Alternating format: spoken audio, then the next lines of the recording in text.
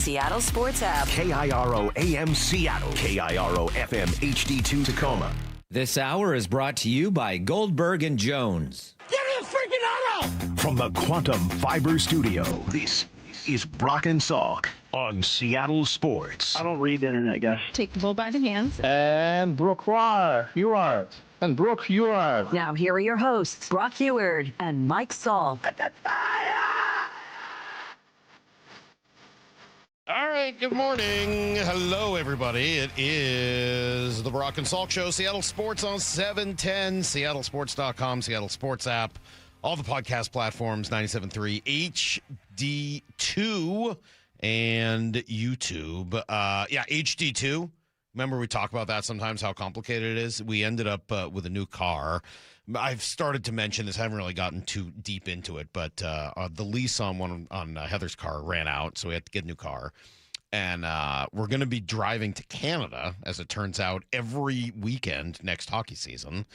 Don't ask. It's a long story. We'll get into it at some point. So we had to buy a hybrid, which was exciting to try to limit some of the gas mileage issues. I don't know if you've heard, gas is a little pricey these days. So went with a hybrid for our tremendous number of trips we'll be taking to the Vancouver area. And God, I spent 10 minutes trying to figure out how to get the HD number 2 to pop up on 97.3. It was a process. I just want to say thank you to all the car manufacturers out there and everyone associated with HD Radio for making it as hard as possible to actually use your product. Thank you.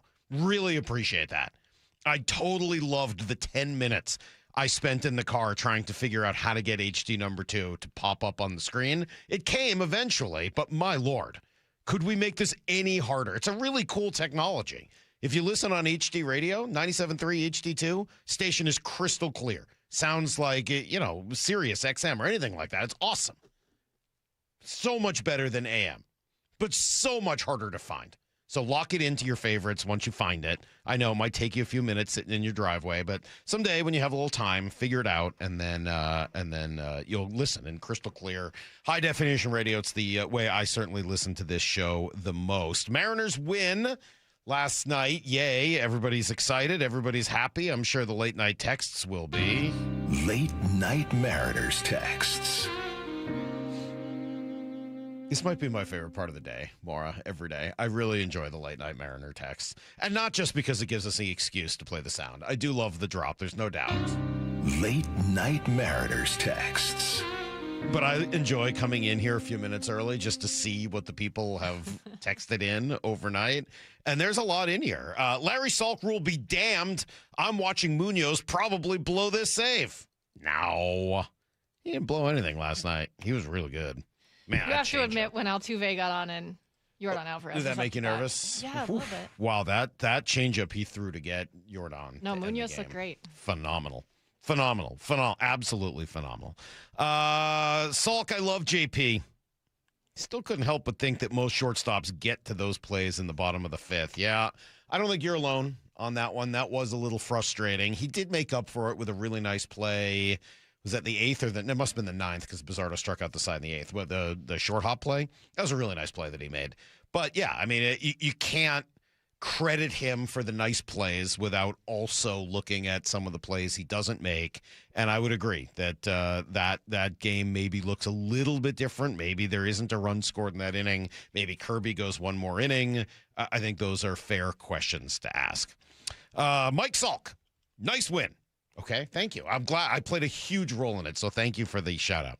Great relief work. Canzone and Young coming up big. Cal still lost, pulling us down offensively. Yes, I understand we need him out there to manage the pitchers, and I disagree with Ryan and Shannon. Move him down in the order. Get him out of the way for a while. The miracle season is gone. He's merely a catcher this year. Treat him like one. Whew, there's a lot in there. I think it's too early to make that statement, but I've felt this since last year. You got to give this guy some rest. I know Cal hates it. I know he gets mad at me when I suggest it. He got mad at me spring training when I asked if he could catch 120 games. He doesn't like it. But, and last year you couldn't take him out of the lineup barely at all.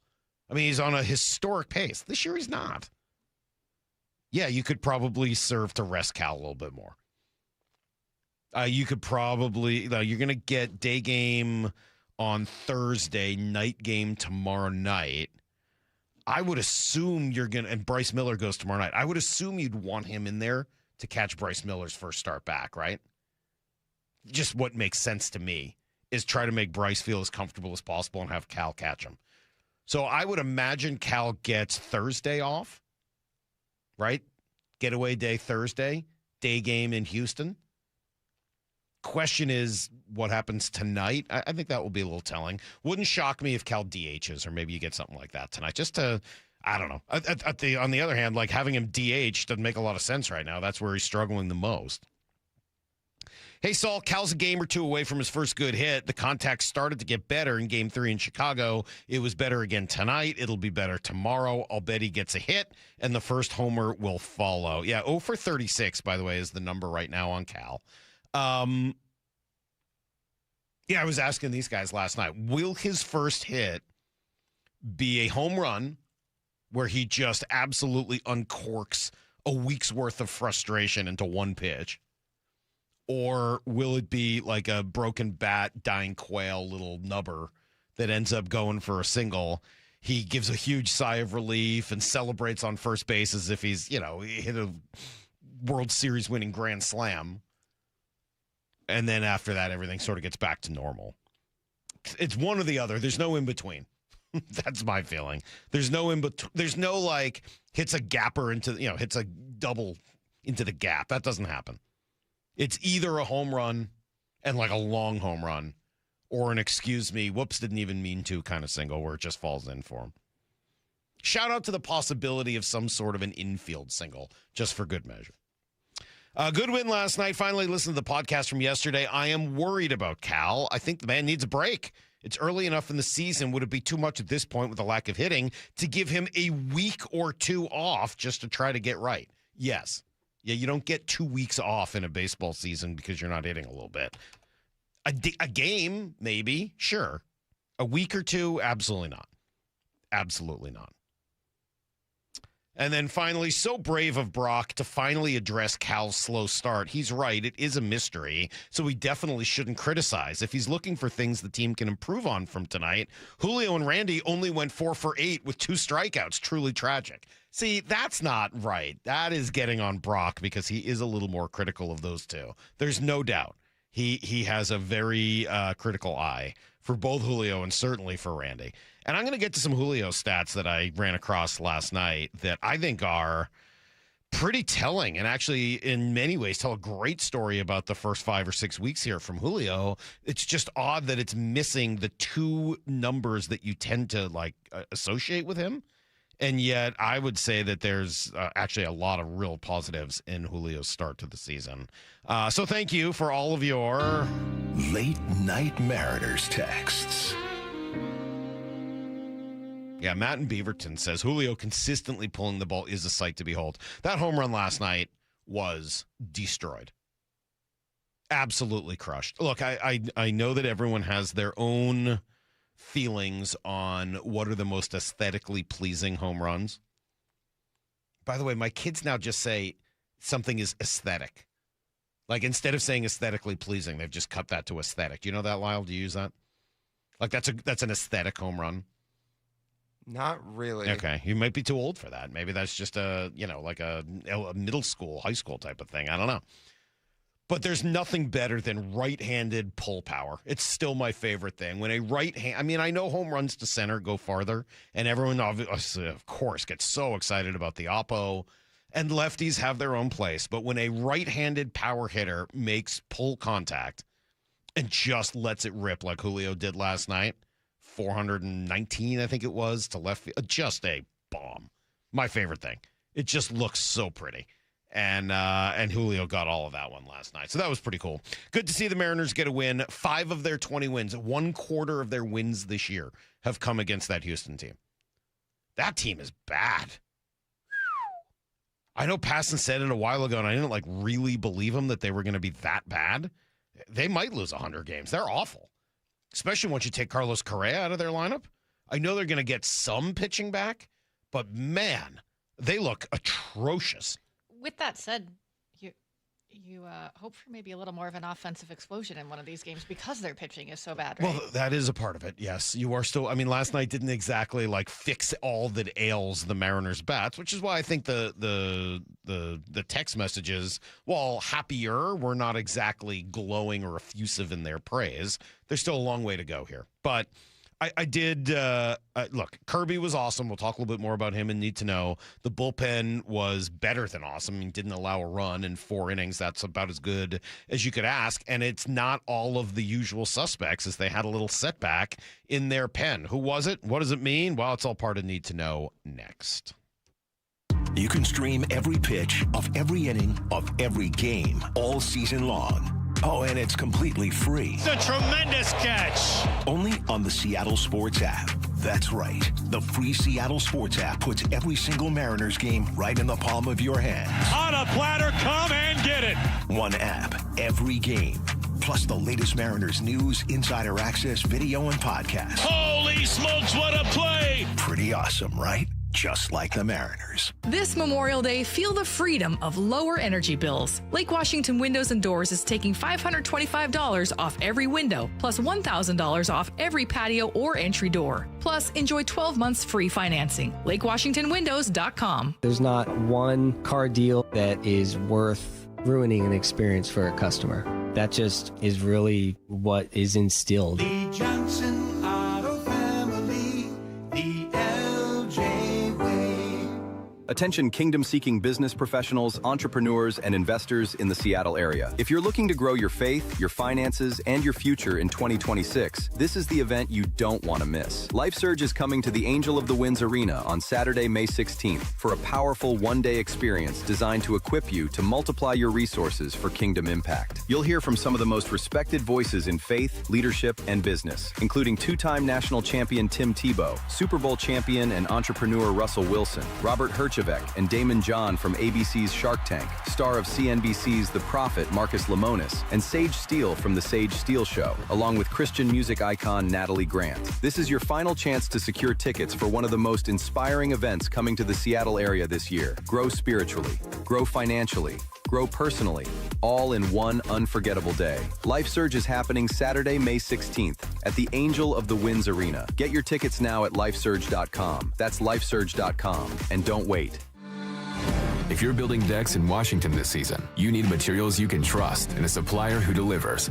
Par Lumber carries premium TimberTech and Trex composite and PVC decking, railing, and lighting, as well as pavers and fencing materials contractors depend on. With reliable job site delivery, we keep your projects moving so you can keep building. All the best outdoor living products are at Par. Visit par.com to learn more. Par, where the builders go. Go ahead, take the leap. Upgrade your pad with Snohomish PUD. Trim your energy costs and cozy up your home with rebates on windows, insulation, heat pumps, and more. Get the jump on comfort and savings you'll enjoy for years. Snohomish PUD has helped customers save energy and money for over 45 years. Don't wait. Hop over to snowpud.com/rebates. Hey, it's Rich Eisen for Pella Windows and Doors. Sometimes teams take a time out to regroup and call the right play. When it comes to your home, Pella Windows and Doors always has the winning game plan. They're not just window and door experts. They're experts at taking care of you and your home. At Pella, they find the products that meet your needs and their experts install them. They do it every day, and that's why your neighbors trust them. Discover why Pella is a trusted choice for homeowners everywhere. Visit Pella.com/Eisen today. That's Pella.com/Eisen. Mother's Day is coming, and you gotta show love to the mothers in your life. You know you gotta take care of mom. Plus, my wife just became a first-time mom. So yeah, Mother's Day matters, and you gotta get it right. That's why I'm sending flowers from the Books Company. Right now, get 25% off with code Canty. Books flowers are cut fresh, so you get bigger, brighter blooms that last way longer. And it's easy. Pick the bouquet, the delivery date, and you're done. Mother's Day is May 10th, so don't wait. Go to Books.com, use code Canty to get 25% off. That's BOUQS.com. Mariners and Astros today in Houston. 5:10 first pitch, 4 o'clock pregame. Hear every pitch live for free on the Seattle Sports app. Play with purpose, compete fairly, track progress. Michael Bumpus here. A golf handicap does more than just keep score. It helps you enjoy the game more. 1, it helps you set goals that match your actual skill level. 2, it makes competition fun and fair no matter who you're playing with. And 3, it lets you track your progress so you can measure improvement over time. It only takes 3 18-hole rounds to establish your handicap index. Just sign up for a handicap ID, post your scores, and get started. Learn more at wagolf.org/710. Olympic Hot Tub has more ways than ever to achieve total wellness at home. Immerse yourself in a saltwater hot spring spa and let jets melt stress away. Enjoy a refreshing swim in an endless pool swim spa. Retreat to healing warmth and detox in a Tilo sauna. Then awaken mind and body with a cold plunge. You'll be saying, ah, in no time. Your path to wellness starts today at Olympic Hot Tub. Current specials with exciting savings at OlympicHotTub.com. Better you, better life. Tired of hearing scary radio ads about the IRS? Tax Relief Advocates is different. TRA is here to tell you that if you owe money to the IRS, whether it's $5,000 or $500,000, we have a solution. TRA can eliminate or reduce what you owe to the IRS with zero risk to you. We have over 1,000 5-star reviews on Google and an A+ with a BBB. End your tax nightmare today by visiting TRA.com or call 800-583-6681. That's 800-583-6681. This is the story of the one. As a maintenance tech at a university, he knows ordering from multiple suppliers takes time away from keeping their arena up and running. That's why he counts on Grainger to get everything he needs, from lighting and HVAC parts to plumbing supplies, all in one place. And with fast, dependable delivery, he's stocked and ready for the next tip-off. Call 1-800-GRAINGER, click Grainger.com, or just stop by. Grainger, for the ones who get it done. This hour is brought to you by Goldberg and Jones. Need to know. 15 minutes past every hour with Brock and Salk. Presented by Marquee Data. Here's what you need to know. Up first. All right, that's a lot more like it. Mariners continue their mastery of the Astros this year. They win the opener 3-1 behind George Kirby and this guy, Julio Rodriguez. Here's the 0-2. Swung on, that's crushed. Left field, a no doubter. It's on its way. It is gone. Over the Crawford boxes, off the wall, Julio. A no doubt solo smash. I think he almost put that through the wall. The Mariners lead 3-0. Yeah, they got out hit last night, oddly, but they made their hits count. A couple of big hits with men on from Dominic Canzone and Cole Young, and then obviously the Julio blast there gets them to 3 runs on the day. George Kirby, I thought was really good for his 5 innings. Here comes the 0-2. Swung on and missed. He was way late. 98. He blew it right by him. Strikeout number 6 for George Kirby. He strikes out Walker, Alvarez, and Altuve in this inning, and he strands 2. Yeah, he kind of used the strikeout when he needed to and was finding other ways to get outs. Only goes 5 innings. There were probably a few more pitches than he would have liked, but the bullpen was really, really good last night. Bizzardo was nasty in the 8th. Munoz, we talked about getting Alvarez, striking him out on a changeup to end the game. Yeah, that was all very important. And Dan Wilson actually giving his catcher some credit for what the pen did. That's why I say I give him a lot of credit tonight because he did mix and match and, trying not to stay, too usual with this team.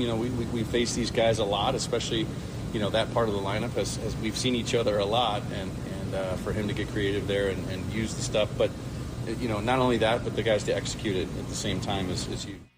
Yeah, it's true. And it's not always going to be the names that you're accustomed to. Matt Brash is throwing a bullpen either yesterday or today, so hopefully he's getting himself back into action. But yeah, if you need other folks to step up, yesterday Cooper Criswell once again was very good. Davila was pretty good, and I just been very, very impressed overall with Bizzardo. I think that stuff plays, man. So A's idle. M's get to just 2 games back. They'll have game 2 of the series tonight. Brian Wu against Tatsuya Amai, who is coming off the IL, who will make his first start since that disaster in Seattle last month where he went, 1 out or just a couple of pitches, basically, right, before hitting the IL. The Mariners will see him again tonight. Here's the second thing you need to know. All right, Victor Robles getting closer. Good weekend with 3 hits, including a double, 3 walks, 3 runs scored. He's had a hit in 3 consecutive games and reached base in 5 of his last 6 at Tacoma. So hopefully we're about ready to see Victor Robles back on this roster. He would bring them a little athleticism and just everything else he brings to the table. Roster moves yesterday. Bullpen took another short-term hit. Jose Ferrer going to spend a couple days on the paternity list. They called up Domingo Gonzalez to take his spot, 26-year-old pitcher who they claimed from the Braves last year. He's never pitched in the majors, so we'll see if he is able to get in for the first time. Another move will be coming tomorrow. Bryce Miller is set to make his season debut. I would think it would be Josh Simpson or someone like that to be the corresponding roster move since he has options. But at that point, they'll go to the 6-man rotation. Dontrell Willis says that could help. And the rotation, it hasn't been great. They're 16th in all of baseball in rotation ERA. This is a very talented rotation. Now, they will get Miller back in the rotation on Wednesday and go to a 6-man rotation. I think that will help everybody in that rotation get an extra day, a little more velo, a little more conviction, a little more under their body. But we still haven't seen the best in them. And that's the scary part about this team, and they understand that. Well, that's maybe going to set the record for most times using the word rotation in one very short clip. But I like Dontrell. I think he does a really good job, and I don't know that I agree with this. Maybe the one time through, okay, fine. I'm not going to get too caught up in it, but long term, I don't know that this is the best plan for the Mariners. Here's the third thing you need to know. All right, full NFL schedule comes out Thursday, but the list of possible opponents for the Seahawks season opener continues to dwindle. Cowboys and Giants were revealed yesterday's Sunday night matchup, so that's for week 1. That leaves Cardinals, Chargers, Bears, Patriots, Chiefs. Those are the only options left for the opening week. It's not going to be the Cardinals. It's not going to be the Chargers. It's not going to be the Chiefs. In fact, I know it won't be the Chiefs because they just said they're playing Monday night. I just saw that. So you're looking at Bears or Patriots. I'm with Adam Schefter. I think it's the Bears. I always think the opener, the Wednesday night opener this year in Seattle is always a big deal. It feels like that game's going to be either the Chicago Bears or the New England Patriots. My guess today, and it's a guess, would be the Bears in Seattle on that Wednesday night game before we get to the Thursday night Rams 49ers game. What is the frustration about that? Why are they upset? Lyle, can you help me? Why would somebody be upset about that matchup? Isn't that like a pretty good matchup of a team, two playoff teams from last year? The Seahawks are going to be there. The Bears have like a young, exciting quarterback. You expect us to know what Pat McAfee's doing? I do. Yeah, I expect that more. That's part of the expectation for this show. The NFL's not going to want the Patriots highlighted like that right now, are they? No, and I just a Super Bowl. Has there ever been a Super Bowl rematch in the first game back after the Super Bowl? I thought there had with Philly a couple years ago. I tend to think of that game as usually being like a conference title game rematch or that type of a thing. It's not usually a Super Bowl rematch, so yeah, I agree. I also don't think they're going to want to highlight the Patriots much. Eagles Chiefs was the regular season Super Bowl rematch. Crazy. I don't remember that, but all right. I guess it's possible.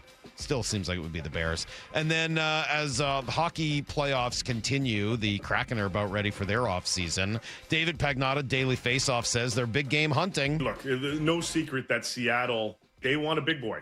They want a first-line star. They want a top-tier talent. They've got Shane Wright that they've been dangling. I think there's a willingness to explore that 7th overall pick. They have another pick from Tampa.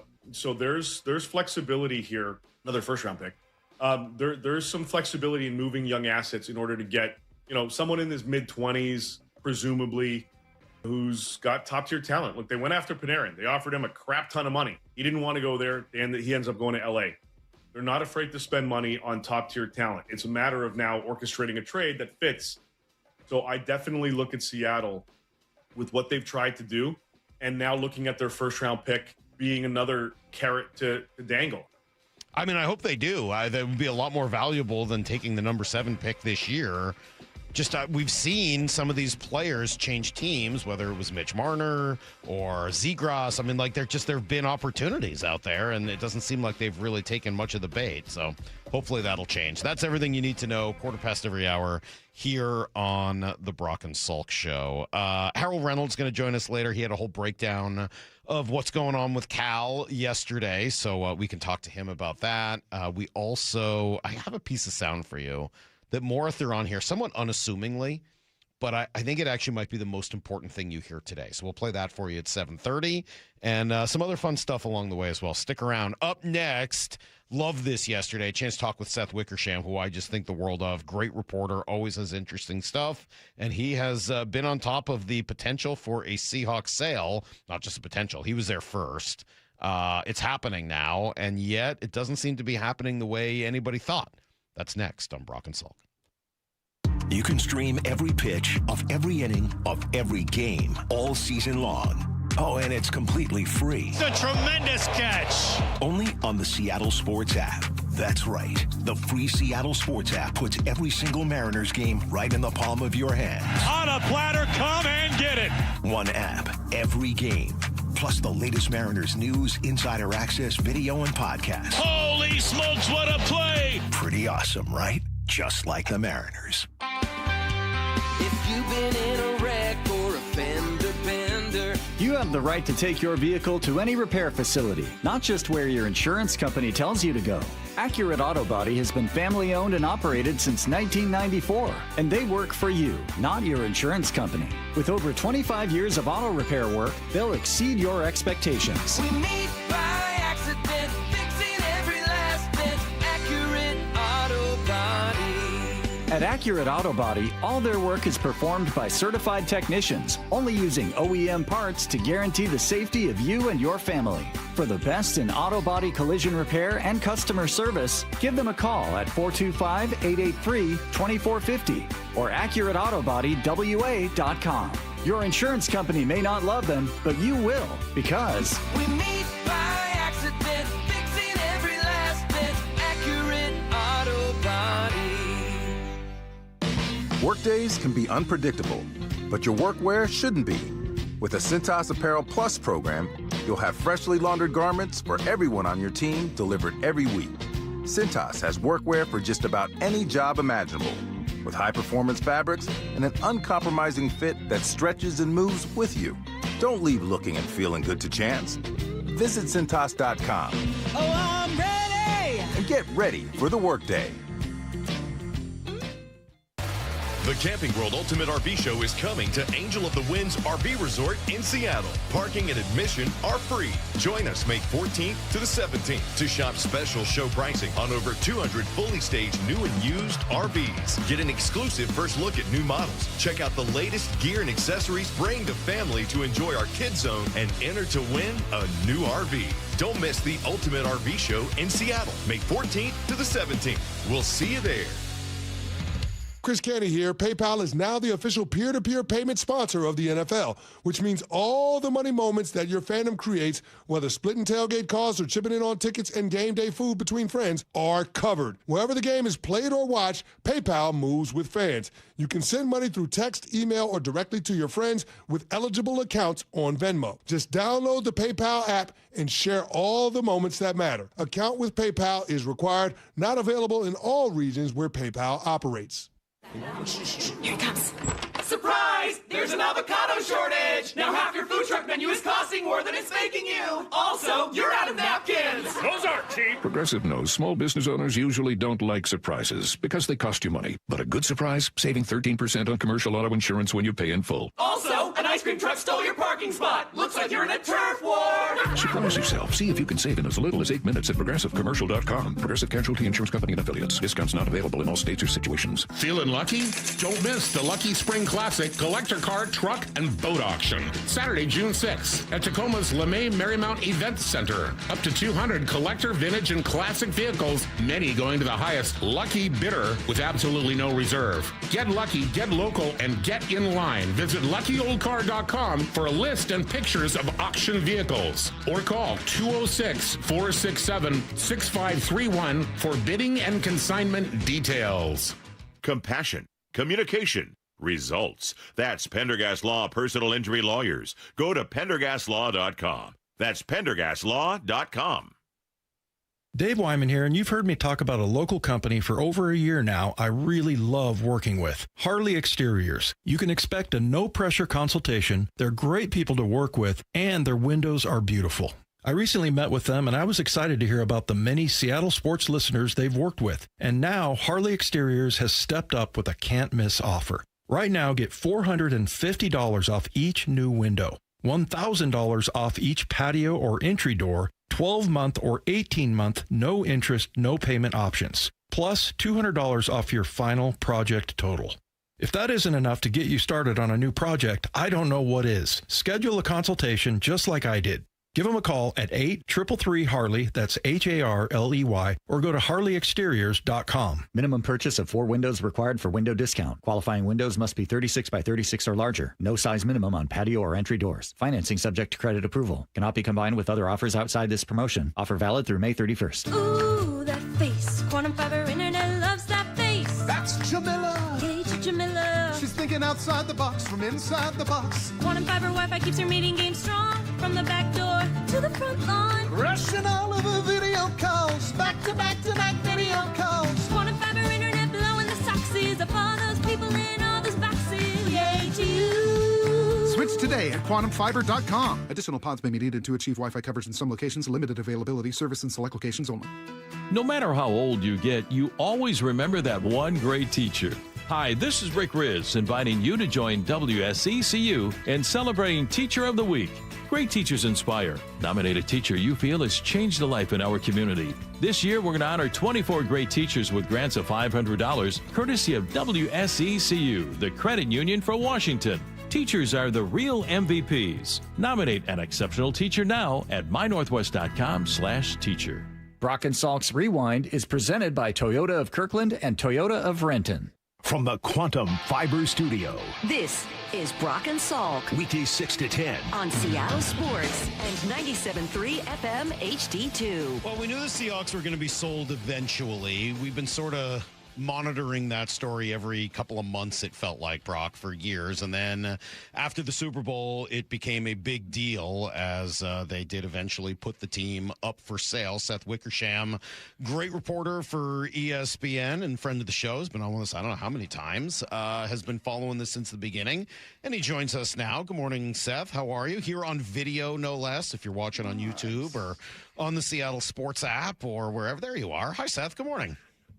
I'm great. The only thing I'm disappointed about today is that I'm not wearing my sailgating hat, which I have, even though I have no connection to UW other than, Yes, growing you up in do. Alaska, which is in the general vicinity of UW in the context of the globe.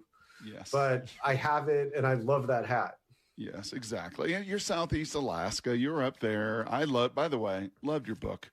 One of the few books. There's a lot of books I start and I don't finish, but Can you not hear American Brock? Kings. Uh-oh, hold on. We got an issue. Can't hear Brock. No. Oh, no. Uh-oh. More, we're back to that problem where you can't hear Brock. not Oh, this no. again. We had Not this this before. again. It was Oh, great. no. The last time we had an interview like this, who was it who couldn't hear Brock? I had to translate. Brock would say Goldie. the question, and Goldsmith. then I would repeat it. Oh, no. Oh, Well- this is such a mess.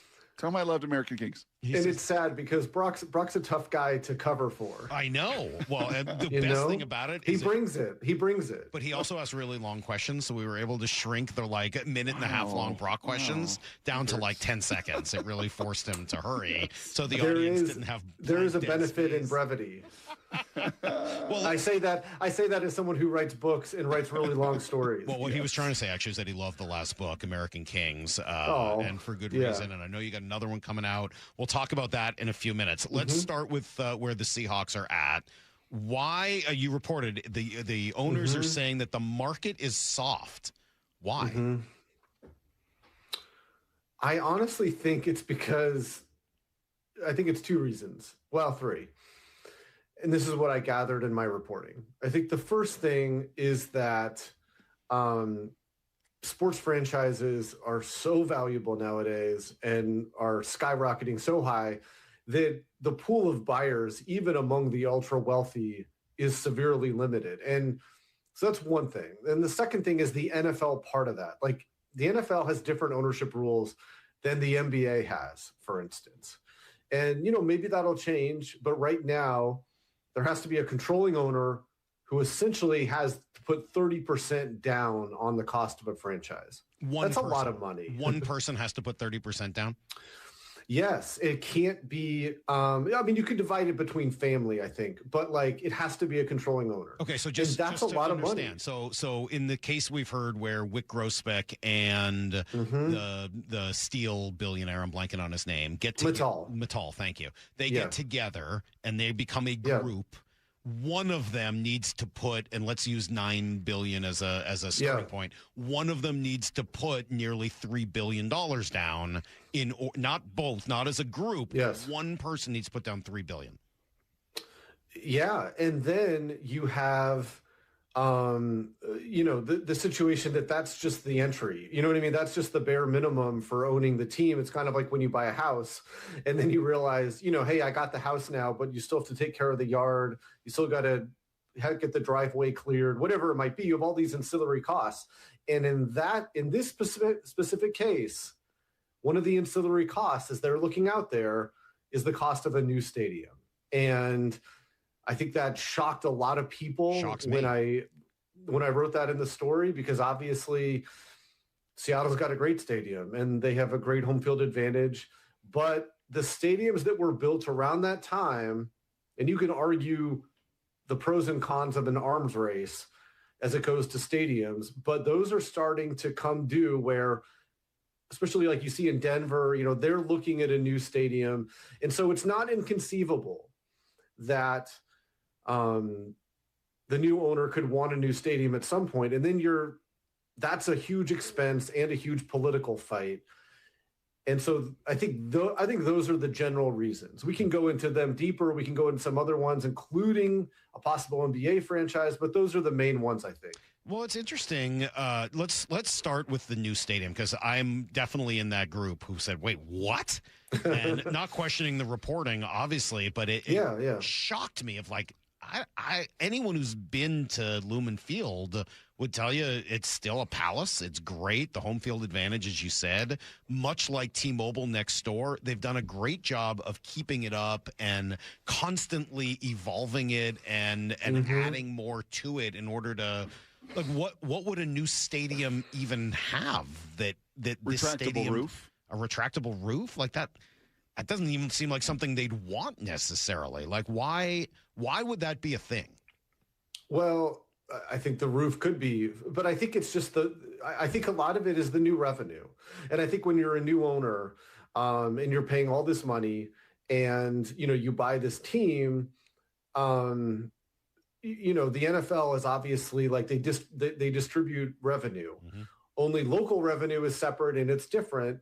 And a new stadium has the potential to bring in ancillary and maybe even vast new revenue streams that, the owners would mostly benefit from.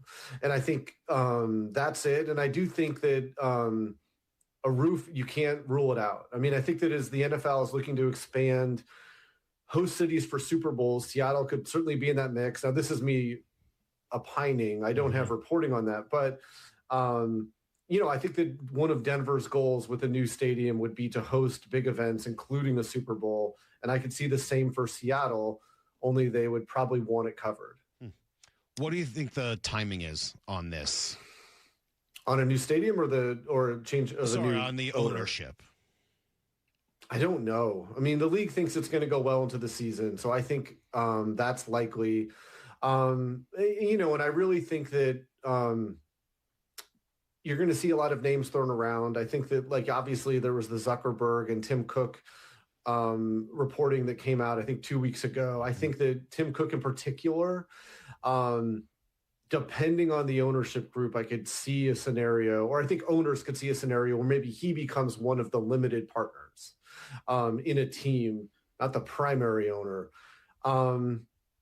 But we'll see. I mean, it's been a very atypical process. Let's just put it that way. I mean, and you guys have lived that as much as anybody, but this has been an interesting process. And even though the league is expecting it to go into the fall and into the season, and I have no reason to doubt that timeline, At some point they have to find someone who's going to own the team, and at a price point that is almost certainly going to set a record for NFL franchises. But ultimately, the Paul Allen estate has to agree to. Seth Wickersham with us, ESPN, a great investigative report. I mean, as good as it comes. Can you help me with maybe my conspiracy theory here? Okay. Which is because Didn't we have one of those? Didn't we have one of those in January? Always. Or was that Brock? I can't remember. Oh, Brock. Whoa. Can you hear Brock now? Can you hear me, Seth? Hello? Still nothing. No. Hello? Brock had his conspiracy theory on the Crafts trying to get after him. He says he's no, sorry. it had nothing to do with that one. He says he's sorry. Don't worry about it. Here's my conspiracy theory. I'll just give you conspiracy theory. Mm-hmm. At the beginning of this process, we heard some really lofty numbers. $10, $11 billion that maybe were not actually achievable. And so the league and owners in the league don't want to be embarrassed when this is all said and done. They don't want to under-deliver after over-promising. They would rather over-deliver after under-promising. Because I don't believe, just knowing the climate here with the basketball team, Samantha Holley is going to buy the basketball team. Nobody else has a chance to buy the basketball team because she owns the arena and she can charge whatever rent she wants to anybody else buying the team. She's going to buy the team, and everybody knows that. So I don't see how that could possibly be affecting this sale, other than maybe some of the minority partners and maybe they thought she was going to buy the Seahawks, but I don't think that's ever really been talked about. It feels like the NFL's trying to lower expectations here a little bit for a sale. That's my conspiracy theory.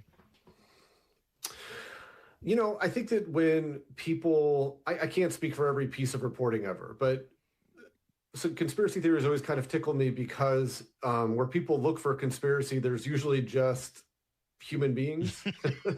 Right. And so I know how the story came together, and I know that it wasn't fed to me. It would have been so much easier if it were with, some sort of agenda. I think that when you're reporting, you hear things and then you try to get more perspectives on it as best you can. And then when you feel like you have it stone cold, you often circle back to people again to make sure that you have it stone cold. And so if it was just something that was kind of leaked to me with the expectation of lowering, I'm sure that there's people who in the league office who read it and thought that people on the banking side or other people were trying to feed it to me as an attempt to lower the price. Interesting. And neither are the case. I mean, I think I was just trying to give fans a realistic sense of where things are. And the people that I spoke to, for this story, I think the thing that's interesting is obviously the $10, $11 billion number is a mix of kind of sports insiders, business people, whatever it might be. And maybe they got a little excited when the franchise was put up for sale, but that's usually where it comes from. But it's also not completely crazy when you have the Miami Dolphins, which recently sold 10% to private equity, valued at $12 billion. And so, I think that a lot of these numbers are grounded in fact. And that's one of the reasons why I wanted to explain this situation because, again,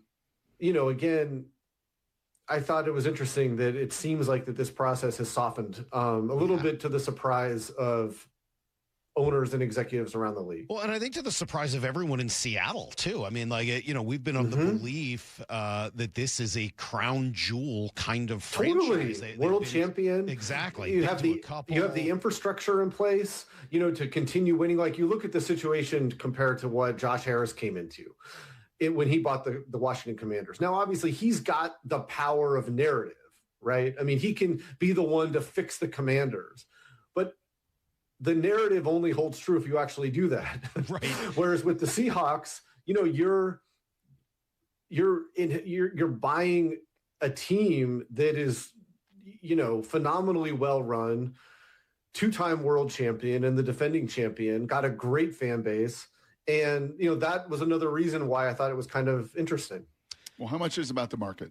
Yeah. What is it? What is the market then? And I assume, Brock, you mean the market for just Seattle. Are we still South Alaska? Is that what this is? Right. Yeah. Not the market in general for teams, but how much of it is being out of the way. I mean, you could say DC had their problems, but you're in Washington, DC, right, where all the power brokers are around the country. Like, is being in Seattle a limiting factor? I've heard that, but I didn't. It was one of the reasons it was kind of tossed around, but I didn't include it in the story ultimately because I didn't hear it enough. And I think that really it's the price point. Like, you know, and I think in the other things that we talked about, but I don't think that it's like, you know, look, Seattle might be a long flight, even on private jet, but, you know, it's welcoming once you're there. And so I don't think that it's like a huge thing that Seattle's in the Pacific Northwest. You know, I think that people at that price point usually figure out ways to make their life pretty efficient. Well, and they would know, obviously, that it's the home of Boeing and Starbucks and Costco and Amazon. I mean, like, obviously, they know all of the major companies that are here. And we're talking to Seth Wickersham, of the owners, of the names that have been come out over the last few days and weeks, and maybe a few others that will come out. Do any jump off the page to you as being most intriguing? Well, I think that the Boston Celtics group is going to be formidable. And then there's a gentleman named Vinod Khosla who's a limited partner of the 49ers. And I wouldn't rule him out. I think that, like, when you look at the access of people that he has connections to in the Bay Area, in the sheer amount of wealth there, the ability to, like Josh Harris did, you know, I mean, I don't think it would be, I think Josh Harris has something like 19 limited partners, if I remember right. I don't think it would be quite that many, but I do think that his ability to put together an appealing ownership group in which he, and then possibly his son later on, end up being the controlling owners in, that I wouldn't rule out. Well, and he also has some local connections here with the Ackerley family who are involved with, I think it's Leeds Soccer, who the Niners are involved with as well. So that one becomes interesting. Why is Wick Grossbeck interested in this? It seems odd for a guy that has, you know, been in Boston, ran the Celtics. Why would Wick be interested in the Seahawks?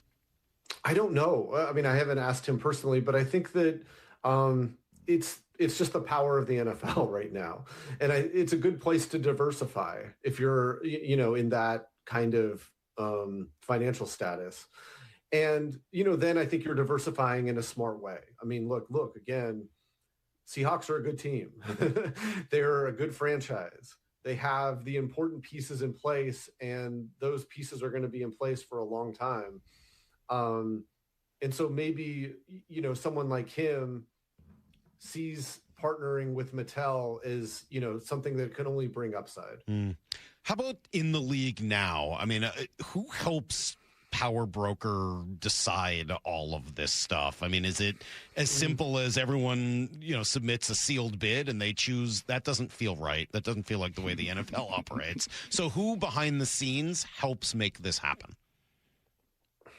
I mean, you have all these different parties. So you not only have the buyers, you have the people representing them, you have the bankers. In this case, you know, Allen & Co. is obviously running the sale for the Seahawks.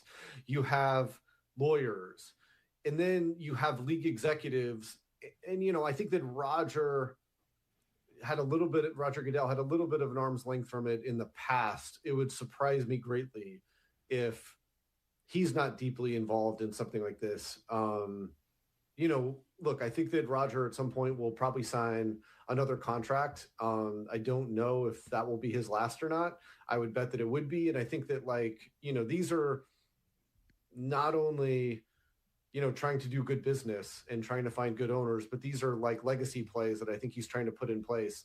And so, you know, I think that those are the group of people. But ultimately, you know, it comes down to the buyer, the Allen estate, and then you know, the fellow owners approving that person. And usually, you know, I can't really see a scenario where it would come to a floor vote and, you know, it wouldn't get approved. I think that, like, this isn't a contentious bidding process. It's just a little softer than people thought it would be. Did you ever watch Billions, the show?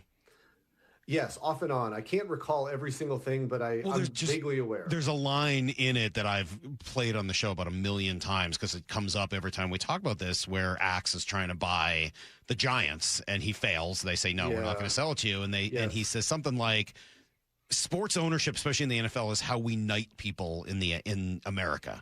We don't have a knighting system like they do in England, so you got to buy a sports franchise in order to be knighted. And they're like, we're not going to take you. You're a robber baron, and so you're out.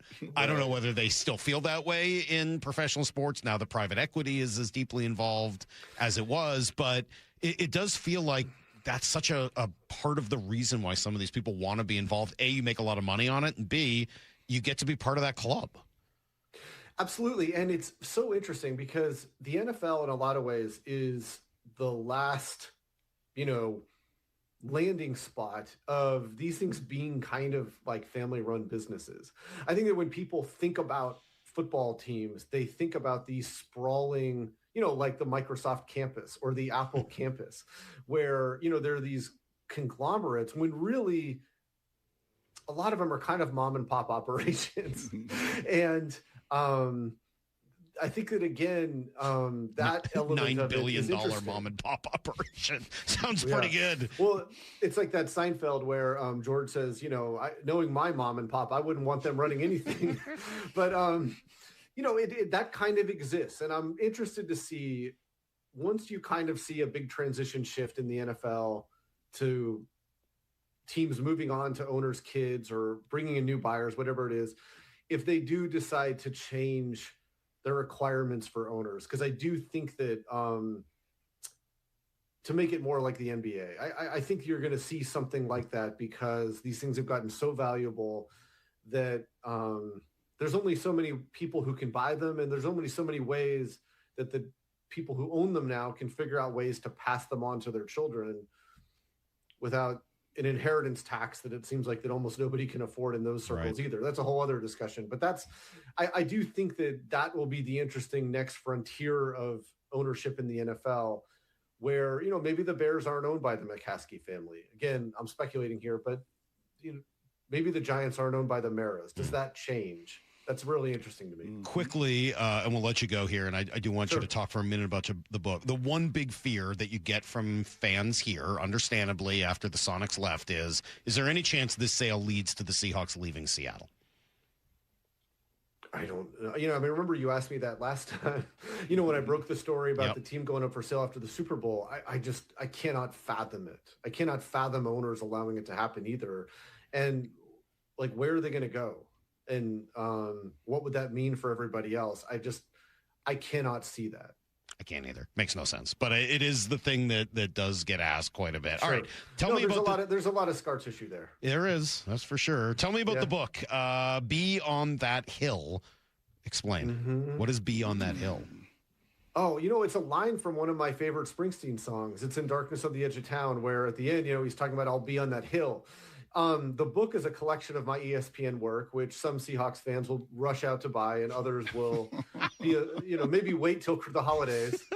But it'll be out in September. I mean, seriously, when are we going to do a debrief about the outrage to my Seahawks story in 2017? We do it all the time. And everything that Richard Sherman has said. We do it all the time. We do it all the time. You don't get to hear it all the time, but on this show, your word is everyone knows that what you said turned out to be 1,000% true, regardless of whether anybody wanted to hear it or not. Also 1% of what was actually going on. I wish I had more, but that was, as we've gotten to know Russ better in his departure, I think a lot of that has, been yes. We need an hour long pod or session at some point. We could probably make that happen. Yeah. But no, it's a collection of my ESPN work. I'm super happy about it. It's kind of a greatest hits. And, it's one of those things that I think used to happen for a lot of writers, and happens a lot more seldom now. And so I'm really grateful that it's coming out, and maybe I'll do, who knows, maybe I'll do an event with Brock at University of Washington so that he can wear his stuff. I can wear my sailgating hat, and we can actually hear him. Let's do it. We'll see if we can work on technologically speaking, that's a no chance. But other than our issues with technology, we'll try to make that happen. Seth, thank you for doing this. We appreciate it. Always love your reporting. Even when there are people that don't want to hear it, we appreciate the work you do. And it's amazing how often it turns out to be true eventually. It just takes a little time for everyone to recognize it. Appreciate you. Thanks, man. My pleasure, man. Good seeing you. We'll see whether or not that does end up being the case with the stadium thing. I don't feel like that's the direction this goes, but obviously, he's got people talking to him that would have a better understanding of the entire market there and what's happening. I do have about 1 million texts here asking about the politics of Seattle and Washington. Do I think that has playing? No, I don't. I mean, they haven't had any problems having, teams in California and San Francisco and Los Angeles and all these other, cities that have similar political climates to what is here in Seattle. Nothing's exactly the same, but no, I don't think that plays. And we went through this a couple of weeks ago, so I think I made that pretty clear then. Okay. Brock is going to be in next, and I'm going to confront him with some very important numbers coming up on Brock and Salk.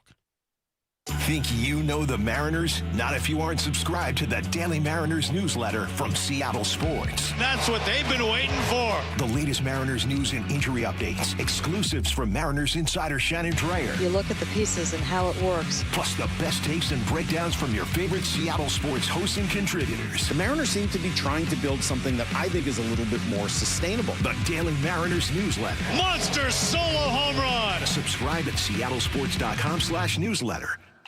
What is that sound? Ugh, that sounds like a plumbing sound. Luckily, there's a company that fixes all the plumbing sounds across Puget Sound. That's All Sound Plumbing. Puget Sound's plumbing experts. Have a sound? Visit allsoundplumbing.com. Start having fun. Caesar Sportsbook at Muckleshoot Casino Resort is your #1 place to eat, drink, watch, and have fun. Keep up with your favorite sports anywhere and everywhere on property with the mobile app. Visit muckleshootcasino.com today. Scan the QR code and let the play begin. Muckleshoot. They call this one Bill. Whoa, aliens? Am I in a spaceship? Affirmative, Bill. What's with the laser saw? Relax. We are cutting our bill in half. What? An Xfinity mobile transmission says you can cut your bill in half. Oh, your mobile bill, not me, Bill. Xfinity Mobile also says we can try it free for a year. Free. Yes, with no commitment. Can we put the saw away? I am reluctant. But we will find another being to bisect. That's not sci-fi. It's Xfinity Mobile. Xfinity Internet members cut your mobile bill in half. Plus, try Xfinity Mobile free for a year. No commitment. Learn more at xfinitymobile.com. Xfinity. Imagine that. Restrictions apply. Xfinity Internet required. Savings compares one line of Xfinity Mobile Select to comparable plans from T-Mobile, Verizon, and AT&T as of 3/24/26. Taxes, fees, extra. $30 monthly discount limited to new mobile customers only. After 12 months, regular rates apply. Digging in my yard, trying to lay a pipe. I hit a water line and now I have to pay a big fine. I should have called 811. If you're building decks in Puget Sound this season, you need materials you can trust and a supplier who delivers. Par Lumber carries premium TimberTech and Trex composite and PVC decking, railing, and lighting, as well as pavers and fencing materials contractors depend on. With reliable job site delivery, we keep your projects moving so you can keep building. All the best outdoor living products are at Par. Visit par.com to learn more. Par, where the builders go. Dave Wyman here with an interesting story. A woman was about to donate a box of jewelry, but her friend told her, take it to Bellevue Rare Coins first. She walked out with a check that far exceeded her expectations. Old jewelry, coin collections, gold watches, necklaces, and pendants. It's worth finding out what those items are worth during such a strong market. Before you give anything away, get it checked out at Bellevue Rare Coins in Bellevue, Linwood, Issaquah, and Tacoma. Go to BellevueRareCoins.com. Still planning your summer vacation? Tired of airports and long drives? Anacortes Yacht Charters has a better option. Cruise the San Juan Islands aboard a fully equipped yacht. Take the helm of a bareboat charter or hire a skipper to explore on your terms. Quiet coves, lively harbors, no schedules. Just a tide guide and a sense of adventure. With a fleet of 50 powerboats and sailboats, AYC has options for groups large and small, from beginner to old salt. Start your San Juan adventure at ayc.com/KIRO. Feeling lucky? Don't miss the Lucky Spring Classic Collector Car, Truck, and Boat Auction. Saturday, June 6th at Tacoma's LeMay Marymount Event Center. Up to 200 collector, vintage, and classic vehicles, many going to the highest lucky bidder with absolutely no reserve. Get lucky, get local, and get in line. Visit luckyoldcar.com for a list and pictures of auction vehicles. Or call 206-467-6531 for bidding and consignment details. Running a business means wearing multiple hats. So if you're like me, you probably started out using your personal phone, taking client calls and texts nonstop. As my business grew, I needed something smarter. That's when I switched to Quo, the #1 business phone system. Quo works right on your phone or computer. No carrying 2 phones, no clunky landline, just one easy app you can try for free. Your team can share one number and handle calls and texts together like a shared inbox. Any teammate can jump into the conversation, so customers get faster responses. And Quo's AI assistant summarizes your calls and responds to customers 24/7, so you never miss a lead or opportunity. All this starts at just $15 a month. That's basically 2 coffees. You can even keep your current business phone number. Find out why 90,000 businesses trust Quo. Money is on the line. Always say hello with Quo. Try Quo for free at quo.com/sports. That's quo.com/sports to try Quo free. QUO.com/SPORTS. Let's go! This is Seattle Sports. Streaming through the Seattle Sports app. KIRO AM Seattle. KIRO FM HD2 Tacoma. Home of the Seahawks, Mariners, and everything Seattle sports. Give me a freaking auto! From the Quantum Fiber Studio, this is Brock and Salk on Seattle Sports. Brock Heward and Matt Marcus. Sorry about just Mike. Heward, not exactly Joe Cap there in the pocket. Now here are your hosts, Brock Heward and Mike Salk. Morning, buddy. Hello, Michael. How we doing? Doing pretty well. Doing pretty well? Yeah. I would say so. Yeah, I told Lyle today that we'd have a great show, and he said, sure. So I could tell that... He's real pumped. I could tell that he was fully invested in today's show being as great as it could be. I was thinking of Lyle yesterday, so I was thinking of him a little bit. I know we all felt a little bad for him yesterday. We kind of had to pick him up. But yesterday we had our freshman introduction to Valor Christian football. I don't know, about 40 kids, some of the transfers as well. And I was thinking of a young Lyle Goldstein. How would Lyle have done in this environment? Where you got to get up in front of your peers, you got to stand there in the middle of the room, your name, the school you're from, the position you want to play, something cool about you. Yeah, how would old Lyle Goldstein, coming out of 8th grade into 9th grade as a kangaroo at Lake Washington, how would that have gone for you, Lyle? You good?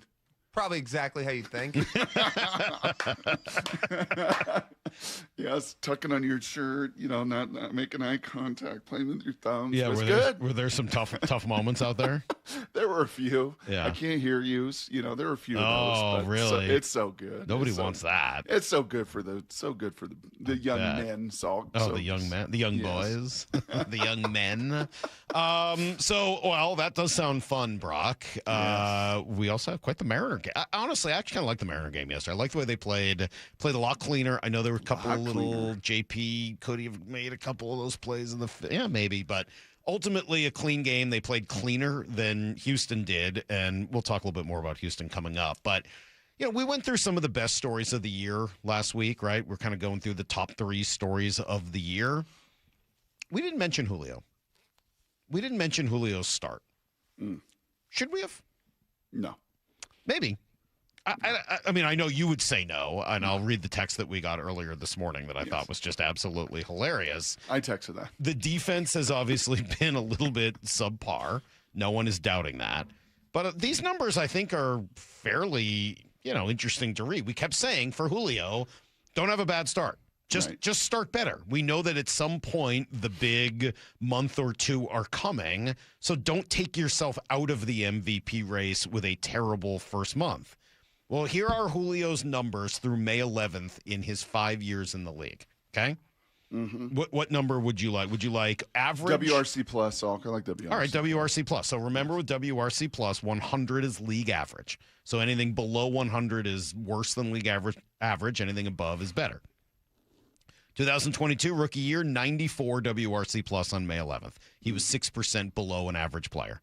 2023 got worse, 84. Yeah, 16% below an average player. 2024 got even worse, Brock.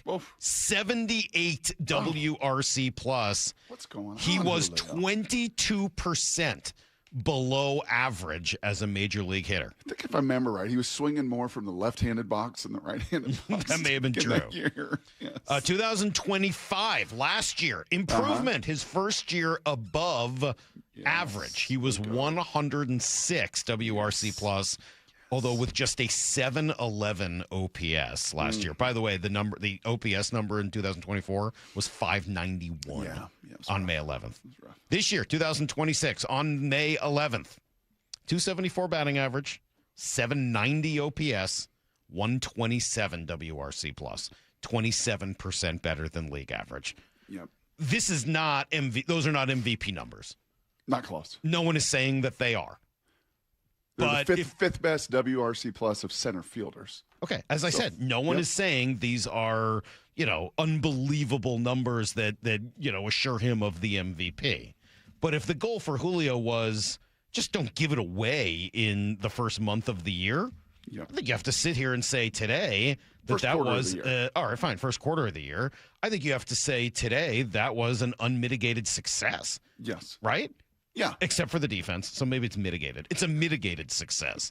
Yes. The defense has been Baseball challenged. numbers are so great. You can always, but they're so fun. Now these are very Those are relevant. pretty relevant numbers. Those are very relevant. There's no question. It's just unfortunately you add in the defense, and this should not happen. There should be no causation. There should be no he's expending so much on offense. He can't play defense. That's not how this game works. No. Maybe in basketball it can do a little bit of that. Or if you're a two-way football player or, I don't know, water polo, you spend a lot of energy. And not that case in baseball. So what would it take to get you to play water polo? Well, have you ever tried? No. I got in a pool. There's nothing you could do. Of all the sports out there, that would be probably last on my list. I think I got in a pool in high school because one of my buddies was dating a water polo gal that went on to play in college. I think she kicked me and grabbed me a few times. I'm like, I'm done. Yeah, that's a sport that you get arrested for that. Yeah, they're trying to drown Have you ever tried just treading water for 20 minutes? No, the Mariners are going to try to do it here for a few months. I used to do an off day when I did track and get in the pool to let our muscles recover and just tread not touching the bottom for that long alone. Water polo is a hard pass.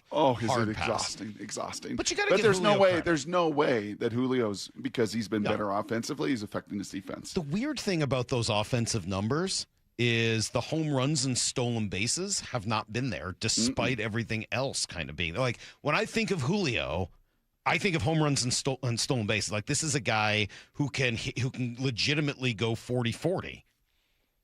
If you look like those numbers, can we stop saying that? Maybe no.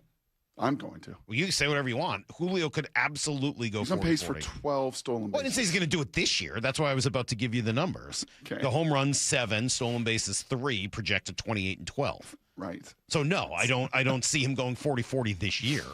But when you think of Julio, you think of 40-40 potential. No, I don't know. I mean, when are we going to stop saying potential? Well, year 5, right? We're in our mid-20s. Like I think 30-30 is realistic. Well, he's done that. He could be exactly. I think he's a 30-30 guy. Well, how many times in the 4 years has he done 30-30?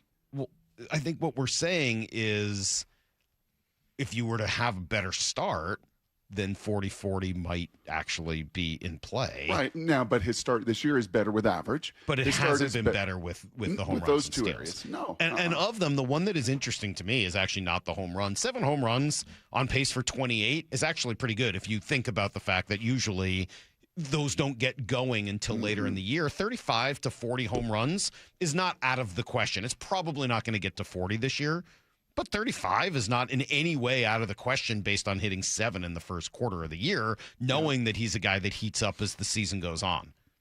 The stolen bases one is a little funky considering how much he's been on base. Well, that's the one that you Why is that number so low? That's the one, if there is one number that would correlate defensively, that's the one. You would think. Now, his speed numbers, Luke Arkin sent me this last week. Overall, as a team, the speed is one of the worst in baseball on the paths, as they measure those things, feet per second, everything else. Julio still has, I think they call them spark or lightning numbers when you hit 30-plus feet per second. He's still showing that.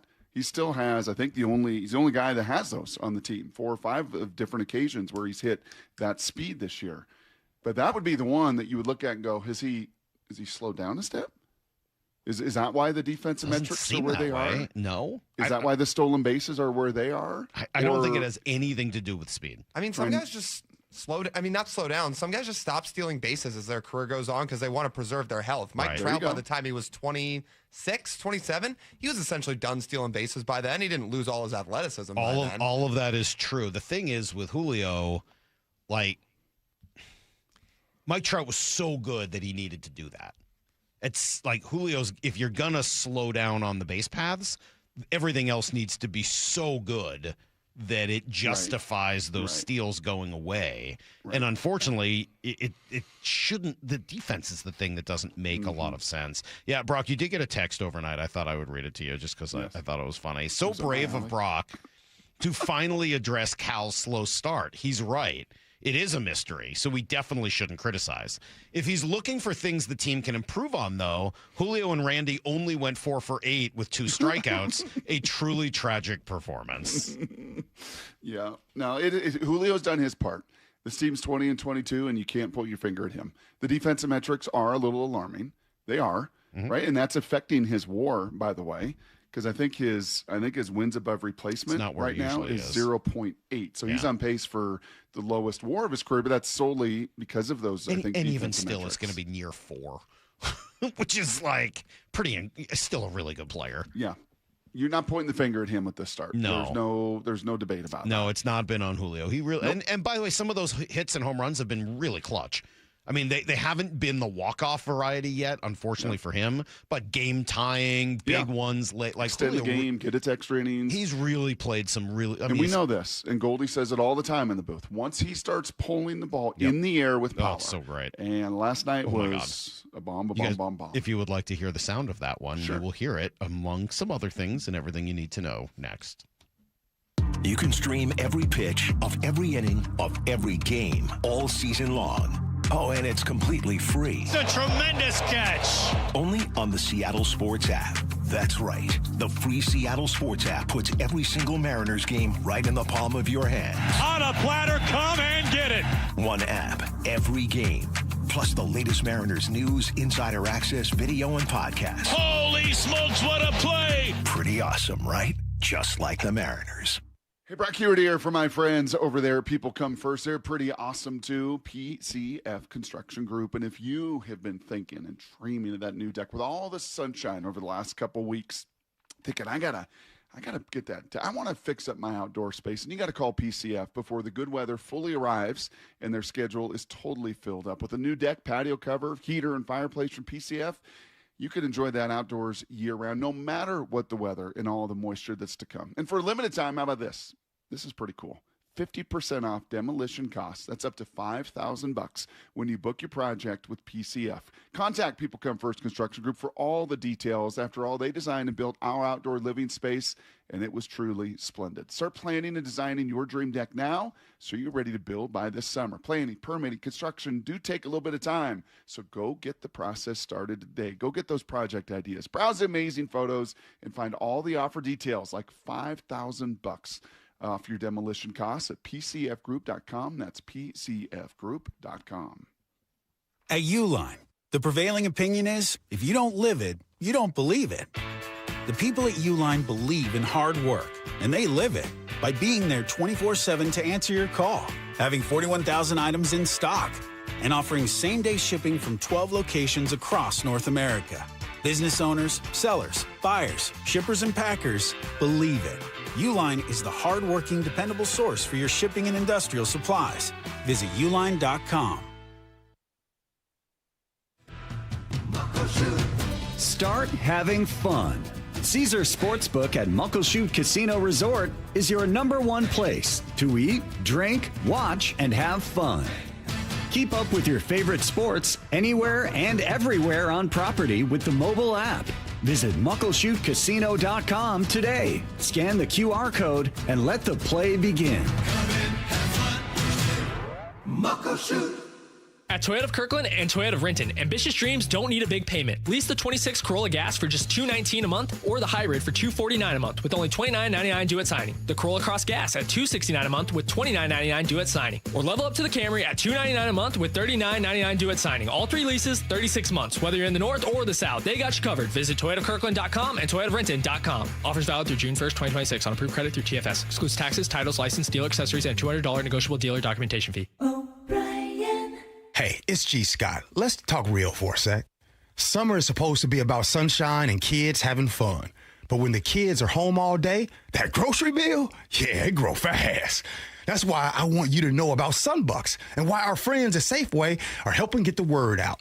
If your family qualifies, you can receive $120 per child to spend on groceries this summer, food in your cart, and a little less pressure on that budget. And let me be clear about this. There's no catch, no judgment.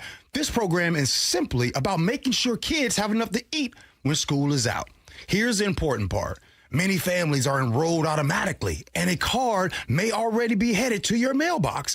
But some families do need to apply depending on income and where you live. So take a couple minutes and check. Visit freesummermeals.org. That's freesummermeals.org. Safeway, looking out for your family this summer. Once again, that's freesummermeals.org. Mariners and Astros today in Houston. 5:10 first pitch, 4 o'clock pregame. Hear every pitch live for free on the Seattle Sports app. Seattle, last chance to get in the game. Life Surge is coming May 16th, and this is your shot to be there and meet Russell Wilson with a purchase of a VIP reserve ticket. Plus, hear from an elite lineup, Tim Tebow, Robert Herjavec, Sage Steele, and more. This is your opportunity to be equipped to make kingdom impact in your life and business. If you're ready to level up, this is where you show up. Angel of the Winds Arena, Saturday, May 16th. Get your tickets now at lifesurge.com. You bought an RV, and you got an automatic discount from Progressive by bundling it with your home or auto insurance. That's great, but a serious word of warning every RVer should heed. You don't need to talk about things like dry weight or dump stations. And you don't need one of those expensive water filter straws either. Because the most extreme thing most RVers encounter is a campsite without hookups. So just enjoy yourself and Progressive's automatic discount when you bundle your RV, boat, or motorcycle with your home or auto insurance. Progressive Casualty Insurance Company and affiliates. Not available in all states or situations.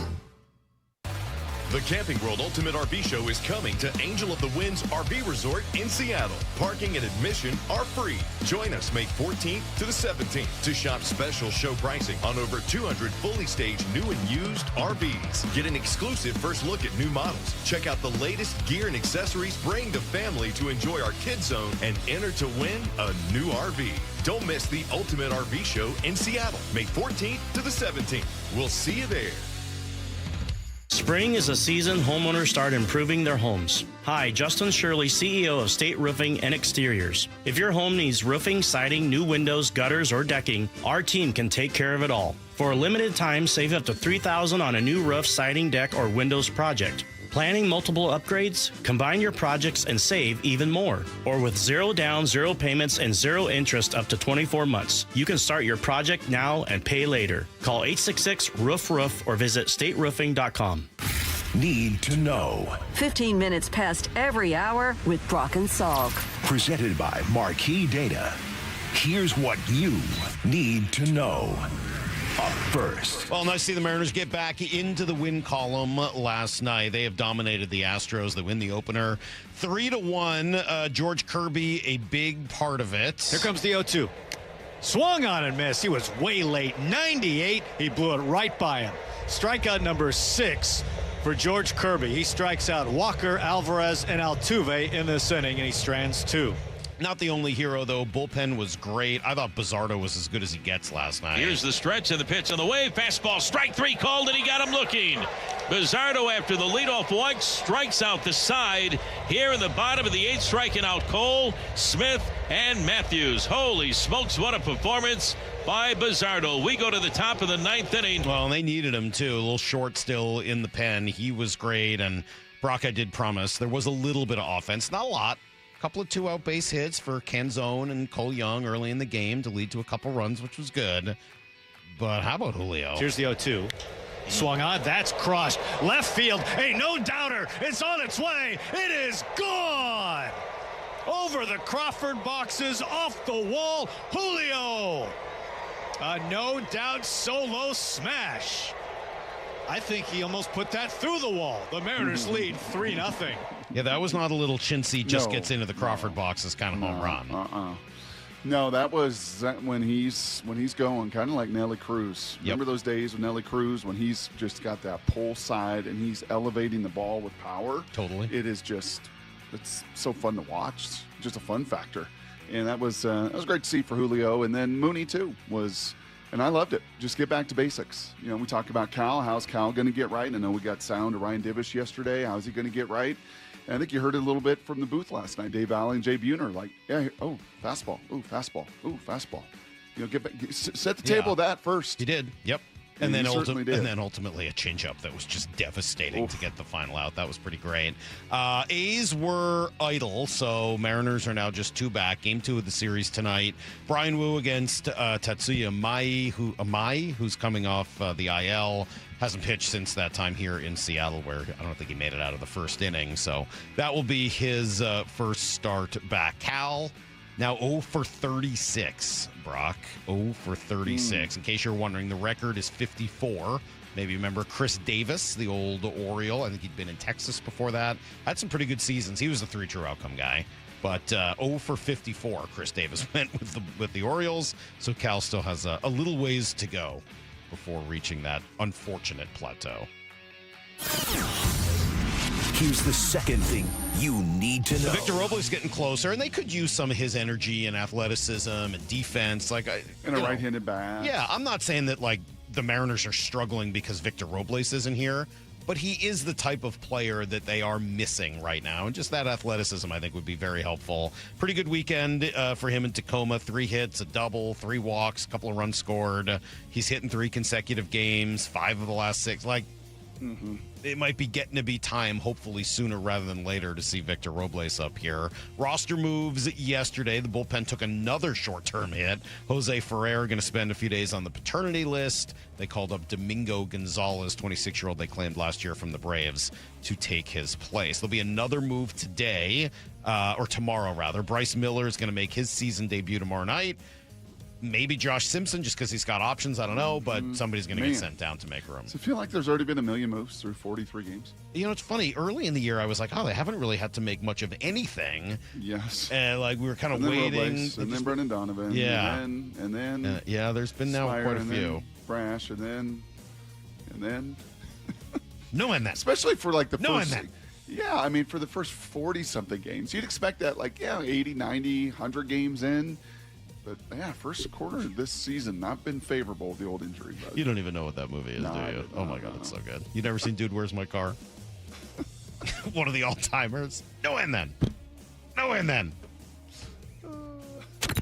Here's the third thing you need to know. What's mine say? Dude, what's mine say? Sweet. Well, you ever see Dude, Where's My Car? No, but I've seen that scene with Ashton Kutcher. Yeah. The end then scene. Freaking hilarious. Movie is so stupid. You love a stupid movie? That is a stupid movie. But it's pretty funny. Probably couldn't get made today. Full NFL schedule reveal, Brock, will be Thursday. Seahawks season opener opponents, though, dwindling. Can't be Cowboys, can't be Giants. That's the Sunday night matchup. So the teams and today we found out the Chiefs are playing Monday night. So it's Cardinals, Chargers, Bears, or Patriots. It's not the Cardinals.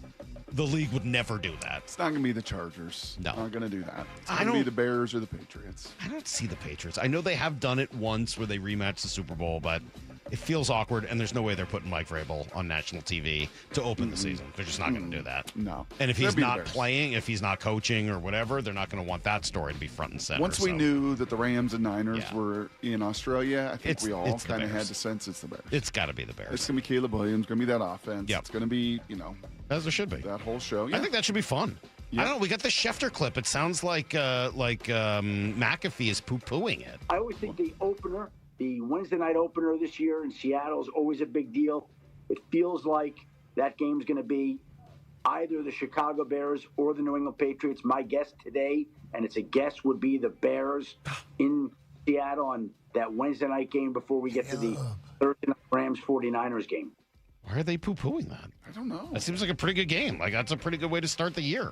It's not like a historic matchup or something, but I don't know, Caleb Williams and this, that seems fun. I kind of want, if I had to face Caleb Williams, I think I kind of want him in the opener. Yeah, maybe. I mean, there is that whole thing where, the opener is just weird, right? Like, sometimes teams that are bad are good in the opener Wednesday? and vice versa. Yeah, certainly on a Wednesday night makes it a little weird. Get some nice time off after that, though. That's everything you need to know. 3 orders of white rice. And then?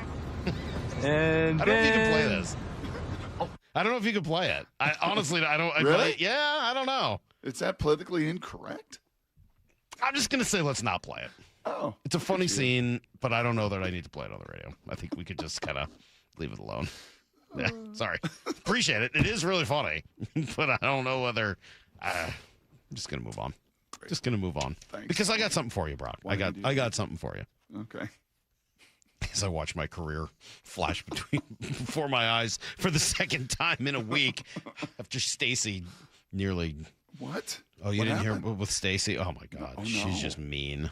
What happened? Well, G and I had this big conversation last week all about Vrabel and Rossini and women in sports and reporting, and it was a whole thing. And then he was referencing Stacy and this and that, and then she was going to come on next. So we're standing outside in the producer's room there, and I was like, "Hey, do you want to keep talking about this, or you want to do something else?" I don't care. She's like, "Oh, we'll talk about it." And I was like, "Oh, okay. Are you upset?" She's like, Talk about it on the air. I was like, oh my God, did I say something? She's like, yeah, no, you'll hear about it on the air. And I was I was legitimately sweating. Oh, dude, what did I do? You looked like he was going to cry. Oh, what did I was like, what could I have possibly said in the last 25 minutes that is going to end my career? And so we get out onto the air, we get on the air, and I'm like, thankfully Maura had given me a bit of a wink, it'll be okay. Because I was losing it, man. I was absolutely losing, I'm going to be in trouble. Yeah. Thankfully, this is what Stacy was upset about. Well, I do still want to talk more about Mike Vrabel and Diana Rossini, because there's nobody else I can talk to about it with. I had said that to G, and she was pretty offended. Yeah. That I had not included her in the people that I could, and rightfully so. And I apologize once again. That was it. To Stacy. Yeah, that was it. Okay. But man, did it scare the you know what out of me, just like a few minutes ago. So, all right, coming up next, we'll get back to what we do. The single most important thing you will hear today is next on Brock and Salk. Think you know the Mariners? Not if you aren't subscribed to the Daily Mariners newsletter from Seattle Sports. That's what they've been waiting for. The latest Mariners news and injury updates. Exclusives from Mariners insider Shannon Dreyer. You look at the pieces and how it works. Plus the best takes and breakdowns from your favorite Seattle sports hosts and contributors. The Mariners seem to be trying to build something that I think is a little bit more sustainable. The Daily Mariners newsletter. Monster solo home run. Subscribe at seattlesports.com/newsletter. Hey, Mike Salk here, and I want to talk about Snoqualmie Casino and Hotel. They got all kinds of great shows coming up. If you like comedy, how about Chris Tucker on Friday, June 26th? For rock music, Hinder is there July 3rd. Country has Mitchell Tenpenny on July 10th. Dance, you got Jabberwockies on Thursday and Friday, the 16th and 17th of July. More comedy with David Spade and Taylor Dane. And my God, the Queensryche again on Thursday, October 8th. Really some great shows. Go to snocasino.com for more. It is Seattle's closest Snoqualmie Casino and Hotel. Please game responsibly. Everything that matters is at stake in a divorce. Your home, your savings, your children. For many of our clients, a divorce was unwanted. This is Rick Jones. At Goldberg Jones Divorce for Men, our team of experienced attorneys handle every aspect of a divorce and custody case. When stakes are high, you need a lawyer you can trust. Husbands and fathers trust Goldberg Jones. Visit us at goldbergjones.com to get your questions answered at no charge. That's goldbergjones.com. Olympic Hot Tub has terrific ways to achieve total wellness at home. Saltwater hot tubs, swim spas, saunas, and cold plunges, all waiting for you. See our current specials with exciting savings at olympichottub.com. Better you, better life. I had pain, I had numbness in my feet. That pain and that numbness just got worse and worse and worse as time went on. This is Greg describing life with neuropathy. I went to 5 podiatrists, tried different treatments, tried different orthotics, tried different shoes, had cortisone shots in the tops and the bottoms of my feet. Saw a neurologist. All my medical doctors said, can't help you. Live with the pain. You're not going to be able to sleep. This is your life. And then I just gave up until I found Sound Pain Solutions. I'm Dr. Mark Shelley, a chiropractic physician and board-certified functional neurologist at Sound Pain Solutions. Our neuropathy treatments can rehabilitate damaged nerves. We use FDA-cleared, non-surgical, drug, and pain-free procedures that help neuropathy sufferers like Greg find relief. I feel better. I mean, just feeling better is huge. If you experience numbness, shooting or burning pains, or loss of balance, call us. Sound Pain Solutions, 855-996-0025, or click soundpainsolutions.com. Well, spring is all about getting ready for summer, isn't it? Hey, Brock Heward here, and working out in your own home, well, it is the best. We've been doing so for years, and you can allow Top Fitness to create your own home gym. And right now, get spring special financing with 0% interest for 12 months, plus mention me and receive an $150 credit towards any purchase over $1,000. Spring is here, so go get into Top Fitness with locations in Tukwila, Linwood, and Bellevue, or simply visit topfitness.com for more info. Digging in my yard, trying to lay a pipe. I hit a water line, and now I have to pay a big fine. I should have called 811. Wait, before you change the station, listen to this. 1-877 Cars for Kids. KRS Cars for Kids. 1-877 Cars for Kids. Donate your car today. Donate your car at carsforkids.org. That's cars with a K. Pickup is quick and easy. You'll also get a vacation voucher and a tax deduction. 1-877 Cars for Kids. Donate your car today. Mariners and Astros today in Houston. 5:10 first pitch, 4 o'clock pregame. Hear every pitch live for free on the Seattle Sports app. Get away from it all and discover a place where good times are guaranteed. At Silver Reef Casino Resort, you'll discover world-class dining at the steakhouse. Catch your favorite sports on our wall-to-wall screens and sink into pure relaxation at the spa.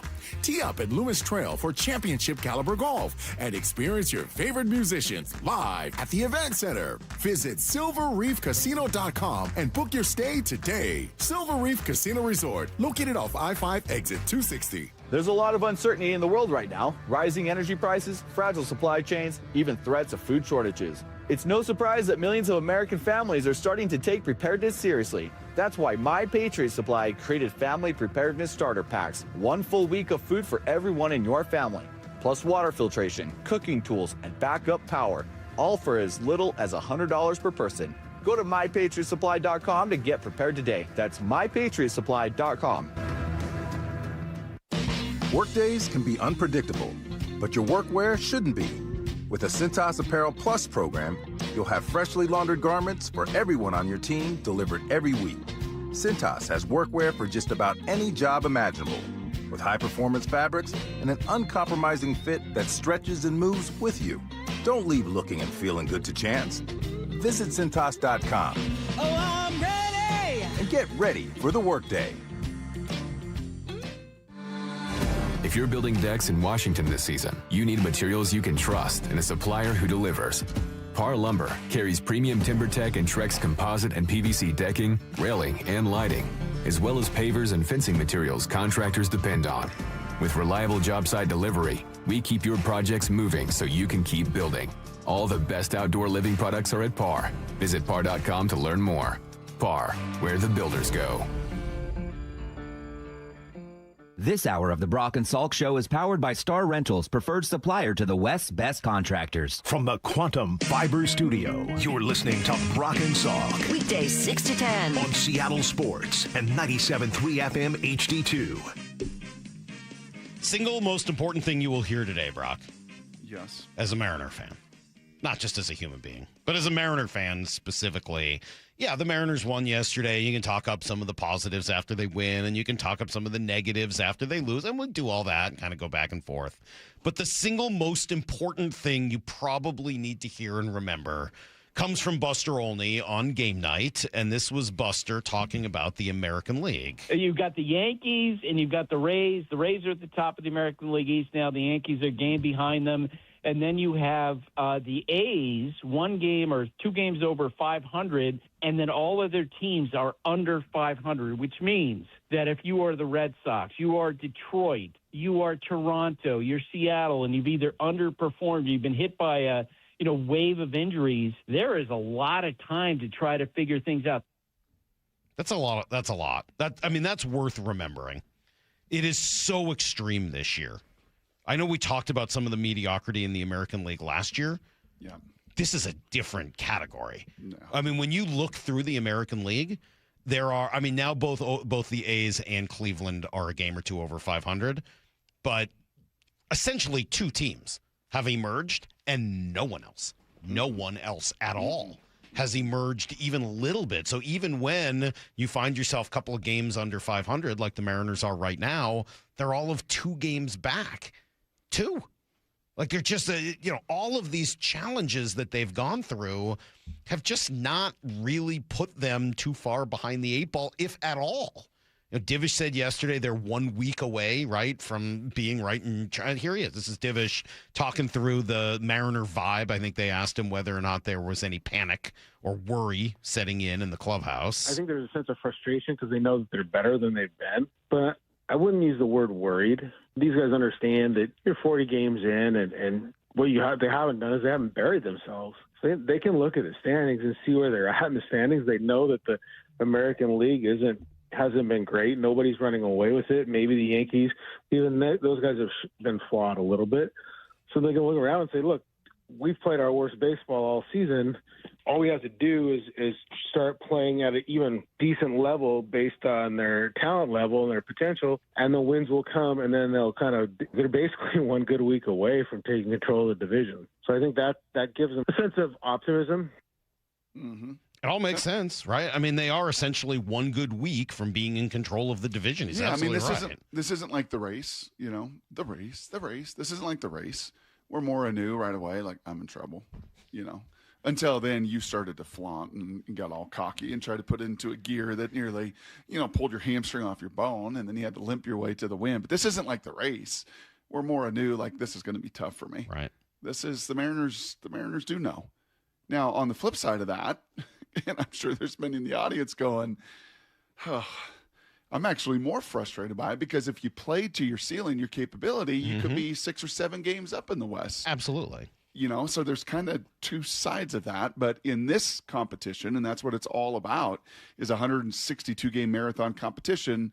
To Ryan's point, you haven't buried yourself. Not even a little. I mean, not only have you not buried yourself, you barely even put yourself behind the 8 ball. I think that's what's just so crazy. Yeah, you're right. If we were sitting here saying, look, you're only 5 games back and you're not, like, okay, fine. But they haven't even put themselves, they're essentially 2 games out. They're right there. Like, it's because the other teams just are all fatally flawed. And by the way, this Astros team is horrendous. If there's one thing that, if you want to be concerned about anything with the Mariners so far this year, it's that a quarter of their wins have come against the Astros. Mm-hmm. That would be the only thing I would look at and be like, ugh. Take the Astros out of it, and they are 15-22. The Astros have accounted for 5 of their 20 wins. Remember a couple of weeks ago when Passan said this? I'll say this, and this person who I was talking with is a little bit predisposed to hating on the Astros. So take this for what it's worth. But he said to me, I worry that the Astros are going to lose 100 games this year because their pitching is that bad. Yeah. So, it was rough. And it wasn't just Brian Abreu either, He goes on from there. But watching them yesterday, I was like, yeah, they could lose 100 games. They're awful. They're atrocious. Their lineup stinks outside the top 4, and those guys can be a little up and down and injury prone. And the rest of their team is awful. Their defense is abysmal. They're no more Correa. Like, they're awful. They're a terrible baseball team. Yep. The Angels are right there in the basement with them. I know that they got after the Mariners, and in particular, one outfielder stole like 3 home runs in that series all by himself. But they're a bit of a bunch of cast-offs and misfits as well. And I think it's really the A's in the division. I mean, the Rangers, do absolutely. The Rangers aren't terrible. Have some frontline guys and can pitch if they stay healthy. And Seager's still there, and they got some other pieces to I think be a quasi 500 kind of club. Mm-hmm. But this is to your point in the email last night. This is why you rebuilt when you rebuilt. Well, that was the thing that Jerry had said, remember, back in the day, was they were setting up the rebuild so that they would be ascending as the rest of the division was descending.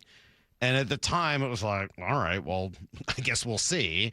And I think at the beginning, like everything with this rebuild, it's just taken a little bit longer than I think everybody expected and maybe even what we were promised. But, now that it's here, it does look pretty true. I mean, none of those other teams are in a great spot. I would say the A's are ascending. The A's are loaded with first-round pick after first-round pick after first-round pick after first-round pick. They will eventually move into their new transient franchise that, once those guys get good, they're going to leave. So, the A's are better. I mean, no, they've kind of they've extended Wilson, and they've extended Rooker, and they've actually extended some of their guys. Now, we'll see. They don't have the pitching end of it. But as far as kind of the talent, they're not descending.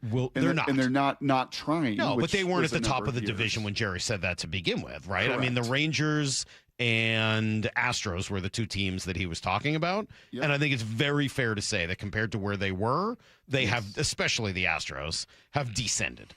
Yep. They've gone from being the best roster in baseball year after year to looking like a joke as you look at them this season. And that's not to say that some of these guys won't eventually turn into something. Oftentimes they do. But what they're rolling out there right now, that's an atrocity. And so in that regard, I think you got to say that was... So why? We'll ask Harold Reynolds this in 45 minutes. We'll ask Jeff Passan tomorrow, right? We can dig into this further. Why is the American... What happened?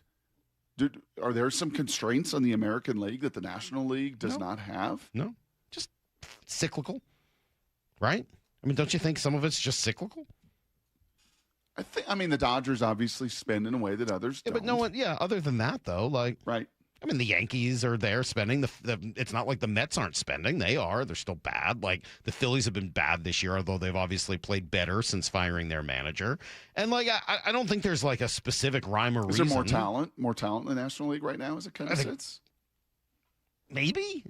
Lyle, do you think there's more talent in the National Cubs League? feel fairly talented. The Brewers feel pretty darn talented. We've saw those guys come through Seattle last year. The Phillies have a lot of talent. The Dodgers have an immense amount of talent. The Padres, who we saw earlier this year in their bullpen, but even the Reds and the Cardinals and the Pirates, I mean, even the teams that aren't nearly as talented are also just playing better.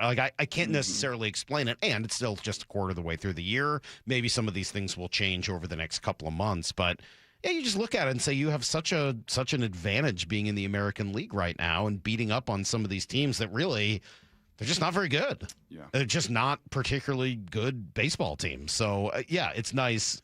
5 of your 20 wins have come from the Astros. It kind of came back to the question that I think we had asked maybe last week, what kind of action is reasonable for the Mariners to take right now? Mm-hmm. Right? Red Sox fired their manager, Phillies fired their manager, Guardians just made a trade for a really good catcher, and Phillies won 4 straight series since firing their manager. The Red Sox played a little bit better. My suggestion for the Mariners: do nothing. Mm-hmm. I know it sounds hard. You're 2 back in the division. It's a bad division. You're waiting on Colts. You're waiting on Cade. You're waiting on Cal to start hitting. Now, that could change at the end of the month if you continue to flounder. By the end of May, I might have a different answer on that. But for now, I think my answer is hold tight. Kind of stick with the plan and see, let it start to actually develop the way it was supposed to. I think the first, honestly, the first move and probably the most available that typically happens in the trade deadline. The first move would be if we see Brash or Spire go to the 60-day IL, then you know what? I think there's probably got to be a move. I don't know, maybe that lefty that you just saw in Chicago that's not giving up a run and his first 10 outings out, kind of a power arm there. Maybe there's something in that regard in the bullpen, because that was somewhat shown in the spring too, right? When we watched the whole entirety of the spring, maybe the single biggest takeaway was, I don't know if there's as much pitching depth in the bullpen arms that they've had in the past, because every one of these spring games is getting away from them anytime they put in any of these depth guys. So that would be, I think, depending on the health of those two guys, oddly too, be the first that move. has not been a huge issue. Like, these guys have actually come up and pitched pretty well, right? I mean, not every one of them, but Criswell's been a whole lot better than expected, and Davila's actually been pretty good. Like, you saw it last night with all four members of the bullpen who came out there. You know, Criswell's been really good. He's been really good. Yeah. Really good. Yeah. So I don't know. It's funny. Sometimes the problems that you think are going to be there don't end up being there, and vice versa. Regardless, I mean, obviously the first thing they need is for Cal to just start hitting. And we'll talk about Cal today. We're going to talk to Harold Reynolds, who had a full breakdown on Cal's swing, coincidentally, last night, and we got him coming on today. I mean, you got to get Cal right. That is it. Here's Harold. I'll play it for you now, and we'll talk to him at 8:30. Greg, he's just a tick off. Now remember, switch hitter. It's a little bit of timing. You get changed around side to side. He's not hitting every day at one side. When Cal Raleigh gets to start, to load, he'll lift his foot like this. If it's left-handed or right-handed, that heel lifts off the ground, then he loads. The heel is late to take off. He's got to start sooner. That's his problem right now. Everything is late. The heel is late to take off, Brock. All he's got to do is change that, and he should be fine. It's always about that heel takeoff. Yes. I don't know how many times I've tried to tell you. The heel takeoff can't be late. If that's on time. When you started running on your heels, didn't that get rid of your shin splints for a while? No. You're having some real shin splint issues on your long distance running. The opposite of that. It was opposite. It was the opposite. It was like, get off your heel, well, get to the ball of it your was foot. sink down. You know what? Let's do some Blue 88. This is Brock and Salk's Blue 88. We're going to go red, right, tight, close, sprint left, G, U corner, halfback, flat, on one. Ready? Brock Heward tackles 3 football questions as only he can. Blue 88. Now here's your hosts, Brock Heward and Mike Salk. What were we saying? I was there for you, Salky. I know you weren't. When you ran the half marathon, yes, I was. You got that little foil blanket after you ran the 13 miles. Yeah. Yeah, I was there for you. You weren't there physically for me. I was there supporting you. Yes, I was. Where? When you finished by like the McDonald's down there in City Center, and you did. They wrapped you in a little foil blanket. And you were there? Yes. Let's give you a little. How else would I remember that? I don't know. I don't remember you being there. Of course you don't. Which time? I ran 2 half marathons. I don't remember which one. The one I ran with Heather or the one I ran with Rob? It's not push the luck. But I absolutely remember. Huh. And I was like, I wonder if that works as hairy, sweaty as he is right now. That might work even better. The heat coming off. The heat is just radiating off of him. Yeah, and then it all gets trapped. Yeah. No, you had a phase where you were really into that. Yeah. Yes. Got rid of your shin splints, which was great. It's all about the heel takeoff. Like Cal. Me and Cal. Yes. Howard Reynolds could have fixed both of us. All right, Brock, word of mouth. Pretty effective sales tool for the Seahawks. What happened? Yeah, yesterday it became official, the news that Mr. Fowler is a Seattle Seahawk, and he spoke to what I had heard from a few different people. When we had that conversation, remember, about DeMarcus Lawrence and is he coming back and everything else, and yesterday Dante Fowler made it really abundantly clear. The final push was DeMarcus Lawrence. And the final push was, you want to win a Super Bowl, then you've got to be a Seattle Seahawk. And I don't think there is any stronger word of mouth. And it didn't come from one person with the Seahawks or 2 people. It came from multiple people that did say that to me before even this story came out. Hey, you understand, like I hear you and Salky talking about DeMarcus Lawrence and everything, and is he going to be there? Is he not going to be there? Is he going to retire? Fair questions, but they have gotten no indication whatsoever that he is retiring. And on top of it, I kind of read this as I don't think you go full boat and sell the organization in that way unless you also want to be a part of it and run it. Well, not run it back. Mike's not talking about that. But go get that ring again. And kind of cool to hear, that's what you want, right? In any business. in any kind of marketing, the best advertising and the best marketing and the best sale is what? Word of mouth. And when it comes from within and somebody with the credibility that DeMarcus Lawrence has too, and the relationship has with Dante Fowler, that was the final selling point. Job well done. All right, question number 2. We had the Seth Wickersham article yesterday, and he did speak about the idea of a new stadium here and why a new owner might want that. Well, I think the roof could be, but I think it's just I think a lot of it is the new revenue.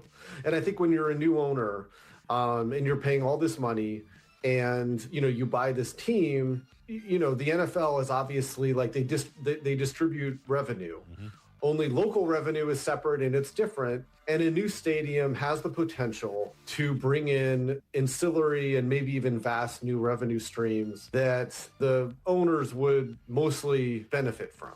And I think that's it. And I do think that a roof, you can't rule it out. I mean, I think that as the NFL is looking to expand host cities for Super Bowls, Seattle could certainly be in that mix. Now, this is me opining. I don't have reporting on that. But, I think that one of Denver's goals with a new stadium would be to host big events, including the Super Bowl. And I could see the same for Seattle, only they would probably want it covered.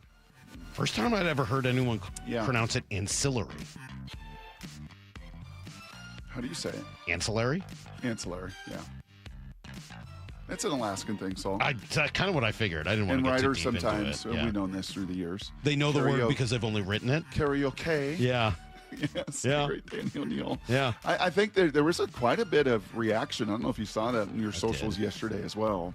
Quite a bit of reaction to that, and I think it's twofold. I think there is, upon further review and doing a little digging and research, I think there is something to, Lumen doesn't have the number of suites that some of the other newer stadiums have. And as we know, suites are where there can be some significant money, especially in the business community. So that's kind of one. The other side of it, and I think why there was so much reaction, is I think people took it very personal that something's wrong with Lumen. Like the Kingdom, that was so outdated and old and crusty and tiles are falling and we need to blow it up. Or Memorial Stadium, right, that the Kraken and their team are doing an amazing job of renovating because it too is old and decrepit. I think a lot of folks were like, how dare you take a shot at our house? Our house is beautiful.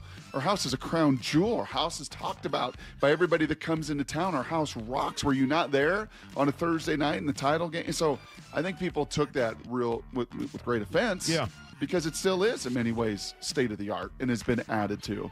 But I think what he's talking about is just the further income that, or the further revenue created by a domed, retractable roof, the events, the concerts, the Super Bowl, and more suites, which some of the newer stadiums, by comparison, have a whole lot more of. Still feels to me as if there's got to be a way to do that without tearing down that stadium. Yeah, I would think so. I'm not disagreeing with any of those. The foundation's pretty good. It just feels like there's a cheaper, better way to do something like that. Question number 3. Field Yates, I saw this yesterday. Morris sent this over saying, all right, what's a non-first round pick that could help each team? And for the Seahawks, he had Bo Stevens, the 5th round guard. You buying it? I'm not. I'm not for a couple reasons. The 2 reasons are Anthony Bradford contract year.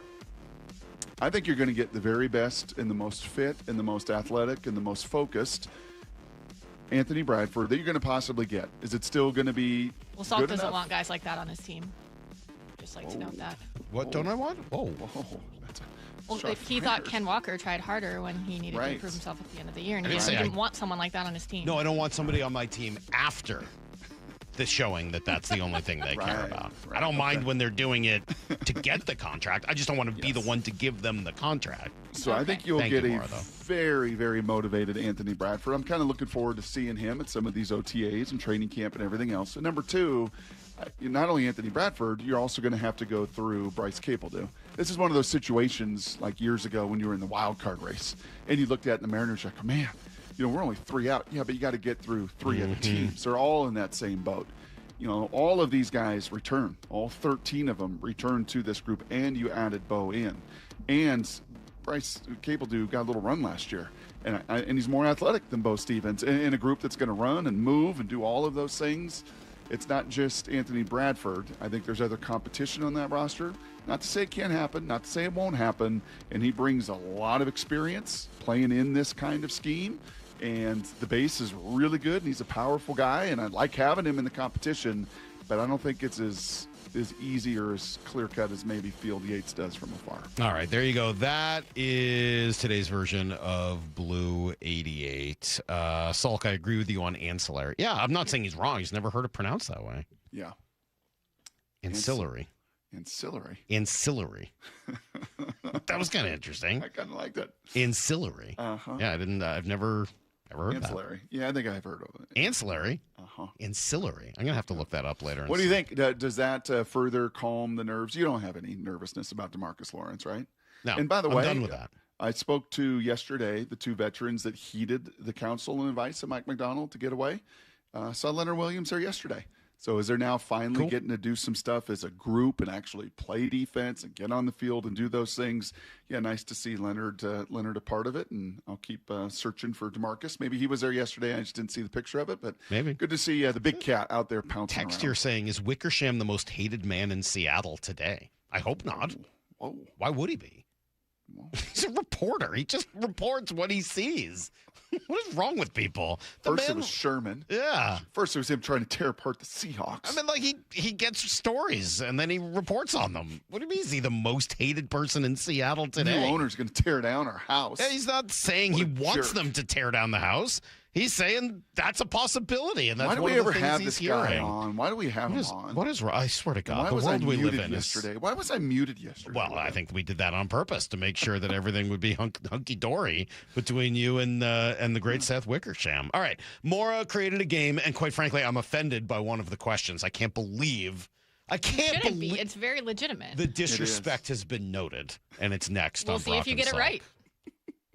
Think you know the Mariners? Not if you aren't subscribed to the Daily Mariners newsletter from Seattle Sports. That's what they've been waiting for. The latest Mariners news and injury updates, exclusives from Mariners insider Shannon Dreyer. You look at the pieces and how it works. Plus the best takes and breakdowns from your favorite Seattle sports hosts and contributors. The Mariners seem to be trying to build something that I think is a little bit more sustainable. The Daily Mariners newsletter. Monster solo home run. Subscribe at seattlesports.com/newsletter.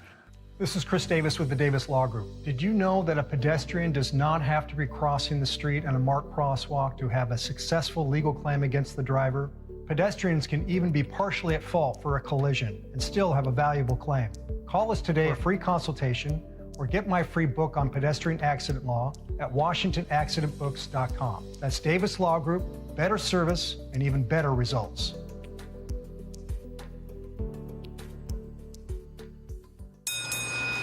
Hear that? That's the sound of a car rolling into Valvoline Instant Oil Change. The sound of another savvy driver getting an oil change from trained pros. The sound of not having to leave your car while we quickly change your oil. At Valvoline Instant Oil Change, there's no hassle with appointments or dealer wait times. That's one smart bell.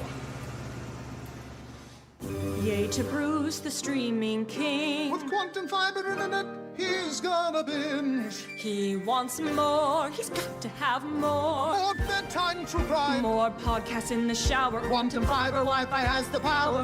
More fast internet speed. He's got the geeks to go big, bring him the games. Right now. And his royal we. More sports non-stop. His quantum fiber's on top. Yay to you. Switch today at quantumfiber.com. Limited availability, service, and speed in select locations only. The Johnsons always talk about an orientation meeting. Their dad and grandpa, they always maintain that it's a people business. Lee Johnson Auto Family, the LJ way. Progressive provides protection for your boat and other outdoor vehicles so you can explore new things. Oh, I can finally try pesto. We meant like water skiing. I've just never had pesto. Or maybe take the boat somewhere new. I mean, is pesto spicy or sweet? Oh, guess we'll find out, right? Right. Bundle home or auto insurance with your boat, RV, or motorcycle and stay protected with Progressive while you explore. I don't know. Maybe I'm not ready for pesto. Progressive Casualty Insurance Company and Affiliates. Not available in all states or situations. The Camping World Ultimate RV Show is coming to Angel of the Winds RV Resort in Seattle. Parking and admission are free. Join us May 14th to the 17th to shop special show pricing on over 200 fully staged new and used RVs. Get an exclusive first look at new models. Check out the latest gear and accessories. Bring the family to enjoy our Kids Zone and enter to win a new RV. Don't miss the Ultimate RV Show in Seattle, May 14th to the 17th. We'll see you there. This is the story of the one. As a maintenance tech at a university, he knows ordering from multiple suppliers takes time away from keeping their arena up and running. That's why he counts on Grainger to get everything he needs, from lighting and HVAC parts to plumbing supplies, all in one place. And with fast, dependable delivery, he's stocked and ready for the next tip-off. Call 1-800-GRAINGER, click Grainger.com, or just stop by. Grainger, for the ones who get it done. I know that hiring can be challenging. You need someone to match your role perfectly. Well, now you can meet them fast on ZipRecruiter. Build your team, build it sooner. Meet your match on ZipRecruiter. Just head to ZipRecruiter.com/free right now to try it for free. That's ZipRecruiter.com/free. Meet your match on ZipRecruiter. Try it free. You can count on the Seattle Times for local news and information on your teams and your scores. Get inside the game and go beyond the stats with game summaries, player interviews, and play-by-play analysis every day. Read our coverage at seattletimes.com/sports. After 49 plus years in business, all the gear has got to go. Murphy Auctions presents the huge equipment auction of Don Olson Construction and Lee's Sanitation. And this is a big one. Like late model job ready iron, including a 2022 Western Star Super Solo with under 7,000 miles, plus 4 additional dump trucks, and a 2021 Ford F550 flatbed 4x4 with under 9,000 miles. Excavators, we got them. A 2019 Cat 315 FL, a 2021 Cat 310, plus 14 more. There's 11 Case 580 backhoes, 6 Case 550 dozers, plus pickup trucks, trailers, and a massive lineup of support equipment like buckets, trench boxes, welders, compressors, shop tools, and more. Bidding is open now and starts closing Wednesday, May 13th at 10 a.m. Preview all equipment on site Tuesday, May 12th in Auburn. For photos and all details, check murphyauction.com. murphyauction.com.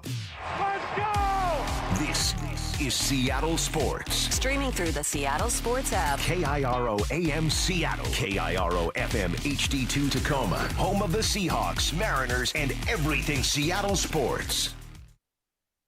Give me a freaking auto! From the Quantum Fiber Studio, this is Brock and Salk on Seattle Sports. Brock Ewert is my hero. Jay Buhner just punched me in the kidney. We're going to do you a minute. Doesn't really work that way, Sherm. This is a show that has my name on it. It kind of does, though. Now here are your hosts, Brock Ewert and Mike Salk.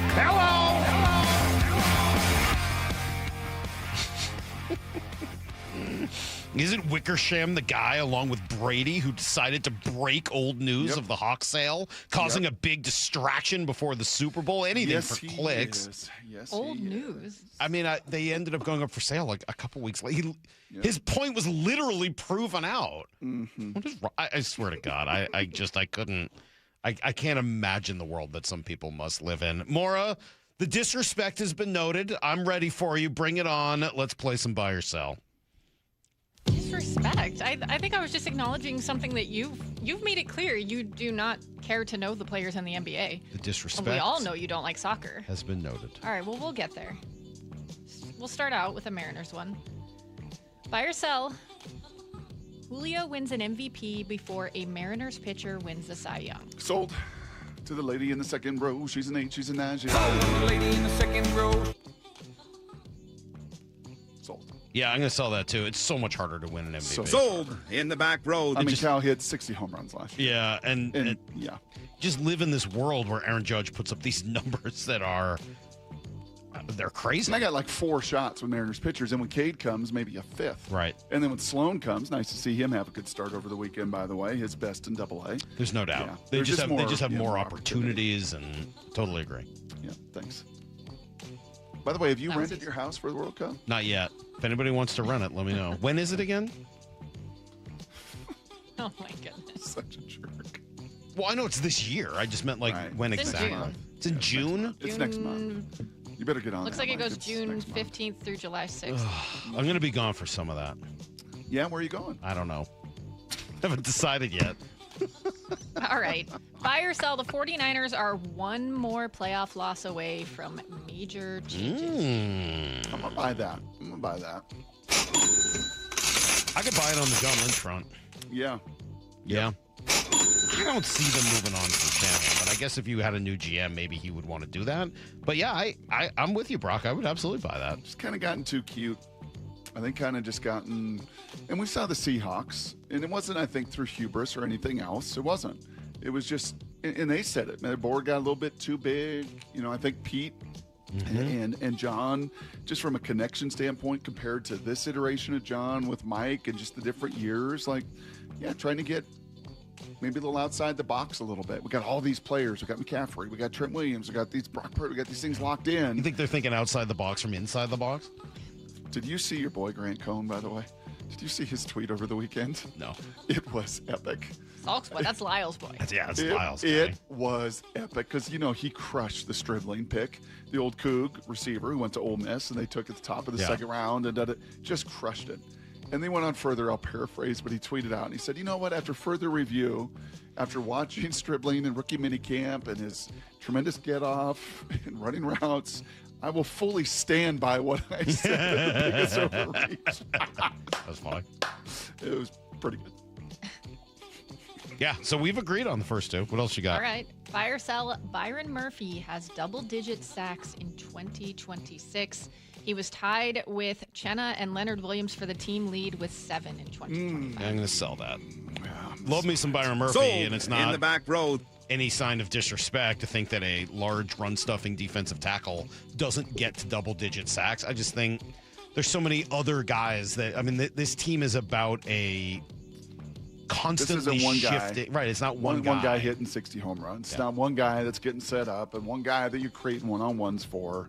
They all get to eat.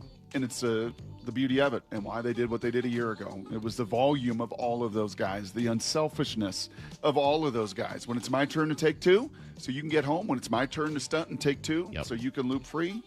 Yeah, I don't love see that him. happening. I think he's great. In the second row. She's an 8. She's not buying I that, think he's though. going to improve even more this year, and he only needs 3 more to get to double digits. I'm buying that.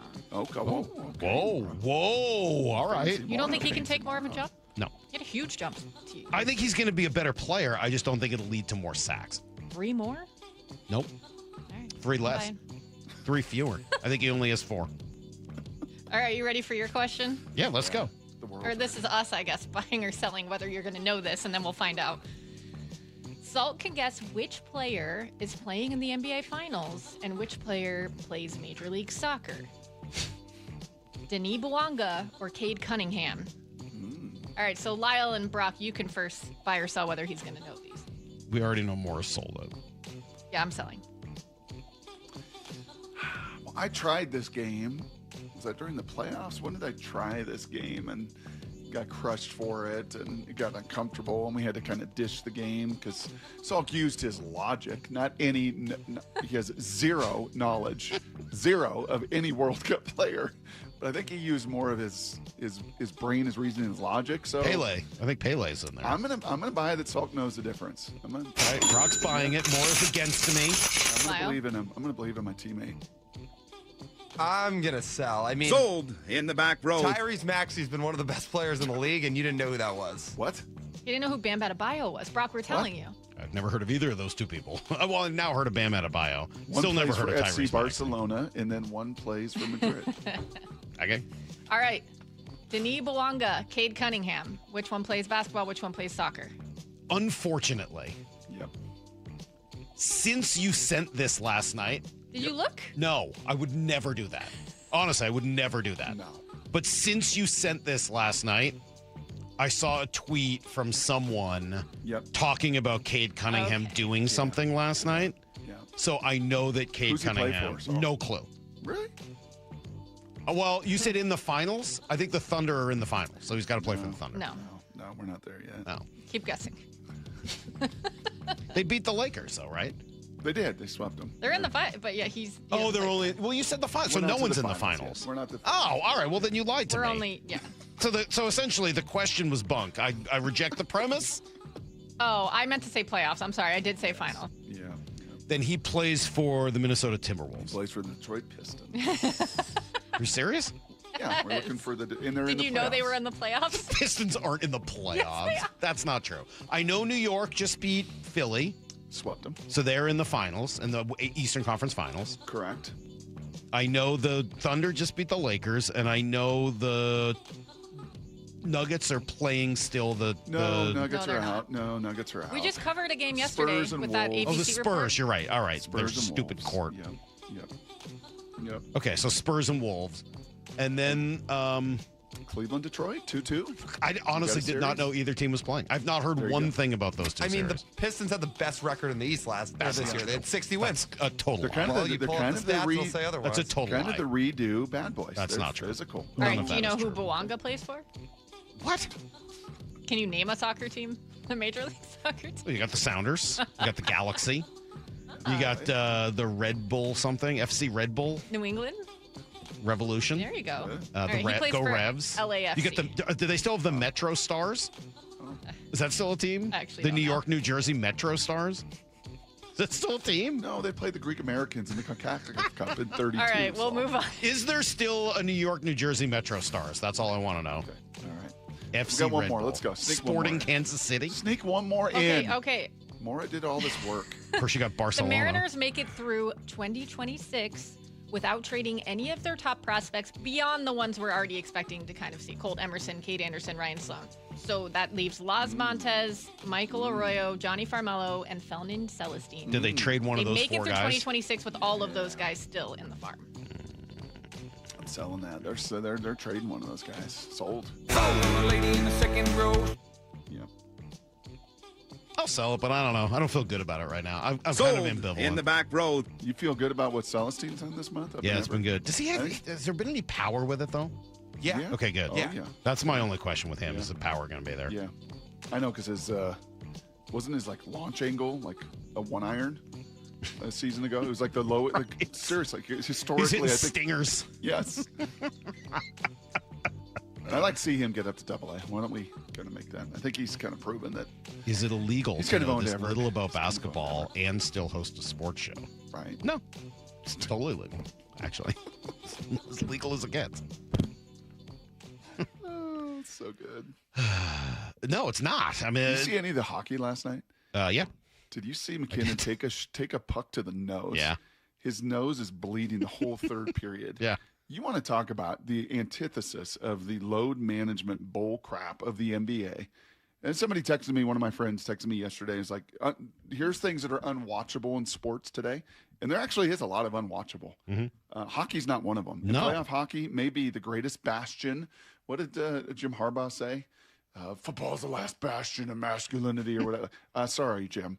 Watch NHL playoff hockey. It is ludicrous. It's the best, man. What those guys do to put their bodies on It the line. really is the best. All right, Howard Reynolds going to join us in 20 minutes, try to figure out what is going wrong with Cal Raleigh. He is 0 for his last 36. That is an unthinkable number. So why is it happening, and what is going to make a change? We'll talk to Harold in 20 after everything you need to know next. You can stream every pitch of every inning of every game all season long. Oh, and it's completely free. It's a tremendous catch. Only on the Seattle Sports app. That's right. The free Seattle Sports app puts every single Mariners game right in the palm of your hand. On a platter, come and get it. One app, every game. Plus the latest Mariners news, insider access, video, and podcast. Holy smokes, what a play. Pretty awesome, right? Just like the Mariners. Hey, homeowners out there, you stuck on that credit card treadmill and just stressed because your consumer debts, your monthly payments are just simply too high. Well, Brock Hewitt here with a smart solution for you. Your home's equity in the Seattle Metro is probably larger than ever. It's like you're sitting on a stack of cash. It may be time for you to consider a cash-out refinance with Tila Mortgage to consolidate those high-balance credit cards, second mortgages, home equity lines of credit, and student loans, or simply get cash for that remodel you've always wanted. With interest rates coming down, consolidating your debt right now might just be the best decision you ever make. And with excellent client reviews and trusted in Washington State for well over a quarter century, TILA has competitive rates on refinance, purchase, or reverse mortgages too. Spelled T-I-L-A. TILA is a name you can trust for truthful, honest, and ethical advice for all your mortgage needs. Call TILA Mortgage today. They're ready for you. I know it. 206-766-8888. That's 206-766-8888. TILA Mortgage LLC is a mortgage broker. MLS 2472046. In 2026, Bay Alarm celebrates 80 years of security. With burglar and fire alarm systems, 24/7 in-house monitoring, and local service, our promise to the Puget Sound remains the same. We got you. Learn more at bayalarm.com. Olympic Hot Tub has terrific ways to achieve total wellness at home. Saltwater hot tubs, swim spas, saunas, and cold plunges, all waiting for you. See our current specials with exciting savings at olympichottub.com. Better you, better life. We meet by accident, fixing every last bit, Accurate Auto Body. If you've been in an auto accident, you have the right to take your vehicle to any repair facility. Accurate Auto Body has been family owned and operated since 1994, and they work for you, not your insurance company. Your insurance company may not love them, but you will, because We meet by accident, fixing every last bit, Accurate Auto Body. Summer starts at Toyota of Renton and Toyota of Kirkland. Adventure in the 26 Tacoma TRD Sport, leasing at $399 a month with $1,000 TFS cash. Earn $3,000 in customer cash on the Tundra, leasing at $469 a month, and the 4Runner at $369 a month. All leases, 36 months, $39.99 due at signing. Whether you're in the north or the south, they got you covered. Visit ToyotaofRenton.com and ToyotaofKirkland.com. Offers valid through June 1st, 2026 on approved credit through TFS. Excludes taxes, titles, license, dealer accessories, and $200 negotiable dealer documentation fee. Hey, it's G. Scott. Let's talk real for a sec. Summer is supposed to be about sunshine and kids having fun. But when the kids are home all day, that grocery bill, yeah, it grows fast. That's why I want you to know about Sunbucks and why our friends at Safeway are helping get the word out. If your family qualifies, you can receive $120 per child to spend on groceries this summer. Food in your cart and a little less pressure on that budget. And let me be clear about this. There's no catch, no judgment. This program is simply about making sure kids have enough to eat when school is out. Here's the important part. Many families are enrolled automatically, and a card may already be headed to your mailbox. But some families do need to apply depending on income and where you live. So take a couple minutes and check. Visit freesummermeals.org. That's freesummermeals.org. Safeway, looking out for your family this summer. Once again, that's freesummermeals.org. Mariners and Astros today in Houston. 5:10 first pitch, 4 o'clock pregame. Hear every pitch live for free on the Seattle Sports app. Hey, you mind keeping it down up there, please? KeyBank will meet you in that I need new neighbors moment. Rick, it's your mortgage loan officer, Beth. I was in the neighborhood and wanted to let you know your home loan application's been approved. Beth, you're always there for me, and not a moment too soon. Are your neighbors bowling with grand pianos again? And apparently raising livestock? Ooh. For every financial need, we'll meet you in the moment. KeyBank opens doors. Equal housing lender. NMLS number 399797. Spring is the perfect time to make improvements that protect and add value to your home. Hi, Justin Shirley, CEO of State Roofing and Exteriors. For decades, homeowners across the Pacific Northwest have trusted our team for roofing, siding, windows, and custom decking. This spring, save up to $3,000, or qualified homeowners can take advantage of 0 down, 0 payments, and 0 interest up to 24 months. Call 866-ROOF-ROOF or visit stateroofing.com today to schedule your free estimate. Attention kingdom-seeking business professionals, entrepreneurs, and investors in the Seattle area. If you're looking to grow your faith, your finances, and your future in 2026, this is the event you don't want to miss. LifeSurge is coming to the Angel of the Winds Arena on Saturday, May 16th for a powerful one-day experience designed to equip you to multiply your resources for kingdom impact. You'll hear from some of the most respected voices in faith, leadership, and business, including two-time national champion Tim Tebow, Super Bowl champion and entrepreneur Russell Wilson, Robert Herjavec, and Damon John from ABC's Shark Tank, star of CNBC's The Prophet Marcus Lemonis, and Sage Steele from The Sage Steele Show, along with Christian music icon Natalie Grant. This is your final chance to secure tickets for one of the most inspiring events coming to the Seattle area this year. Grow spiritually, grow financially, grow personally, all in one unforgettable day. Life Surge is happening Saturday, May 16th at the Angel of the Winds Arena. Get your tickets now at lifesurge.com. That's lifesurge.com. And don't wait. Need to know. 15 minutes past every hour with Brock and Salk. Presented by Marquee Data. Here's what you need to know. Up first. Yeah, Mariners just continue to dominate those Houston Astros. That is now 5 wins on the year. They are 5-0 against them. Yeah, a quarter of their wins this season have come against the Astros. Last night it was George Kirby, who was very good over 5 innings, allowed just 1 run. And then the bullpen, maybe even better. They were great last night. 4 innings, no runs. It was a tremendous outing for Criswell, maybe even better for Bizardo. And Andres Munoz finished it off with a sweet strike. That was pretty good. You got Altuve on first. You got Alvarez up. 2-2 on the way. Swing and a miss. And a changeup, strike 3, and the ball game is over. The Mariners win it tonight, 3-1 over the Astros to take Game 1 of the 4-game series. That was pretty cool. You know what that reminded me of? Kind of reminded me of a defense in the NFL that's like, okay, this is what we do. And you know what they're going to do, right? And we had this conversation with Kirk Cousins last week, comparing the Seahawks Legion of Boom with this current iteration and the differences in it. And like that Legion of Boom was just like, yeah, you knew what they were going to do, but good luck. It's like them throwing one more other little wrinkle in. Like if they could have just sprinkled in, like you think we're always single high, but we're not. And we're going to sprinkle this in. And for Mooney, it's always been what? Fastball, slider, fastball, slider, fastball, slider. And if he just sprinkles that in, and that guy in the box on the other side has to be just like aware that some 92-mile-an-hour changeup could also be coming in a totally different tunnel. It was a nasty pitch. That was really, really nasty. Yeah, it's funny you brought that up. I was thinking that like the end of that game had a little bit of a like goal line stand vibe to it with a pretty powerful offense. Oh yeah, when you saw that flare by Altuve, you're like, of course. Got to come down to Jordan. Yes. Of course. And please don't throw a slider into his power. Like, well, he hits anything anywhere.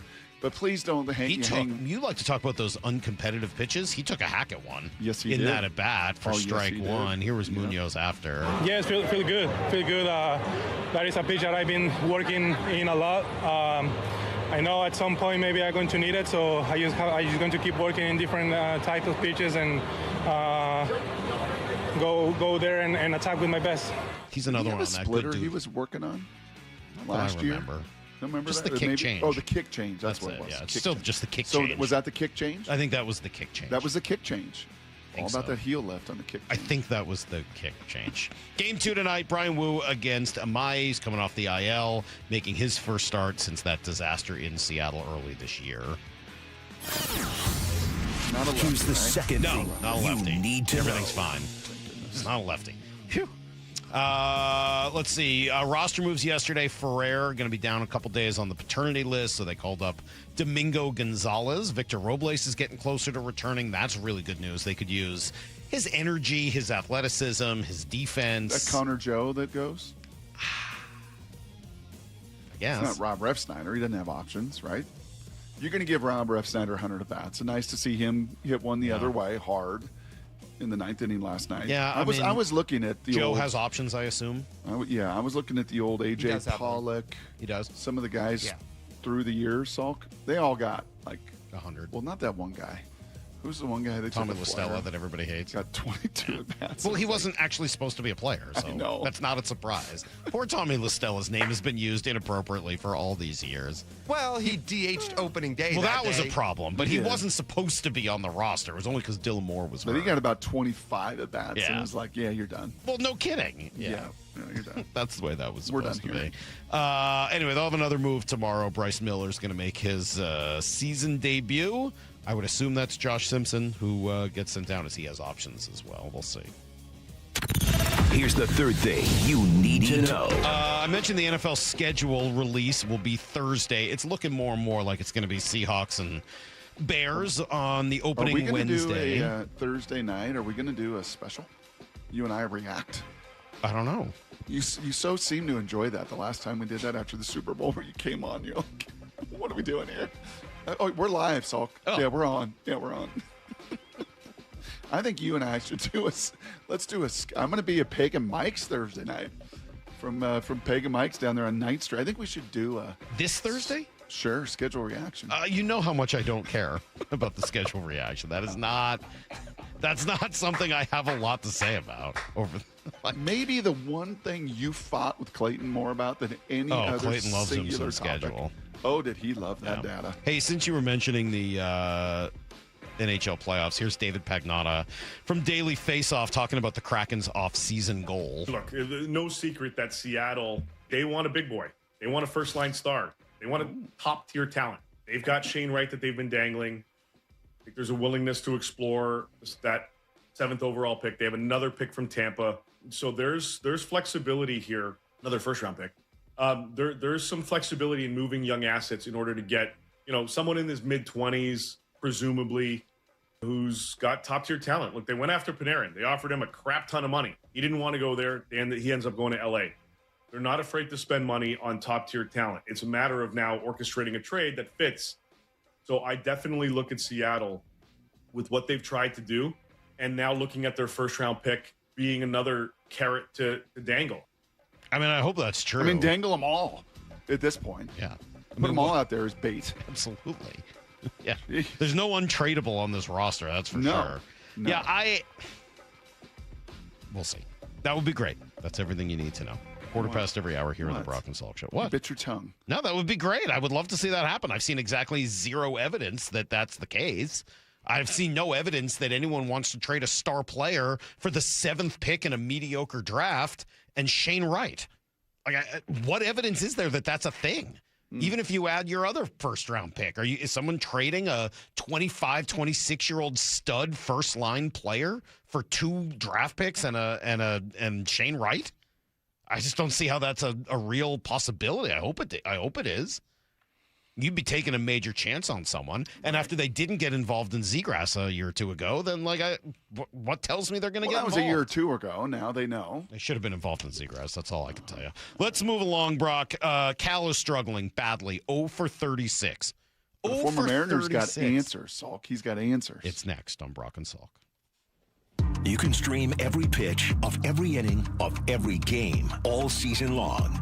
Oh, and it's completely free. It's a tremendous catch. Only on the Seattle Sports app. That's right. The free Seattle Sports app puts every single Mariners game right in the palm of your hand. On a platter, come and get it. One app, every game. Plus the latest Mariners news, insider access, video, and podcast. Holy smokes, what a play. Pretty awesome, right? Just like the Mariners. Hey, look, over 4,000 people here in our area have trusted Eastside Weight Loss Clinic because it's a safe way to lose weight. I'm one of them. Lost a ton of weight, and you probably know somebody else. You can ask them if you know somebody who's done it.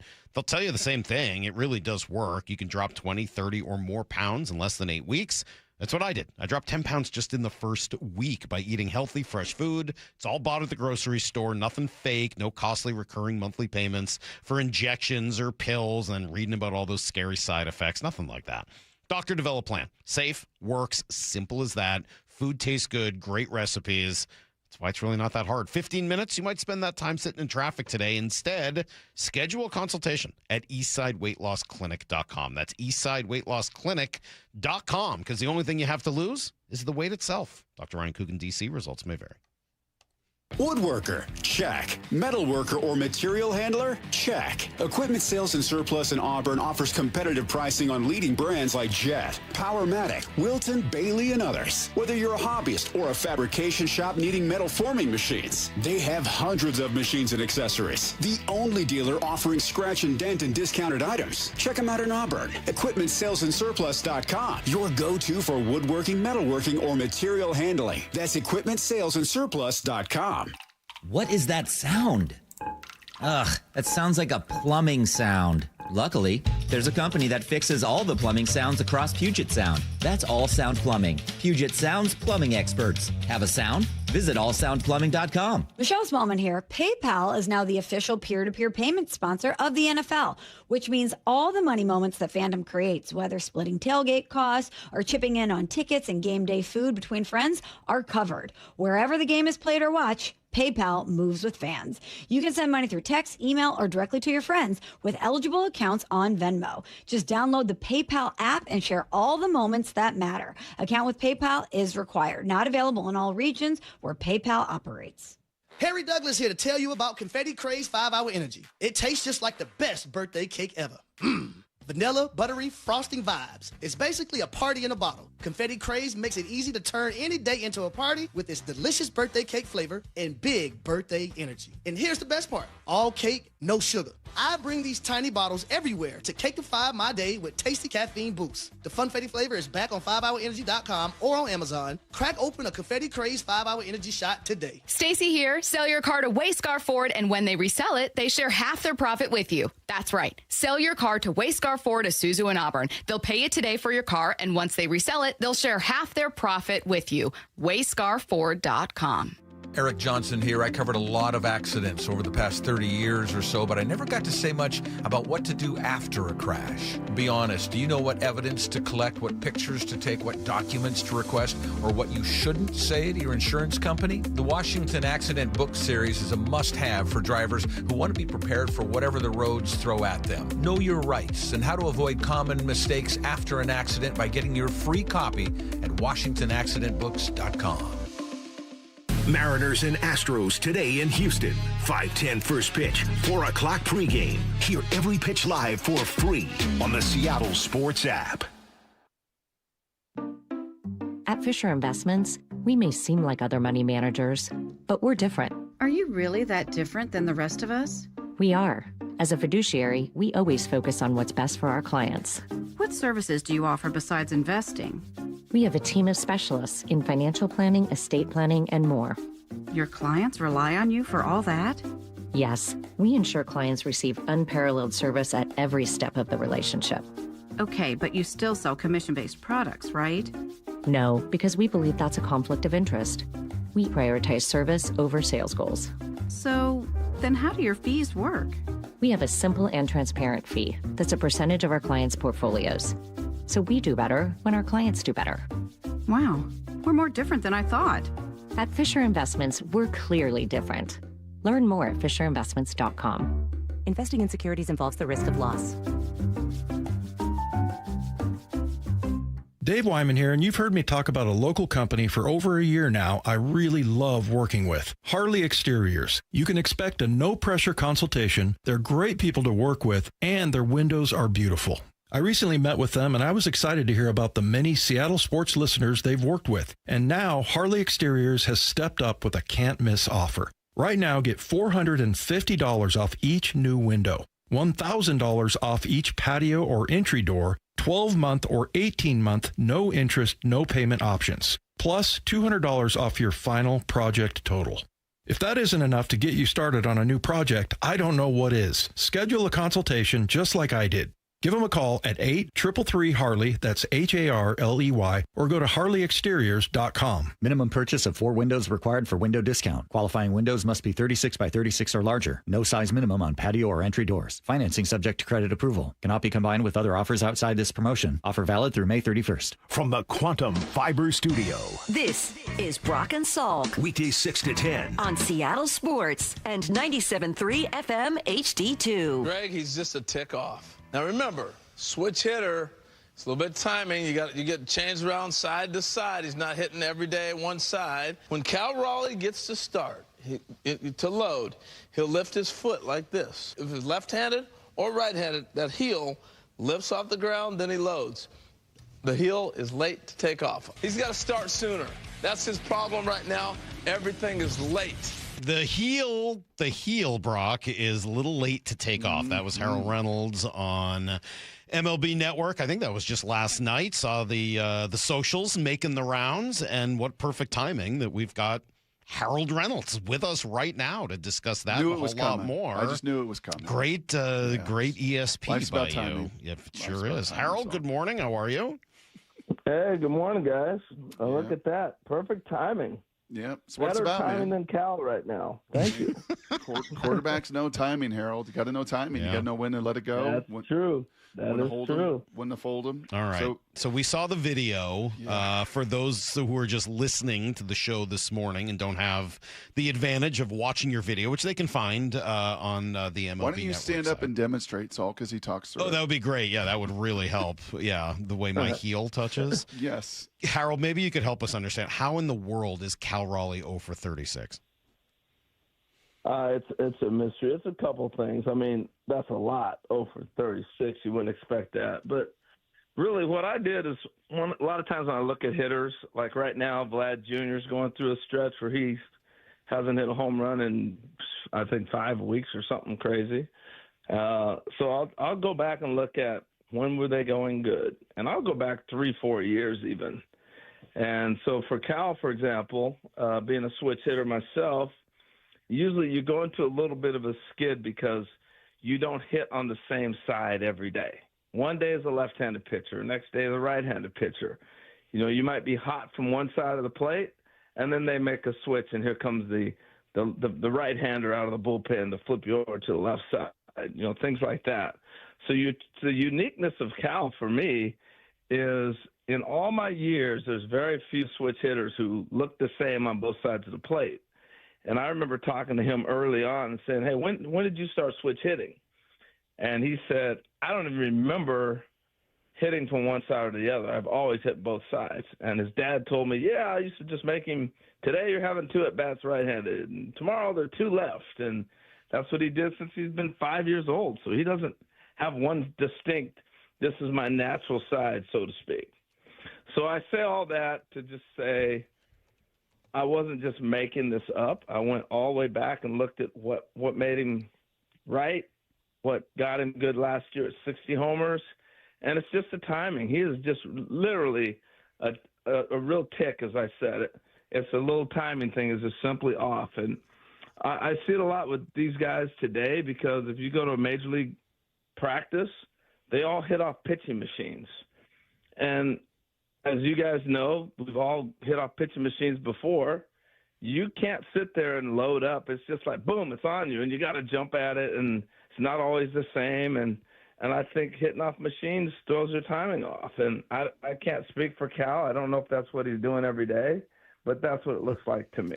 So Harold Reynolds here with us. If you can see it and you can study it and you can watch the tape, is that something that Kevin Seitzer and Edgar Martinez and Cal Raleigh himself look at the tape and can rectify? Oh, absolutely. And I learned also from my playing days, when you're in it, and you know this, Brock, you're in it. You can't see what somebody's sitting 30,000 feet away. I'm sure your dad called you sometimes and goes, don't you know he's opening the flat? What are you doing? You know, and you're like, I never saw that. And because they're sitting further away and they're able to give you a different perspective.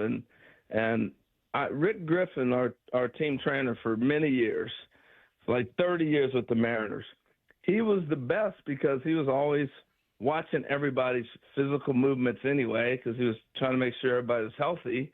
And he would always go, hey, your right foot hurting because you're not getting back on it like you usually do.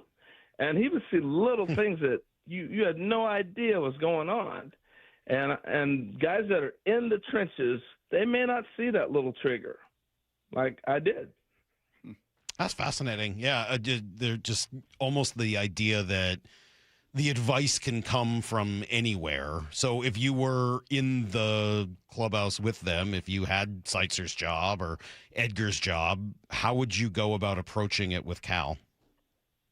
Well, I would just sit down and show them video. I'm sure they do. I've known Kevin Seitzer since we played. He's one of the greatest ever.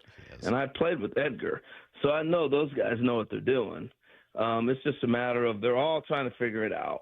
And it really takes one at-bat, one game, and it kind of gets you rolling. You know, when you're struggling and you're a star like Cal, he's pulling up to the gas station and somebody's telling him, hey, Cal, here's what you're doing wrong. I guarantee you that's what's going on. So it's hard. All the worse while you're spending $6.50 a gallon on gas. You're like, oh my God. Exactly. And then they start screaming, "I'm going to your games. You need to pump my gas for me unless you get some hits. You need to be paying for this." What have you seen collectively out of this crew, Harold? 20 and 22. We'll get to the American League and maybe the American League West. Let me just do one last question on Cal before you move on. Sorry, Brian. Okay. All right. What will get Cal out of this? Will the first hit to break the slump? Will it be a little flare, duck fart, accidental, whatever? Or will it be just he uncorks one with 2 weeks worth of frustration? It goes about 460 feet. Yeah, it could be a line out. It could be a line drive. We saw that last night. Got it. Yeah. We saw that line out last night. Yeah. I haven't looked at him. I'll go back and look at him today and see how close he is. But it's funny. I'm on so much, and I watch so many players now. You can tell when a guy's starting to get hot and when he's starting to break out of it. And I really believe this to be true, too, that, he didn't get a lot at bats his normal spring training. He was at the WBC. He didn't play. They had Will Smith catching, and he didn't get the normal spring training at bats that he normally would. And I think that plays into a lot of this for his slow start. Mm-hmm. And he'll be fine, and so will the Mariners before it's all said and done. What about 42 games in, 20 and 22 collectively, just a couple back of the A's in a very mediocre American League West? Just what have your eyes seen with the whole collective of the Mariners? Well, we're fortunate that the league is not that good right now, especially the American League West.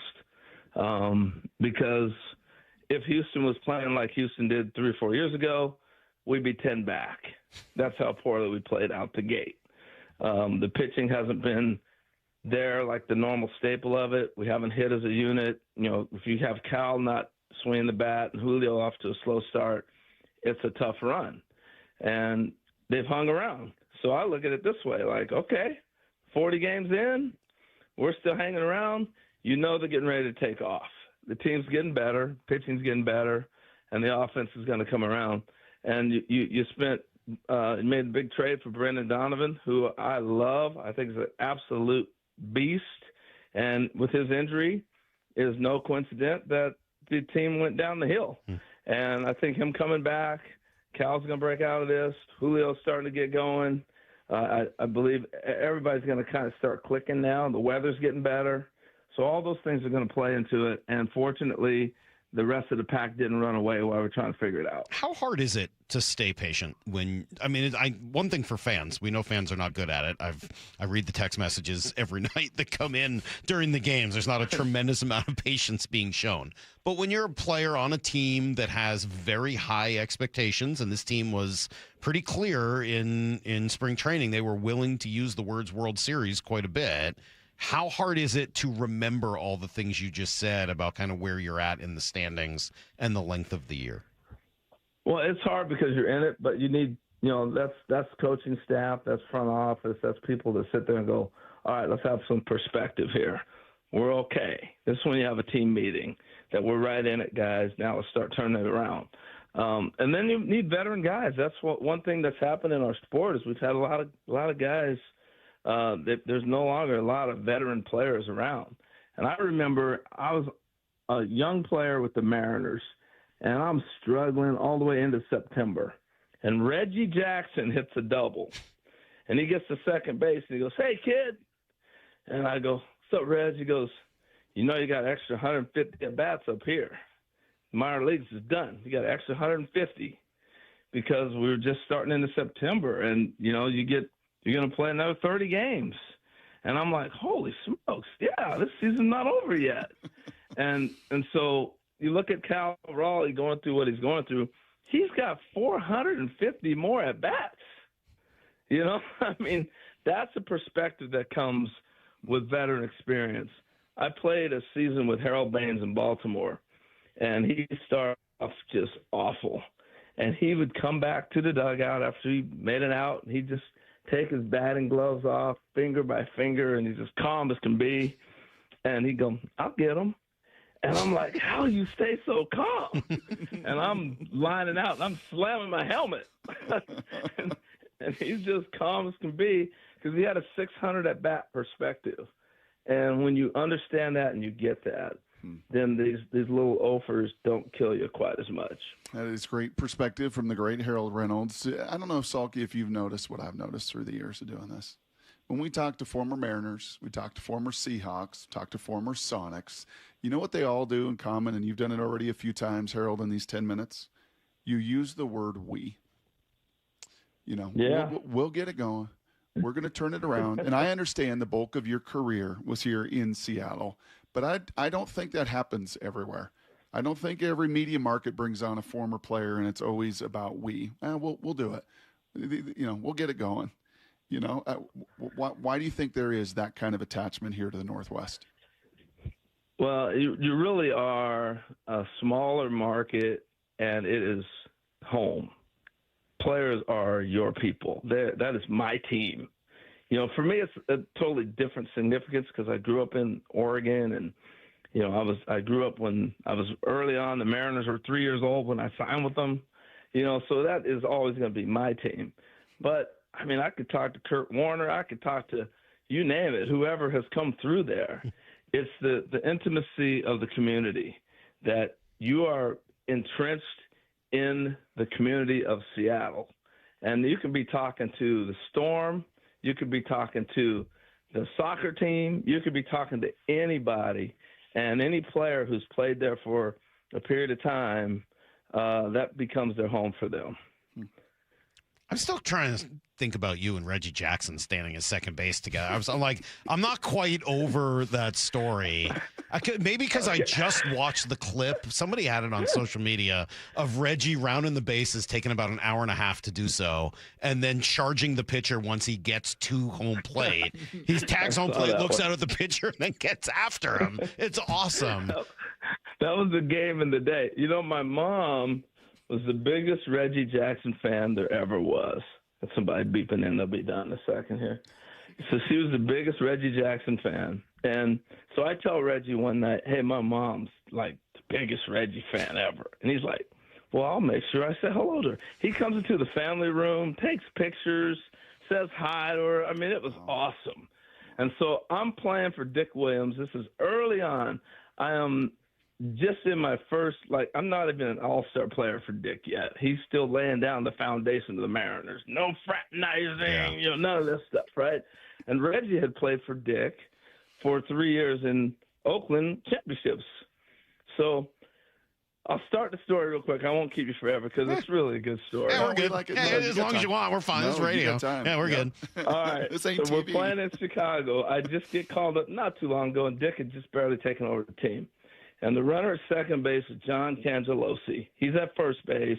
Spike Owens at short, who I roomed with, came through the minor leagues, everything. Fly ball into right. Dave Henderson comes in.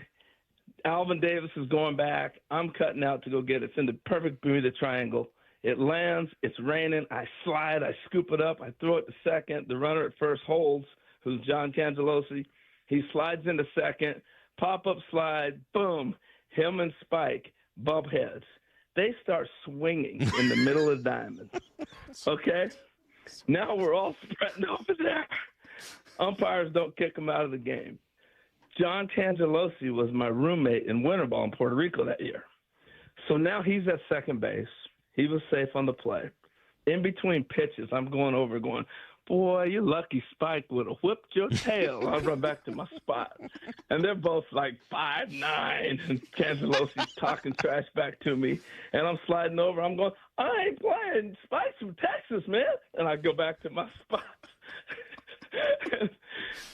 The inning ends, and I come in at the end of the inning. And we're playing at Comiskey, Old Comiskey, and Dick Williams meets me at the top step.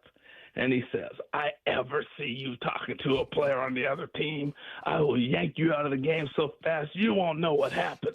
And if you weren't talking to everybody, you would have had that ball in right field. Okay. There's a Reggie piece of this, all right? So then we go to Kansas City. George Brett hits a double. Now, I played my first Major League game against George a couple years earlier, you know, and we whooped the Royals, who were like the American League champs at the time. So we all kind of bonded like George. He's like, man, you guys would kill us. We keep playing, messing around with everybody. He hits a double. He's a second. Hey, how's it going, man? I see you're playing every day. I don't say a word. I got my head down. I'm not saying nothing. He's come back to the base in between innings, and he's like, oh, you're big time now, huh? You got a little dirt in your spikes? You're big time. So finally, I slide over. It's an AstroTurf field. This isn't dirt, so I can't act like I'm picking dirt up. I slide over to the dirt circle, kind of kick it, and I go, hey, Skipper's all over me. I can't really talk right now. And I go back to my spot. The inning ends, and this is not made up, man. This stuff is real. Marty Martinez, my infield instructor, all the way through the minor leagues, everything. He's like my baseball dad. He comes down at the end of the bench, and he goes, I don't know what Skipper say, but he upset with you. He's telling you he saw you talking to Brett. And I'm like, oh, man, you got to be kidding me. So I'm not saying nothing the rest of the year. 2 weeks later, we're playing at home. Oh, no. The night before, Reggie meets my mom, takes pictures, all that. He doubles, okay? Oh, no. He hits the ball off the wall. Oh, no. And he's standing there going, hey, how great was that? Your mom here tonight? I got my head down. I'm not saying a word. And he's like, oh, what? Oh, you can't talk to me now, huh? What's the deal? Jeez. And I got my head down, man. And finally, there's a little bit of a pitching change or something, or timeout, and I go, now, Dick's all over me, man. Skipper's all over me. I can't really talk to you, Reg. He turns around with all the gusto of Reggie Jackson, and he starts screaming at Dick Williams, leave the kid alone. The kid alone. He played for Dick all these years. I'm like, I'm going to be This is going to be worse. Worse. I mean, it was unbelievable. So good. That's my Dick Williams and Reggie Jackson story. Compare and contrast for a moment, Harold, if you could, the managerial style of Dick Williams with Dan Wilson. Oh, they're not even in the same neighborhood. Look, it's just a different time. Hey, first off, I'm not an all-star player if it's not for Dick Williams. I love Dick Williams. Now, I may be one of the few players that would say that, but he was always on me, and he made me a better player. But Dick would not have been able to walk into the clubhouse in today's game. There's just no way. He was that demanding. I remember watching one time a catcher, I can't think of his name right now, hurt his finger, and he used to throw really well. And he's in the training room. Dick walks by and goes, that looks like a 10-day injury to me. And he didn't play him for the next 10 days. So what? So what would happen? I mean, we get these questions all the time from listeners, and well, why can't the manager blow this guy up? And I'm mad that this center fielder did this, and why doesn't he bench him? And why doesn't he flip over the Gatorade table? And why doesn't Dan get mad? And why can't Dan show any passion? Does the world need more? Does the baseball world of today need more Dick Williamses? Well, I think so. Here's what's happened to the game, and I'm not even talking about Dan Wilson, who's one of the greatest people you'll ever meet. And I'm sure Dan talks to players totally different and gets to them a different way. I mean, Lou Piniella couldn't manage today. You name it. I can go on a list of guys that could not manage today because what's happened is that the front offices have taken on so much responsibility that they have taken the number one weapon every manager ever had was playing time. They wrote the lineup. They decided who was playing. And so if you don't want to play their style or they didn't feel like they got through to you, they benched you. That's gone now. And so once you've taken that authority, players are not listening to this at the same beat anymore. And that's kind of where we're at. I think the fundamentals could be fixed in a heartbeat. Guys could come out for extra work. The manager could take charge of it and say, you got to be here. You got to do this. You're going to do that. This is what I expect of you. I don't think that's there with that fear factor at all today. And you think it would make the game better?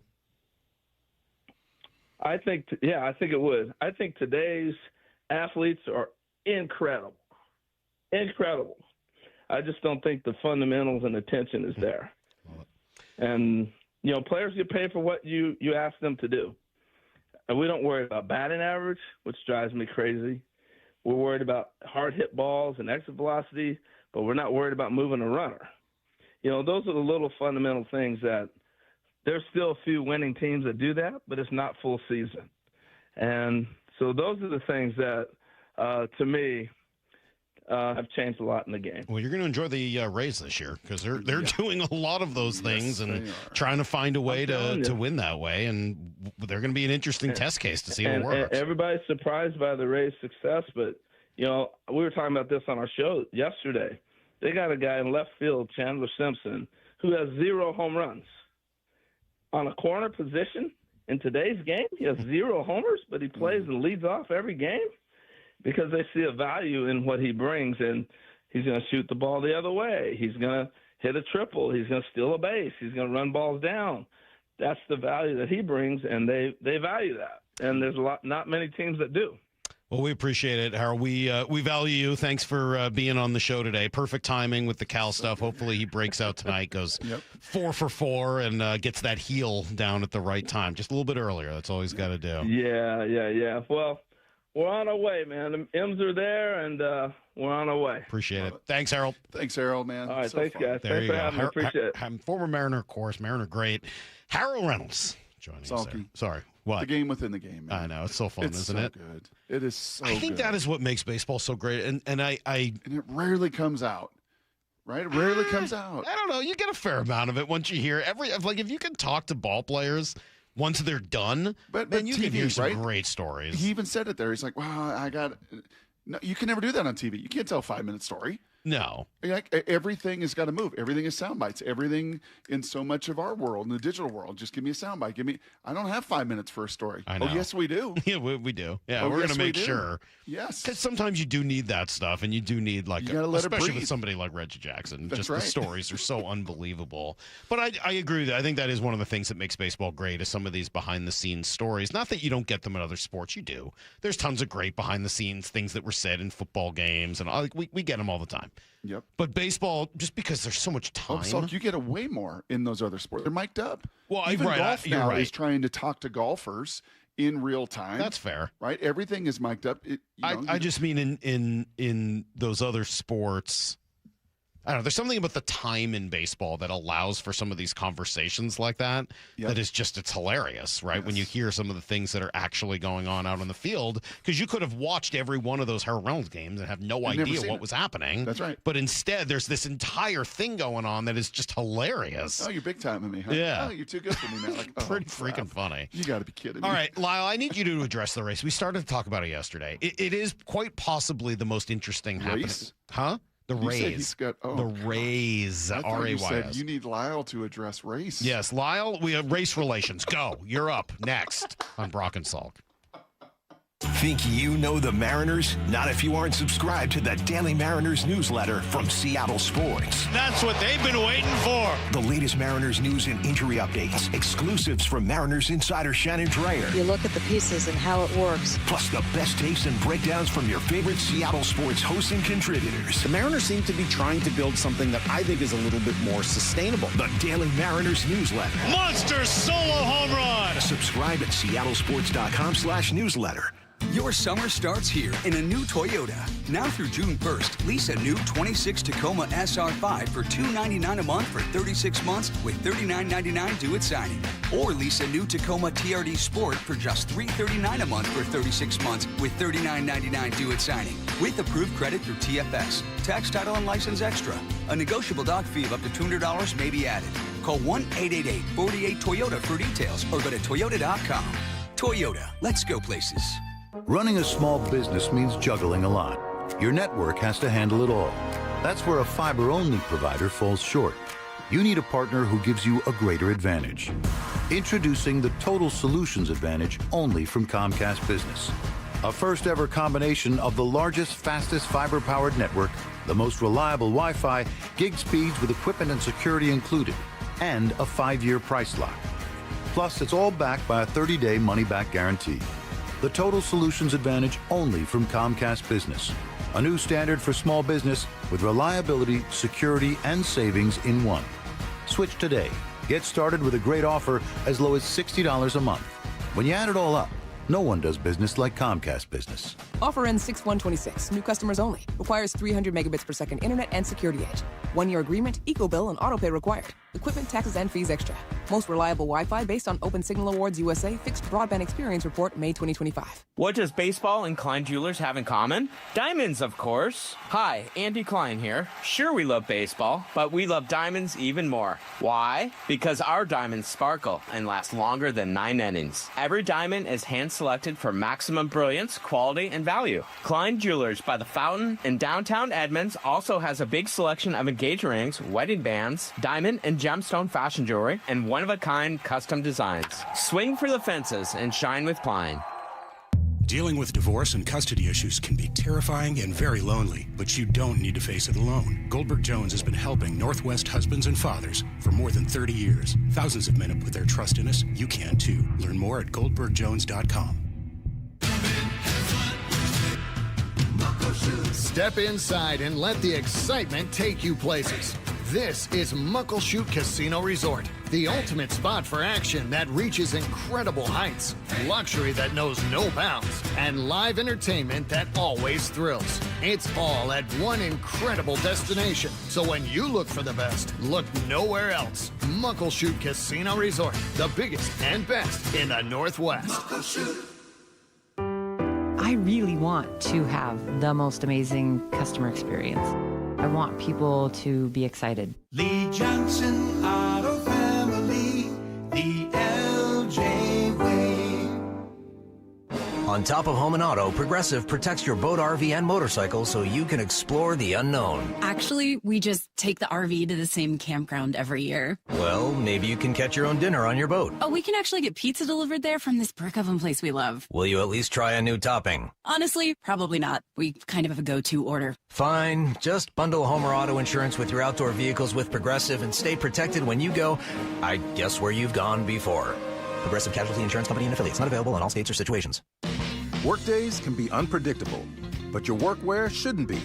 With the Cintas Apparel Plus program, you'll have freshly laundered garments for everyone on your team delivered every week. Cintas has workwear for just about any job imaginable, with high-performance fabrics and an uncompromising fit that stretches and moves with you.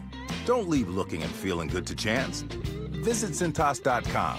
Oh, I'm ready! And get ready for the workday. T-Mobile has an exclusive bundle for customers 55 and up. I'm Sarah Bowl. Yeah, I'm Frank Bowl. A reliable network is key for us. And with T-Mobile, it's been wonderful. And going to the 55-plus plan saved us so much money. A lot. And that's important. Trying to keep costs down. The home internet's been perfect. It's fast, it's quick. The setup was so easy, it took less than 15 minutes. It was like, ta-da! If you want simplicity, coverage, reliability, you want the whole package, T-Mobile has it. Right now, T-Mobile customers 55 and up can get 2 phone lines on America's best network, plus America's fastest 5G home internet for just $30 each. $30 per month each line with autopay plus taxes and fees. Minimum age 55. Pricing for home internet rely on 2 lines of Essentials Choice 55. $35 connection charge per line required. Best mobile network and fastest 5G home internet based on analysis by Ookla of Speed Test Intelligence data 2H 2025. All rights reserved. This is Seattle Sports. Streaming through the Seattle Sports app. KIRO AM Seattle. KIRO FM HD2 Tacoma. Home of the Seahawks, Mariners, and everything Seattle sports. Give me a freaking auto! From the Quantum Fiber Studio, this is Brock and Salk on Seattle Sports. I don't read the internet, guys. Take the bull by the hands. And Brooke, you are. And Brooke, you are. Now here are your hosts, Brock Heward and Mike Salk. All right, let me start by asking a question I already know the answer to. Lyle, have you heard of the Red Queen theory? Why are you asking if you know the answer? Seriously. I'm guessing the answer is no. You've not heard of the Red Queen theory. Nope. The Red You've Queen. explained this before. Huh? You've done this before. I think we've talked about it before. Yep. It's a theory of both biology, but more appropriately here for business. The theory essentially states a company must constantly innovate, adapt, and run as fast as possible just to maintain their current market position, let alone advance. So the idea is to never be stagnant, to always be innovating, to always be looking at the next thing, not the current thing. Evolve or die. Evolve or die, essentially, yeah. That's really what it is, evolve or get left behind. And, again, I don't know whether it is entirely relevant in Major League Baseball or any sport because there are still players out there, right? And even old school ideas that have been left behind can succeed. So I don't know whether the Red Queen theory is perfectly suited to sports in all examples, but I think there's some relevance here. And the idea behind it is we each kind of get caught up in the best practices of our time and don't always recognize when those best practices change. And we're all guilty of this. And I'm going to put myself in this category times 10. But we're all guilty of this. When analytics became a thing, sabermetrics at the time, right, in the early 2000s, it was shocking to a huge group of people, mostly old players, who just could not understand what was happening. They didn't like it. They couldn't understand it. They thought it was ruining the game. And they may be right, but regardless, it was absolutely helpful for these teams at that time to win.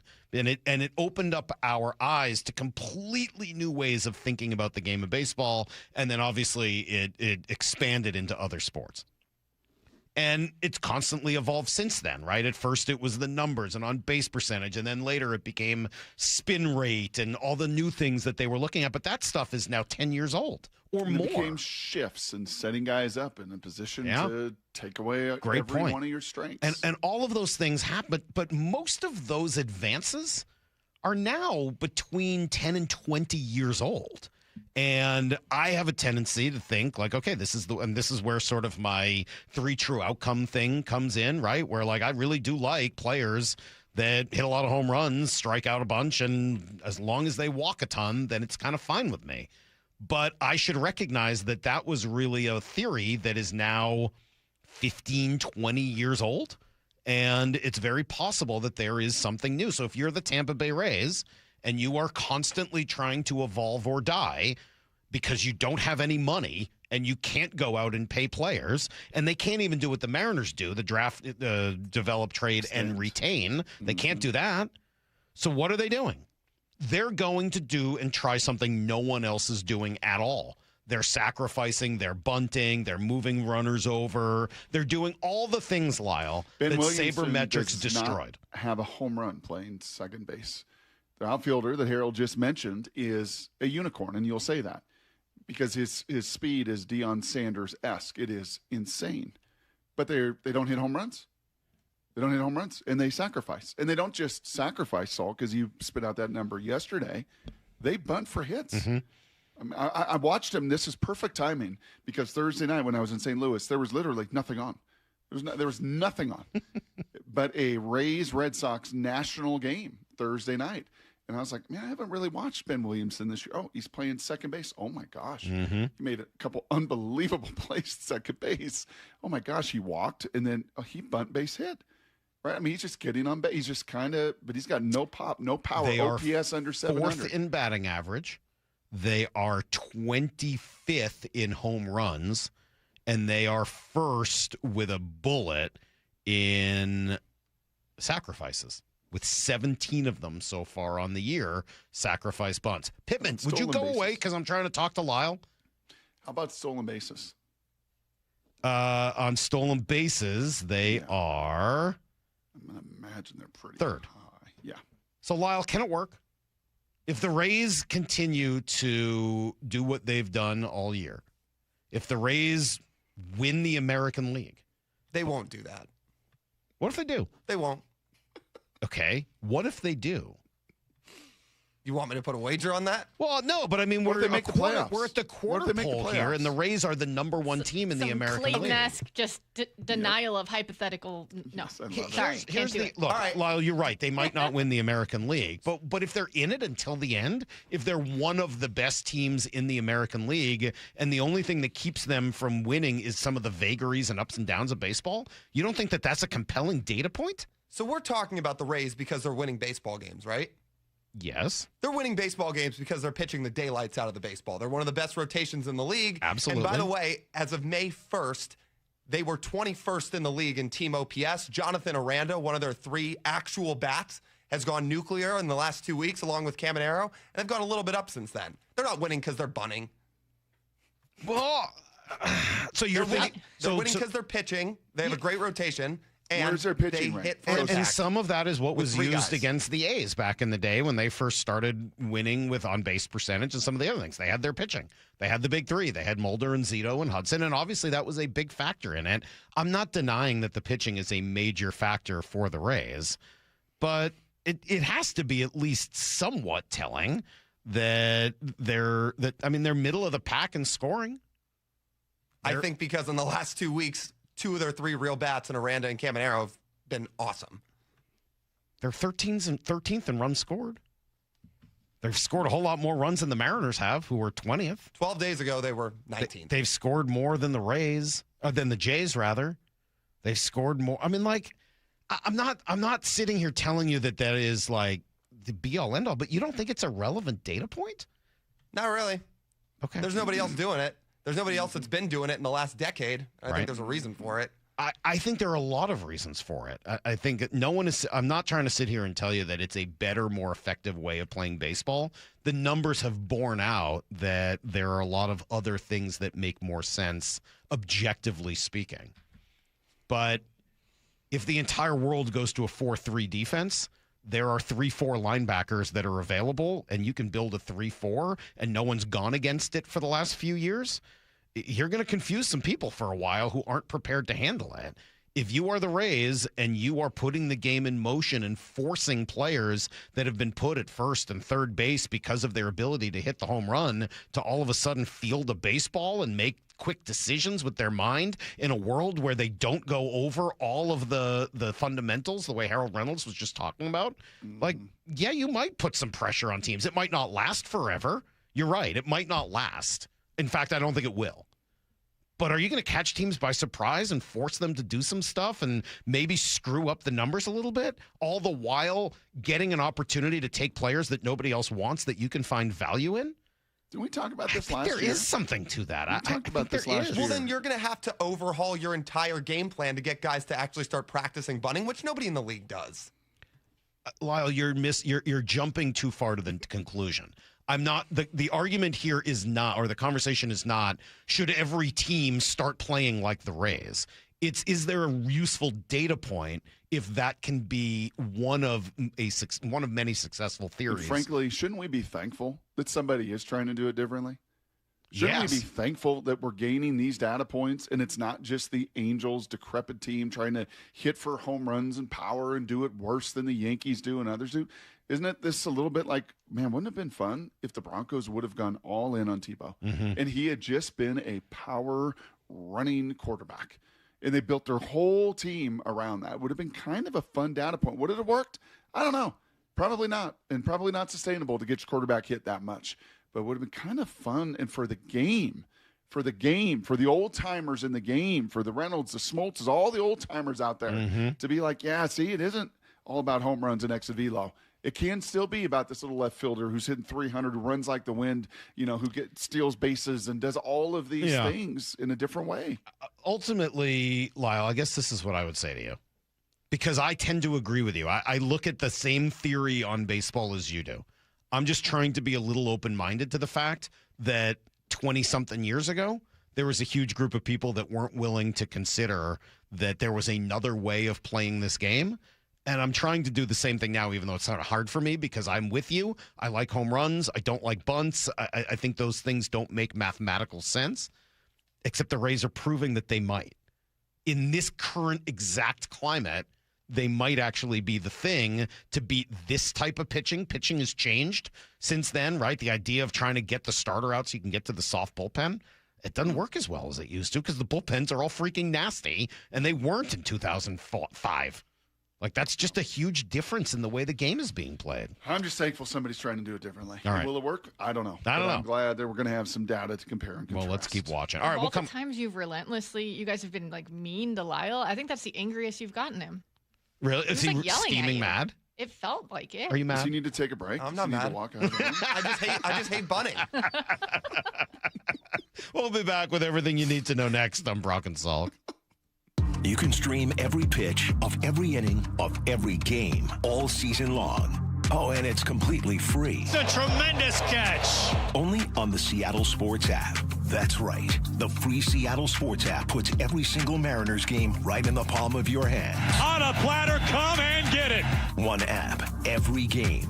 Plus the latest Mariners news, insider access, video, and podcast. Holy smokes, what a play. Pretty awesome, right? Just like the Mariners. I'm Stacey Rost, and here with my friend Mark Clymer, GM of Wayscar Ford, Isuzu in Auburn. Mark, I know for me, when I go to a dealership, I just don't want to feel pushed into buying something. Hey, I'm just like you, Stacey. I don't want to feel pressured when I'm trying to buy something either. So we understand that, and so do all of our employees. The bottom line is we'll give you the information that you want. We'll take care of you from beginning to end, and if it works out, great. If it doesn't, we understand. We only want to sell you a car if you want to buy one. I think the thing that I want most is to be able to trust the person I'm working with. It's a huge investment, and I got to be honest, I don't know a ton about cars. Second largest thing most people ever buy next to a home. So You're right. You want to make sure you're buying from a reputable place, you want a warranty, and you want to make sure you're covered for any reason you change your mind. And we offer that. 5 days or 500-mile, 100% money-back guarantee. And congratulations on 104 years in Auburn. That's a big deal. Check out the 104th anniversary sale going on now with great prices. That's Wayscar Ford Isuzu in Auburn, wayscarford.com. I saw her texting coming up to a stop sign, and so I saw the accident coming, and she T-boned us. In the blink of an eye, Crystal's life changed when she suffered a severe spinal injury. The pain was something I had never experienced before in my neck. I got massage therapy. I saw a chiropractor. I was prescribed muscle relaxers so I could sleep. I got depressed. Nothing was relieving the pain. Drugs, sleepless nights, and depression. Sound familiar? I'm Dr. Mark Shelley, a chiropractic physician and board-certified functional neurologist. At Sound Pain Solutions, our treatments include high-dose laser combined with spinal decompression and other comprehensive therapies to rehabilitate damaged discs. We use treatments that are non-surgical, FDA-cleared, drug and pain-free. I was able to get off my pain medicines, and I was able to sleep through the night, and that was what I was desperate for. To learn if you're a candidate for our treatment, call us. Sound Pain Solutions, 855-996-0025 or click soundpainsolutions.com. This baseball season, Home Comfort Alliance is changing the game. John Curley here. Get the price of a new heating and AC system in just 60 seconds on your phone with no pressure, no waiting. Just a few questions and you get a winning personalized price. That's a home run. And if your system is over 12 years old, it could be costing you up to 20% more or could soon fail. Score a personalized price for a new system in 60 seconds at homecomfortalliance.com. Call the comfort people. Home Comfort Alliance. After 49 plus years in business, all the gear has got to go. Murphy Auctions presents the huge equipment auction of Don Olson Construction and Lee's Sanitation. And this is a big one. Like late model job ready iron, including a 2022 Western Star Super Solo with under 7,000 miles, plus 4 additional dump trucks, and a 2021 Ford F550 flatbed 4x4 with under 9,000 miles. Excavators, we got them. A 2019 Cat 315 FL, a 2021 Cat 310, plus 14 more. There's 11 Case 580 backhoes, 6 Case 550 dozers, plus pickup trucks, trailers, and a massive lineup of support equipment like buckets, trench boxes, welders, compressors, shop tools, and more. Bidding is open now and starts closing Wednesday, May 13th at 10 a.m. Preview all equipment on site Tuesday, May 12th in Auburn. For photos and all details, check murphyauction.com. murphyauction.com. Mariners and Astros today in Houston. 5:10 first pitch, 4 o'clock pregame. Hear every pitch live for free on the Seattle Sports app. Hey, it's G. Scott. Let's talk real for a sec. Summer is supposed to be about sunshine and kids having fun. But when the kids are home all day, that grocery bill, yeah, it grows fast. That's why I want you to know about Sunbucks and why our friends at Safeway are helping get the word out. If your family qualifies, you can receive $120 per child to spend on groceries this summer, food in your cart, and a little less pressure on that budget. And let me be clear about this. There's no catch, no judgment. This program is simply about making sure kids have enough to eat when school is out. Here's the important part. Many families are enrolled automatically, and a card may already be headed to your mailbox.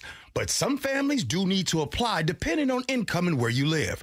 So take a couple minutes and check. Visit freesummermeals.org. That's freesummermeals.org. Safeway, looking out for your family this summer. Once again, that's freesummermeals.org. If you have unfiled taxes or are in debt to the IRS, this is important news. Did you know the IRS has programs specifically designed to help people struggling with tax debt? Powerful tax assistance programs that can save you thousands if you qualify. No one knows these programs better than the experts at Optima Tax Relief, America's most trusted tax resolution firm, A-rated by the Better Business Bureau. Their award-winning tax attorneys and licensed professionals have resolved over $3 billion of tax debt for their clients. One call to Optima can start the process, helping to put an end to your worries about wage garnishment, asset seizure, and other aggressive IRS actions. Find the best options to solve your tax problems. Call the experts at Optima Tax Relief today for a free consultation. Call 800-343-6460. 800-343-6460. 800-343-6460. Optima Tax Relief.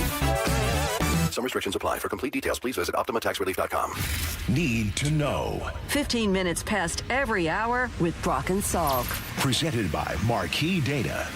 Here's what you need to know. Up first. All right, Mariners win again last night, bouncing back after a tough series in Chicago. They have just spanked these Astros. I mean, 5 wins and 5 chances against them. And plenty of heroes last night. I just like the Julio home run because he got all of it. Here's the 0-2. Swung on. That's crushed. Left field. Ain't no doubter. It's on its way. It is gone. Over the Crawford boxes, off the wall. Julio. A no-doubt solo smash. I think he almost put that through the wall. The Mariners lead 3-0. You still hate those Crawford boxes, Brock? Not as much as Kyle. Kyle always hated. And I think Howdy. I think those two kind of led that They're a charge. lot less detestable when you hit them over the Crawford boxes. Yeah. It's much more frustrating when they go into the Crawford boxes and you're like, well, that's a chintzy home run. But when they go over the Crawford boxes, you're like, that's fine. Yeah, that's pretty legit. Hit the train. What was it, 419 or something from Julio last night? That ball was crushed. Great outing from George Kirby once again. Been their most consistent starter this year. It's not close. You know what it was with George? It wasn't his best. But he didn't let, and this is now 11 starts, but he's not giving up a home run to the Astros. He just does. He was not going to give in, and there were a few walks kind of in there, and kind of like smart. He didn't go long, right, just 5 innings, but it was a smart. I thought it was just an emotionally stable, smart. Here he is start from after him. the game. Especially this type of team, if you're not getting ahead, like just their OPS goes up so much. So I'm happy I was able to kind of work back into counts and get some good swings and misses when I needed to. So, yeah, I mean, it just shows you how valuable strike one is. So. Can't hear him all that well, but he's talking about getting back into counts and, how important it is to try to get ahead. And, yeah, you're right, Brock. I thought it was a calm, cool, collected version of George last night. Gets through 5 innings, only allows the 1 run, and even that was a little bit of iffy defense, and the bullpen took it from there. A's idle, so the Mariners now just 2 back. Game 2 of the series tonight, Brian Wu against Tatsuya Mai, who's coming off the IL to make his first start since that first start here in Seattle a month or 2 ago.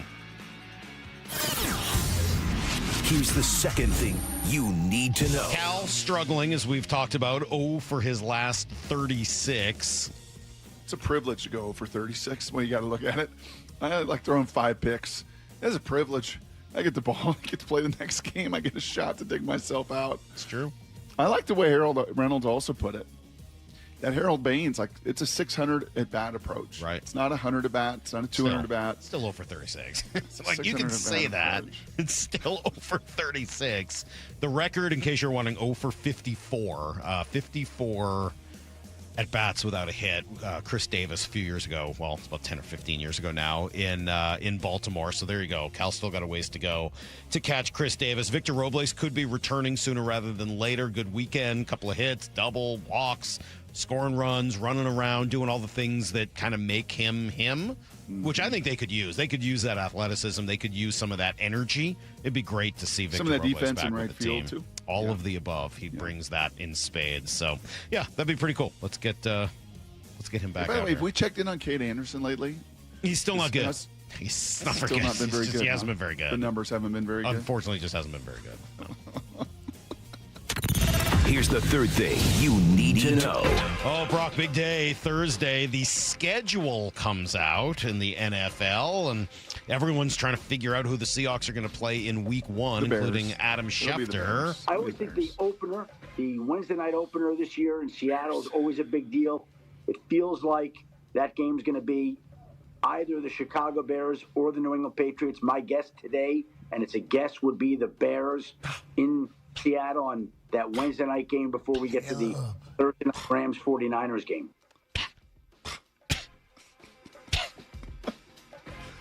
What did a listener point out, Maura, that somebody on his show is a huge He has a guy Patriots named fan or Boston something? Connor. Boston a fan Connor? of all the Boston sports team. There's a very, very famous Pat McAfee phone call that involves Boston Connor. Oh, yeah? Oh, yeah? Tell us about it. Well, I can't say what the kid said on the air, but he was about 8 years old and he called in and. Oh, that guy now works for him? Or he's just a fan? No. It was a phone call. Oh, no, I listened to that. That was, yes. And he mentioned Boston Connor on the call. Oh, gotcha. Is he a friend Bears of mine? Seahawks Wednesday night move the needle? I don't know. I mean, it's the first game of the year. Does it need to? Would you rather have the Patriots? No. They can't do that. They're not going to put Mike Vrabel's team first game of the year. They're just not going to do and her that. husband made up. They're kissing everything's in fine? public. They're fine. Oh, everything's fine now. Okay. Standing by her. Okay. That's everything you need She's to know. standing by him. Quarter past every hour here on the Brock and Salk Show. I'll tell you what, we're going to do something shocking next. I never thought this would be something we would ever do. All on this these show. years, been about my partners. Yeah. Been about my exes. Well, there's we've done some Tess. other Oh, there's partners. Carter. Oh, there's Baba Shusen. Oh, there's Joe Davis. Oh, there's all my exes. Don't live in You have Texas. a lot more exes than I do, to be honest Yeah. with you. But I did once leave you for Michael Holley. Yep. And we've not talked to him since. I came back. Michael and I had an up and down relationship at times, especially even afterwards, but we have mended fences, and we've been communicating more over the last few years. And he knows Wick Grossbeck pretty well, potential owner for the Seahawks. Plus, he's in Boston. I think there's probably a Vrabel conversation to have there as well. He will join us next on Brock and Salk. Stick around for Bump and Stacy coming up next at 10. That's right. That's what this news feels like. Committee for So there's going to be a committee to decide whether they're going to make an announcement and when they're going to make an announcement. Give Seattle a team. Bump and Stacy with Michael Bumpus and Stacy Rost next at 10. I hope you guys are prepared to be embarrassed by my behavior. We're going to be on Hard Knocks for sure. We're definitely going to be on Hard Knocks because I will drag us in front of these cameras. On Seattle Sports. The full box score does. I'm Brock Heward, and most business leaders aren't short on data. They're short on clarity. Numbers are scattered across ERP, CRMs, and spreadsheets, making decisions reactive instead of confident. And that's not how great businesses are built. Marquee IQ brings all your data together into one clear view, even if it lives in disconnected systems or offline, so you can see what's really happening and act faster. Stop running your business on highlights. Get the full picture. Visit datathatwins.com to see what Marquee IQ can do. Around here, we see a lot of people head out. No matter where they're going, we just help make sure they're ready. Before you hit the road, get a pre-trip safety check from Les Schwab Tires. It's free. Plus, this May, save up to $200 on select sets of 4 tires, including all-terrain, highway, all-season, and all-weather. So go ahead. Explore with confidence. Les Schwab Tires. We're here to help you take the long way. Limited time offer while supplies last. See leschwab.com/sale for details. What is that sound? Ugh, that sounds like a plumbing sound. Luckily, there's a company that fixes all the plumbing sounds across Puget Sound. That's All Sound Plumbing. Puget Sound's plumbing experts. Have a sound? Visit allsoundplumbing.com. Windows are a home's top target for break-ins. At Lake Washington Windows and Doors, we offer added security with our exclusive 3-layer security glass protection. Combined with our lifetime warranty, you'll have lifetime peace of mind. Choose Lake Washington Windows and Doors, a name you can trust. Olympic Hot Tub has more ways than ever to achieve total wellness at home. Immerse yourself in a saltwater hot spring spa and let jets melt stress away. Enjoy a refreshing swim in an endless pool swim spa. Retreat to healing warmth and detox in a Tilo sauna. Then awaken mind and body with a cold plunge. You'll be saying, in no time. Your path to wellness starts today at Olympic Hot Tub. Current specials with exciting savings at olympichottub.com. Better you, better life. For over 113 years, Pacific Lamp and Supply Company has been your #1 lighting specialist in Washington, from the Space Needle in Seattle all the way to the Riverwalk in Spokane. With the largest lighting inventory in Washington, Pacific Lamp's knowledgeable and experienced staff can assist with any lighting issue, including intricate lighting and control designs. Plus, they work with all utilities in Washington to get you the best available lighting rebates. Pacific Lamp and Supply Company, Washington's lighting experts since 1912. Visit pacificlamp.com. Hi, this is Nancy Penrose, owner of Big Trees in Snohomish. Spring has sprung. Need color to brighten up your yard or privacy trees to keep your neighbors guessing? Now is the time to buy. With hundreds of trees arriving in the nursery daily, Big Trees has the perfect tree for you. Check out our updated inventory list online at bigtreesupply.com or come visit the nursery today.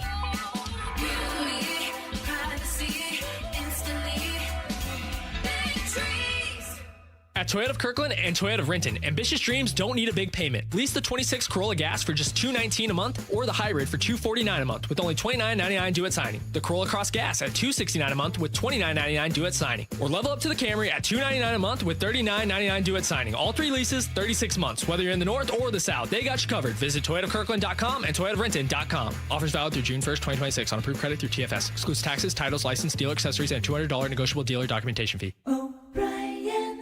Mariners and Astros today in Houston. 5:10 first pitch, 4 o'clock pregame. Hear every pitch live for free on the Seattle Sports app. Hon, is your new pinball machine in our budget? KeyBank will meet you in that our money is now our money moment. Actually, our banker Steve recommended we start a joint checking account for bills and keep our individual accounts for things like, pinball machines. Did someone say Banker Steve? I was in the neighborhood in case you had any checking account questions. Steve, you're always there for us. Now, how quickly can we open that account? Steve, are you seeing this? For every financial need, we'll meet you in the moment. KeyBank opens doors. KeyBank member FDIC. What if you could have the most reliable Wi-Fi?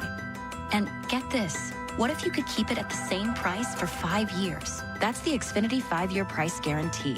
Just 5 years of fiber-powered Wi-Fi that boosts speeds to the devices that need them most. That finds and fixes problems before you even notice them. Like super intelligent Wi-Fi with a 6th sense.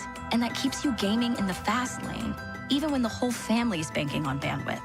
And here's the best part. No annual contracts, no hidden fees, and our best equipment included. Plus, get online in minutes with same-day Wi-Fi.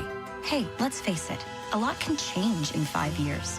Kids grow taller, dreams grow bigger, but your Wi-Fi, it would stay reliable and the price would stay put. The Xfinity 5-year price guarantee. Lock in your price and unlock the possibilities. Xfinity, imagine that. Select plans only. Restrictions apply. Powered by fiber. Connected to the premises by coaxial cable. Actual speeds vary. Hey, it's Dave Wyman speaking to those who have recently been diagnosed with prostate cancer. I spoke with Dr. Meyer, the medical director of the Swedish Radiosurgery Center, and Dr. Meyer said Swedish CyberKnife patients are really satisfied with their experience. They report very few side effects, and they're seeing excellent cancer control 10 years later. To learn more, go to swedish.org/cyberknifeprostate or call 206-320-7187. CyberKnife is a registered trademark of Accuray Incorporated and is used with permission. This hour is brought to you by Davis Law Group. From the Quantum Fiber Studio. This is Brock and Salk. Weekdays 6 to 10. On Seattle Sports and 97.3 FM HD2.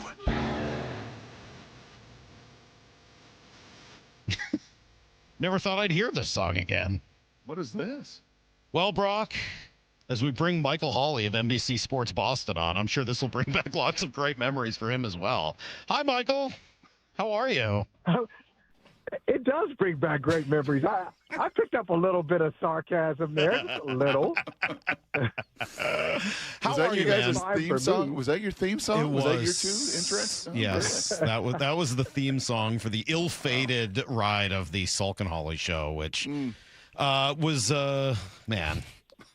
It had its moments, I guess. Michael, it's good to hear your voice, man. How long was it? It was it was 1 year. What was the 11 months? Did it go a year? Almost. You know how I know? Okay, so you can't say you can't claim a year then. No, it was not a full year. No, it was not a full Can't say year. it was a year. Like if you guys look at it like a kid. Hey, how old's your kid? Oh, he's a year old. Oh, wow, is that mine? Well, actually, he's not. Michael, don't feel He's bad. 11, okay? he's 11 months. Yeah, it was a show only lasted long enough to be measured in months. Don't feel bad. It's never worked for Salk with anybody else but me. So That's true. Don't feel bad. Yeah, because all right. That's a great. That would be like a great wrap up or like a great little promotion. Salk and Holley, we're measured in months. Well, we certainly weren't going to be measured well in ratings or in impact on the media landscape or anything else. Hey, listen, Brock. You got to play this game. We do this all. You do this all the time. Hey, a low rating in Boston is a high rating. True. In most other places. Yeah, true. This is true. Yeah. Yep. Like if in you Roanoke, in Bismarck, in Duluth. Sure. Yes. Yeah. No. Big time cities. New York, Chicago. Yeah. You hear these guys bragging about their ratings, and you'd say, okay, what'd you get? Oh, yeah, I got a 2 or 3. Like, yeah, that's great in your city, but Not in Boston, you get a 6, and they make fun of you. Yeah. Well, they definitely made fun of me. There's no doubt about that. No. Salk, they made fun of us. Okay, fair enough. Well, thanks for being in it with me. Seriously, it is good to hear your voice. We have not talked in a really long time. We've texted and been in touch, but it is good to hear your voice. And I honestly did want to talk to you about a couple of things, specifically the Wyc Grousbeck rumor, because when this I guess it's even more than a rumor. I mean, this is being reported that he's preparing a bid along with Aditya Mittal for the Seahawks. And I was pretty surprised to hear that name. I know you know him at least a little bit for all your reporting on the Celtics and writing books and all that. Tell us a little bit about Wyc and Mr. Mittal. Well, I know Wyc very well and have known him for, it's about 20 years now, a little bit over 20 years. And so his story is similar to a lot of stories in professional sports. His dad, I think his dad even, his dad is in his 90s, and he still may be on the faculty of Stanford Business School, where Wyc also went, got his MBA from Stanford, and then spent a lot of time on the West Coast during the tech boom. And so his dad always was involved in professional sports and wanted a sports team, and Wyc did as well. So they put in a bid for the Celtics. It seems like ancient history. Put in a bid for the Celtics and for the outrageous at the time price of $300 million. And they sold it just recently. They sold the Celtics. The family did, controlling interest for over $6 billion. But Wyc is a gregarious guy. If he is involved with this Seattle team, if he does get it, if they do get it, he'll be friendly. He's a media-friendly owner. He'll be on your show. You'll want to have a weekly spot with Wyc Grousbeck. I mean, he's just that kind of guy. He's very engaging, involved at the games, and it's the best part. This is what I want from all owners of sports teams. Do everything you can, throw all of your resources at the team, but don't meddle. Okay, be involved, don't meddle, give us the best facilities, hire the best coaches, stay out of the way. And so if you really look at it, he's not a guy who tries to mess around. He's a big fan, but he doesn't upset stability. He doesn't get in the way of you think as a fan, everything is fine. Why is this guy screwing it up? He got in when Jim O'Brien was the coach of the Celtics, And O'Brien really didn't want to coach the Celtics because he was upset with these new owners, Wick, Grossbeck, and Steve Paliuca. So O'Brien resigned. Still wasn't even fired. O'Brien resigns. They go to Doc Rivers. Doc Rivers was not fired. Doc Rivers left. From Doc Rivers to Brad Stevens. Brad Stevens not fired. Brad Stevens promoted, and now they have Joe Mazzulla. So that just tells you that's not a coincidence. He believes in continuity, but also believes in excellence. So I think it's a good balance. So the question is, how much control will he have? How much equity will he have in the Seahawks if he's involved? Because, guys, we can count. There are probably 50 people in the world at this point who can seriously afford to buy an NFL franchise at the top end of the market, which is where the Seahawks will land when this thing is finally just when the plane finally lands. Let's put it that way. So that's just a scouting report on Wick, but you'll like him. Michael Salk's ex, Michael Holley, here with us. 11 months they dated and never fully consummated the relationship to a year, but got to 11 months. So as you explain all of that, I can imagine our audience, a number of our Seahawks fans, trying to think, okay, who is that in today's NFL? Everything you described of him, is there a comp that you would say, yeah, he kind of should remind fans of this owner in this market? Yeah, that's a great question. Trying to think because he's got elements of different. Is there a people. Bob Kraft? As you were explaining that, like Bob Kraft to me is a guy that's pretty friendly, and I thought of that, and they are, and they're buddies. By the way, they're Bob Kraft. More of Jonathan. Jonathan and Wick are contemporaries. As a matter of fact, I think the statute of limitations is up because I used to cover the Celtics, Brock, back in the day. So I stopped covering the Celtics for the Boston Globe, and I became a columnist. So because one day I'm at home. I get a phone call from Jonathan Kraft. And he said, hey, by the way, the Celtics are about to be sold. And the guy's name is Wick Grossbeck. I said, say that again? How do you spell that? Wick Grossbeck. So he told me that it was happening. That was my source. I can reveal my source 20 years later. There we go. Yeah. It was Jonathan Kraft. But they're buddies. I would say they're similar except Kraft lately has seemed a little bit impatient. He moved on from Bill Belichick probably a year or two before he wanted to.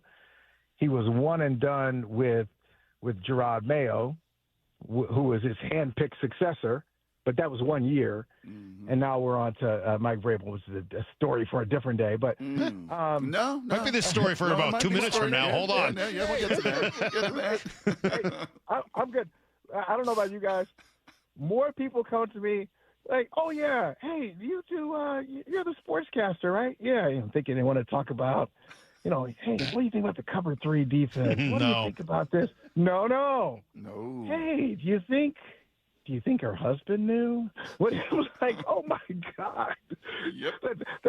The headmaster at my son's school, this intellectual guy who knows multiple languages and is into classical music. He's like, hey, so what do you think's going to happen with Raymond? What's up? Did you see that TMZ thing? I'm like, what?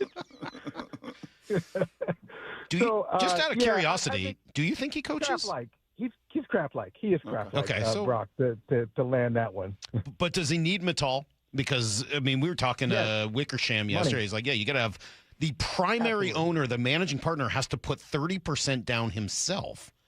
Yep. So, does Wick have $3 billion to put down? So he needs Mittal to be the man, to really be the money, right? To be honest with you, if he had that kind of money to put down, maybe he wouldn't have sold the Celtics because maybe I left out the most important part of the story. You guys threw me off with this Salk and Holley history, so I'm out of sorts here. Yeah, that's fair. But the reason he sold the team, or they sold the team, is because Irv, the dad, wanted to sell and Wick didn't. They just won the championship in 2024, and right after that we hear the Celtics are for sale, and Wick never wanted to sell the team, but Irv had more. He's got more stake. His dad. You got the team because of me. I let you play owner for 20 years. Now it's time to let this thing go. We're going to sell this thing because the prices are out of control. So if he had that kind of money, he would have said, nope, Dad, you can be out, but I'm staying. And that didn't happen. So that just tells you where he is. But money's pretty good, but it's just not at that kind of level, not primary NFL owner money. So what, do you know Matal at all? Because is he now the primary owner of the Celtics? He is not well, he's got some money there. He's got some money, but he helped another friend of Wick, the owner now, the governor, they call him, is Bill Chisholm. Bill Chisholm, also a tech guy, and spent some time on the West Coast during the tech boom, same thing, but a Dartmouth guy. Wick is also an Ivy League guy. These Ivy League guys and tech guys, they travel in bunches. So Matal had a lot to do with making sure this sale went through, and they had the money involved. But the NBA recognizes Bill Chisholm as the primary owner. So you want to see the Patriots Seahawks week 1?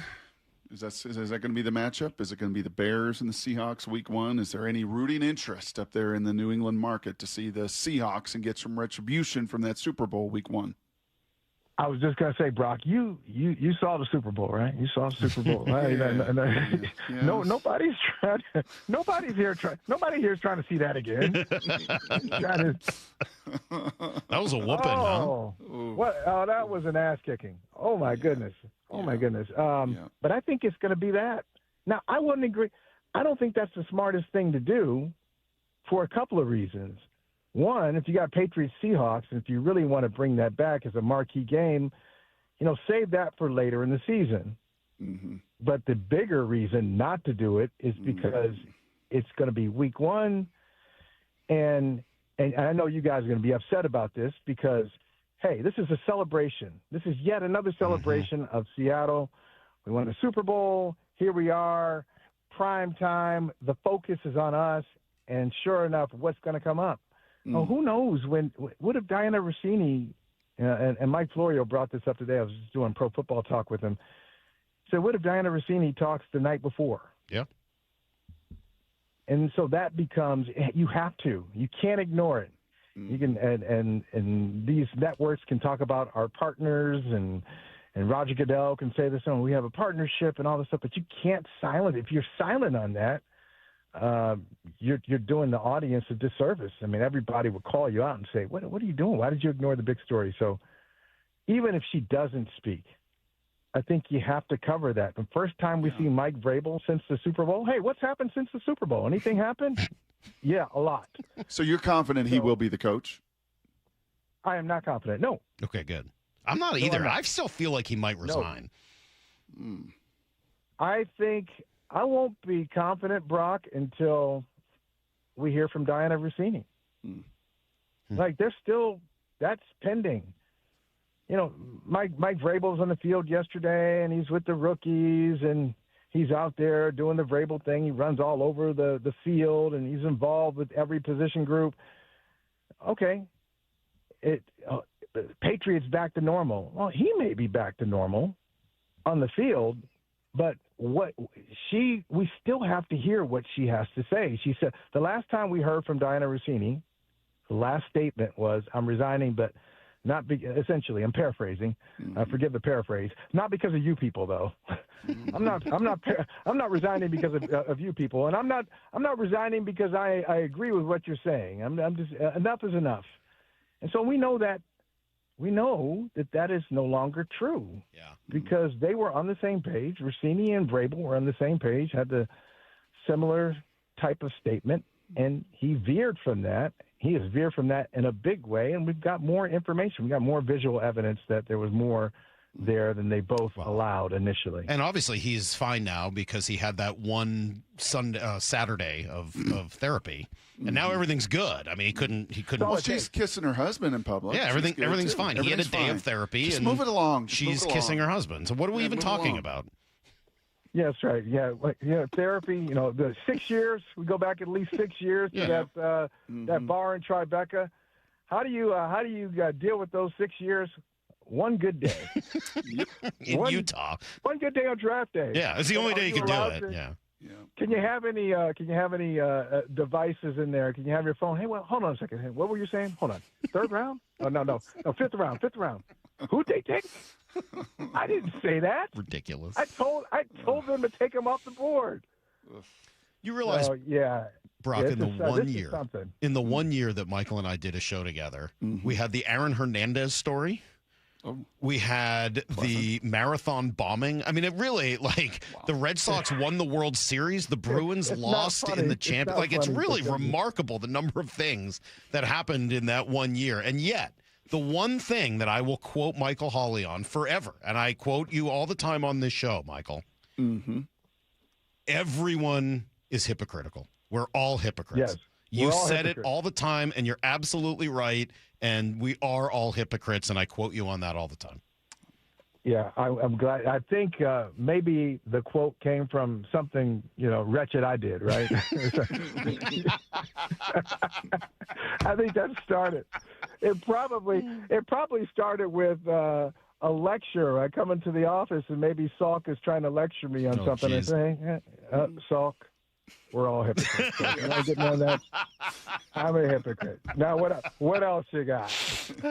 Michael, seriously, good to hear your voice, man. Thanks for helping us out with this, and we'll see what happens. There's a couple of people interested, obviously, in the Seahawks, and if it ends up going to Wick, then I don't know. I think they could be in a whole lot worse hands. That's for sure. At least he's a caring owner who really would. Last thing, any idea why he would want to be involved with the Seahawks of all things? He didn't get involved with any of the other teams that have been up for sale for the last few years. Why Seattle? Well, I think just the juice. I think just being involved.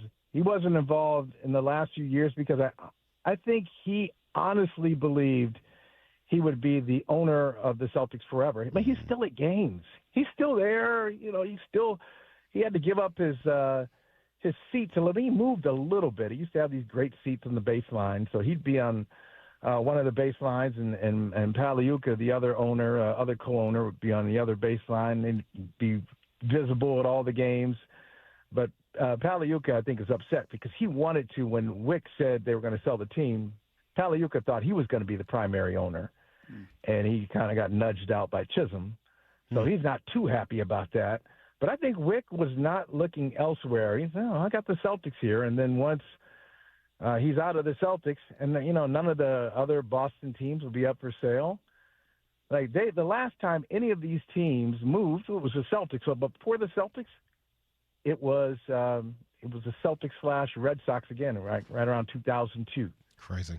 So once in a generation, these teams are up for sale. And so I think he looked around and said, okay, I'm out on the Celtics. Where else can I get involved? And let's look at the Super Bowl champion Seattle Seahawks. It's the NFL, too. I get to upgrade from the NBA to the NFL. Well, I got to tell you, reading through the text messages, you were a lot more popular than certainly Felger was when we had him on before the Super Bowl. He was not well liked. Oh my God, I can't imagine. Just talk about quotes.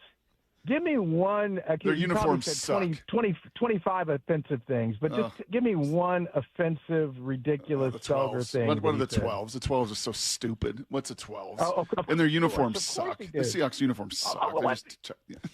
He was pretty. His uniforms suck. He was full Felger for 15 minutes. It was great. Yeah. You see how anytime somebody tells you about the look, that look sucks. Okay, what's their look? And what's it like? Is Felger like a well-dressed guy? No. I try to help him out. Sarah dresses him. Come on, she knows what she's doing. No, actually, I'm telling you the truth. Oh yeah, here you go. Yeah, we got some Pete Carroll. Here, play me a little Felger more. Let's see. Oh, this is great. Oh yeah, on Pete Carroll. Ever.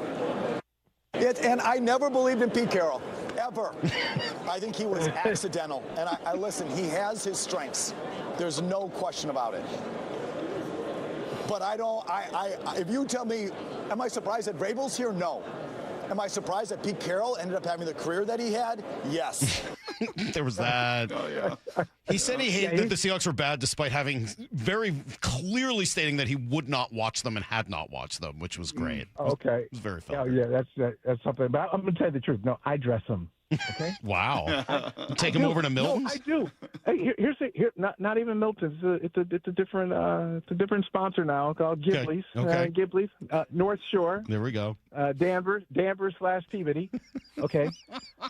So I got this deal, and they said, "Hey, do you want this by yourself or do you want to split it?" And being a good teammate, Brock, I said, "Okay, we can split the funds." Yep. I'll have Michael Felger do it. He's got a tailor at his disposal. He can do everything. Got great brands, and he can last for have 2 or 3 good shows of nice outfits, and then it's back to the Obama-like tan suit. Wow. Okay? Wow. It's really scary. Well, one of our texters says, "Wow, we really got stuck with the wrong Boston guy." Yeah, that's true. You should have gotten the other half of Salk and Holley, and things would have been better all these years. Michael, we got to run. Let's run it back. Thanks, man. Let's run it back. Thanks for doing this. We'll run it back. One day. That'll be the final act for both of us. There's Michael Holley, now with NBC Sports, and yes, my former partner at WEEI. So Stanford MBA, been on the West Coast. A little West Coast element there, right? West Coast element. Papa Bear in his 90s, speaking of billions, said, "We're going to sell for my estate and everything else. We're going to sell the Celtics." And a guy that's hungry, it sounds like, to get back into the pro sports circle. And going to be media friendly, going to be present, but not meddle. Yeah, kind of checks a few boxes here. Yeah. I think Wick would be great. I mean, he's done a heck of a job with the Celtics, and I've been trying to, do a little bit of behind-the-scenes research on all of these possibilities. Mm-hmm. I mean, there's nothing about a group led by Wick Grossbeck and Mittal that would be problematic. I mean, if he were doing it, he'd be in it to win it. Right? Yep. I mean, that's why he's in sports ownership, is to try to win. He did a heck of a job with it in Boston with the Celtics, and I would think he would do it well here as well. And yeah, I certainly don't mind as a radio host and a partner of the team that he's media friendly and would love to do a lot of media. That would be great. I've requested Paul or Jody Allen every single year we've ever been on the air. I would love to talk to the ownership. The $1 billion question, ultimately, and we never even asked this nor answered it. $1 billion question. Does it matter? Of course it matters. It does matter. Of course it matters. What do you now, mean? We don't know them. There's no combine. There's no coach. We don't know how it's going to matter yet. Of course it matters. I mean, it's the money. It's the culture. It's the decision making. I mean, look at how miserable Trailblazers fans already are with Tom Dundon. Absolutely. And look at the 2 big decisions Jody made in the last few years on Russell Wilson and on Pete Carroll. I mean, it absolutely matters because that's the person who's at the very top, not just for the funding, but for the decision making. Yep. Yeah, I think Wick would be great. I would certainly root for that. I think. Why don't you try to get him on the Wick? Get Wick on. I don't think they can talk during this part of the process. Oh, they can't? I don't think so. They're not going to do that. Probably not. That doesn't sound right. Well, thanks Jeff for Passan tomorrow, though. Jeff Passan tomorrow. Daniel Jeremiah Thursday. And please leave us some messages for Here's the Thing on Thursday. We need those, right, Maura? Go to the app. Yes, it's been newly redesigned. It's easier and better. Everything's awesome now in the app. And so go to the new app and leave us a message for Here's the Thing. That was fun. That was fun. That was actually more fun than I thought it would be. That was great. Yeah. I'm glad we did that. I should do a show with that guy. And I can see why he's your ex, though. I can see why it didn't work. It didn't work. No, it didn't work. We were not a great combination over the course of a year, but Michael's a really nice guy. And so I didn't even make it a year. No, we didn't quite make it a year. Thank God. That's another story for another day. We got to go. We got to run. Bump and Stacy up next. We'll see you tomorrow morning at 6 a.m. And until then, the hay is in the bar. See everybody. Get to the chopper!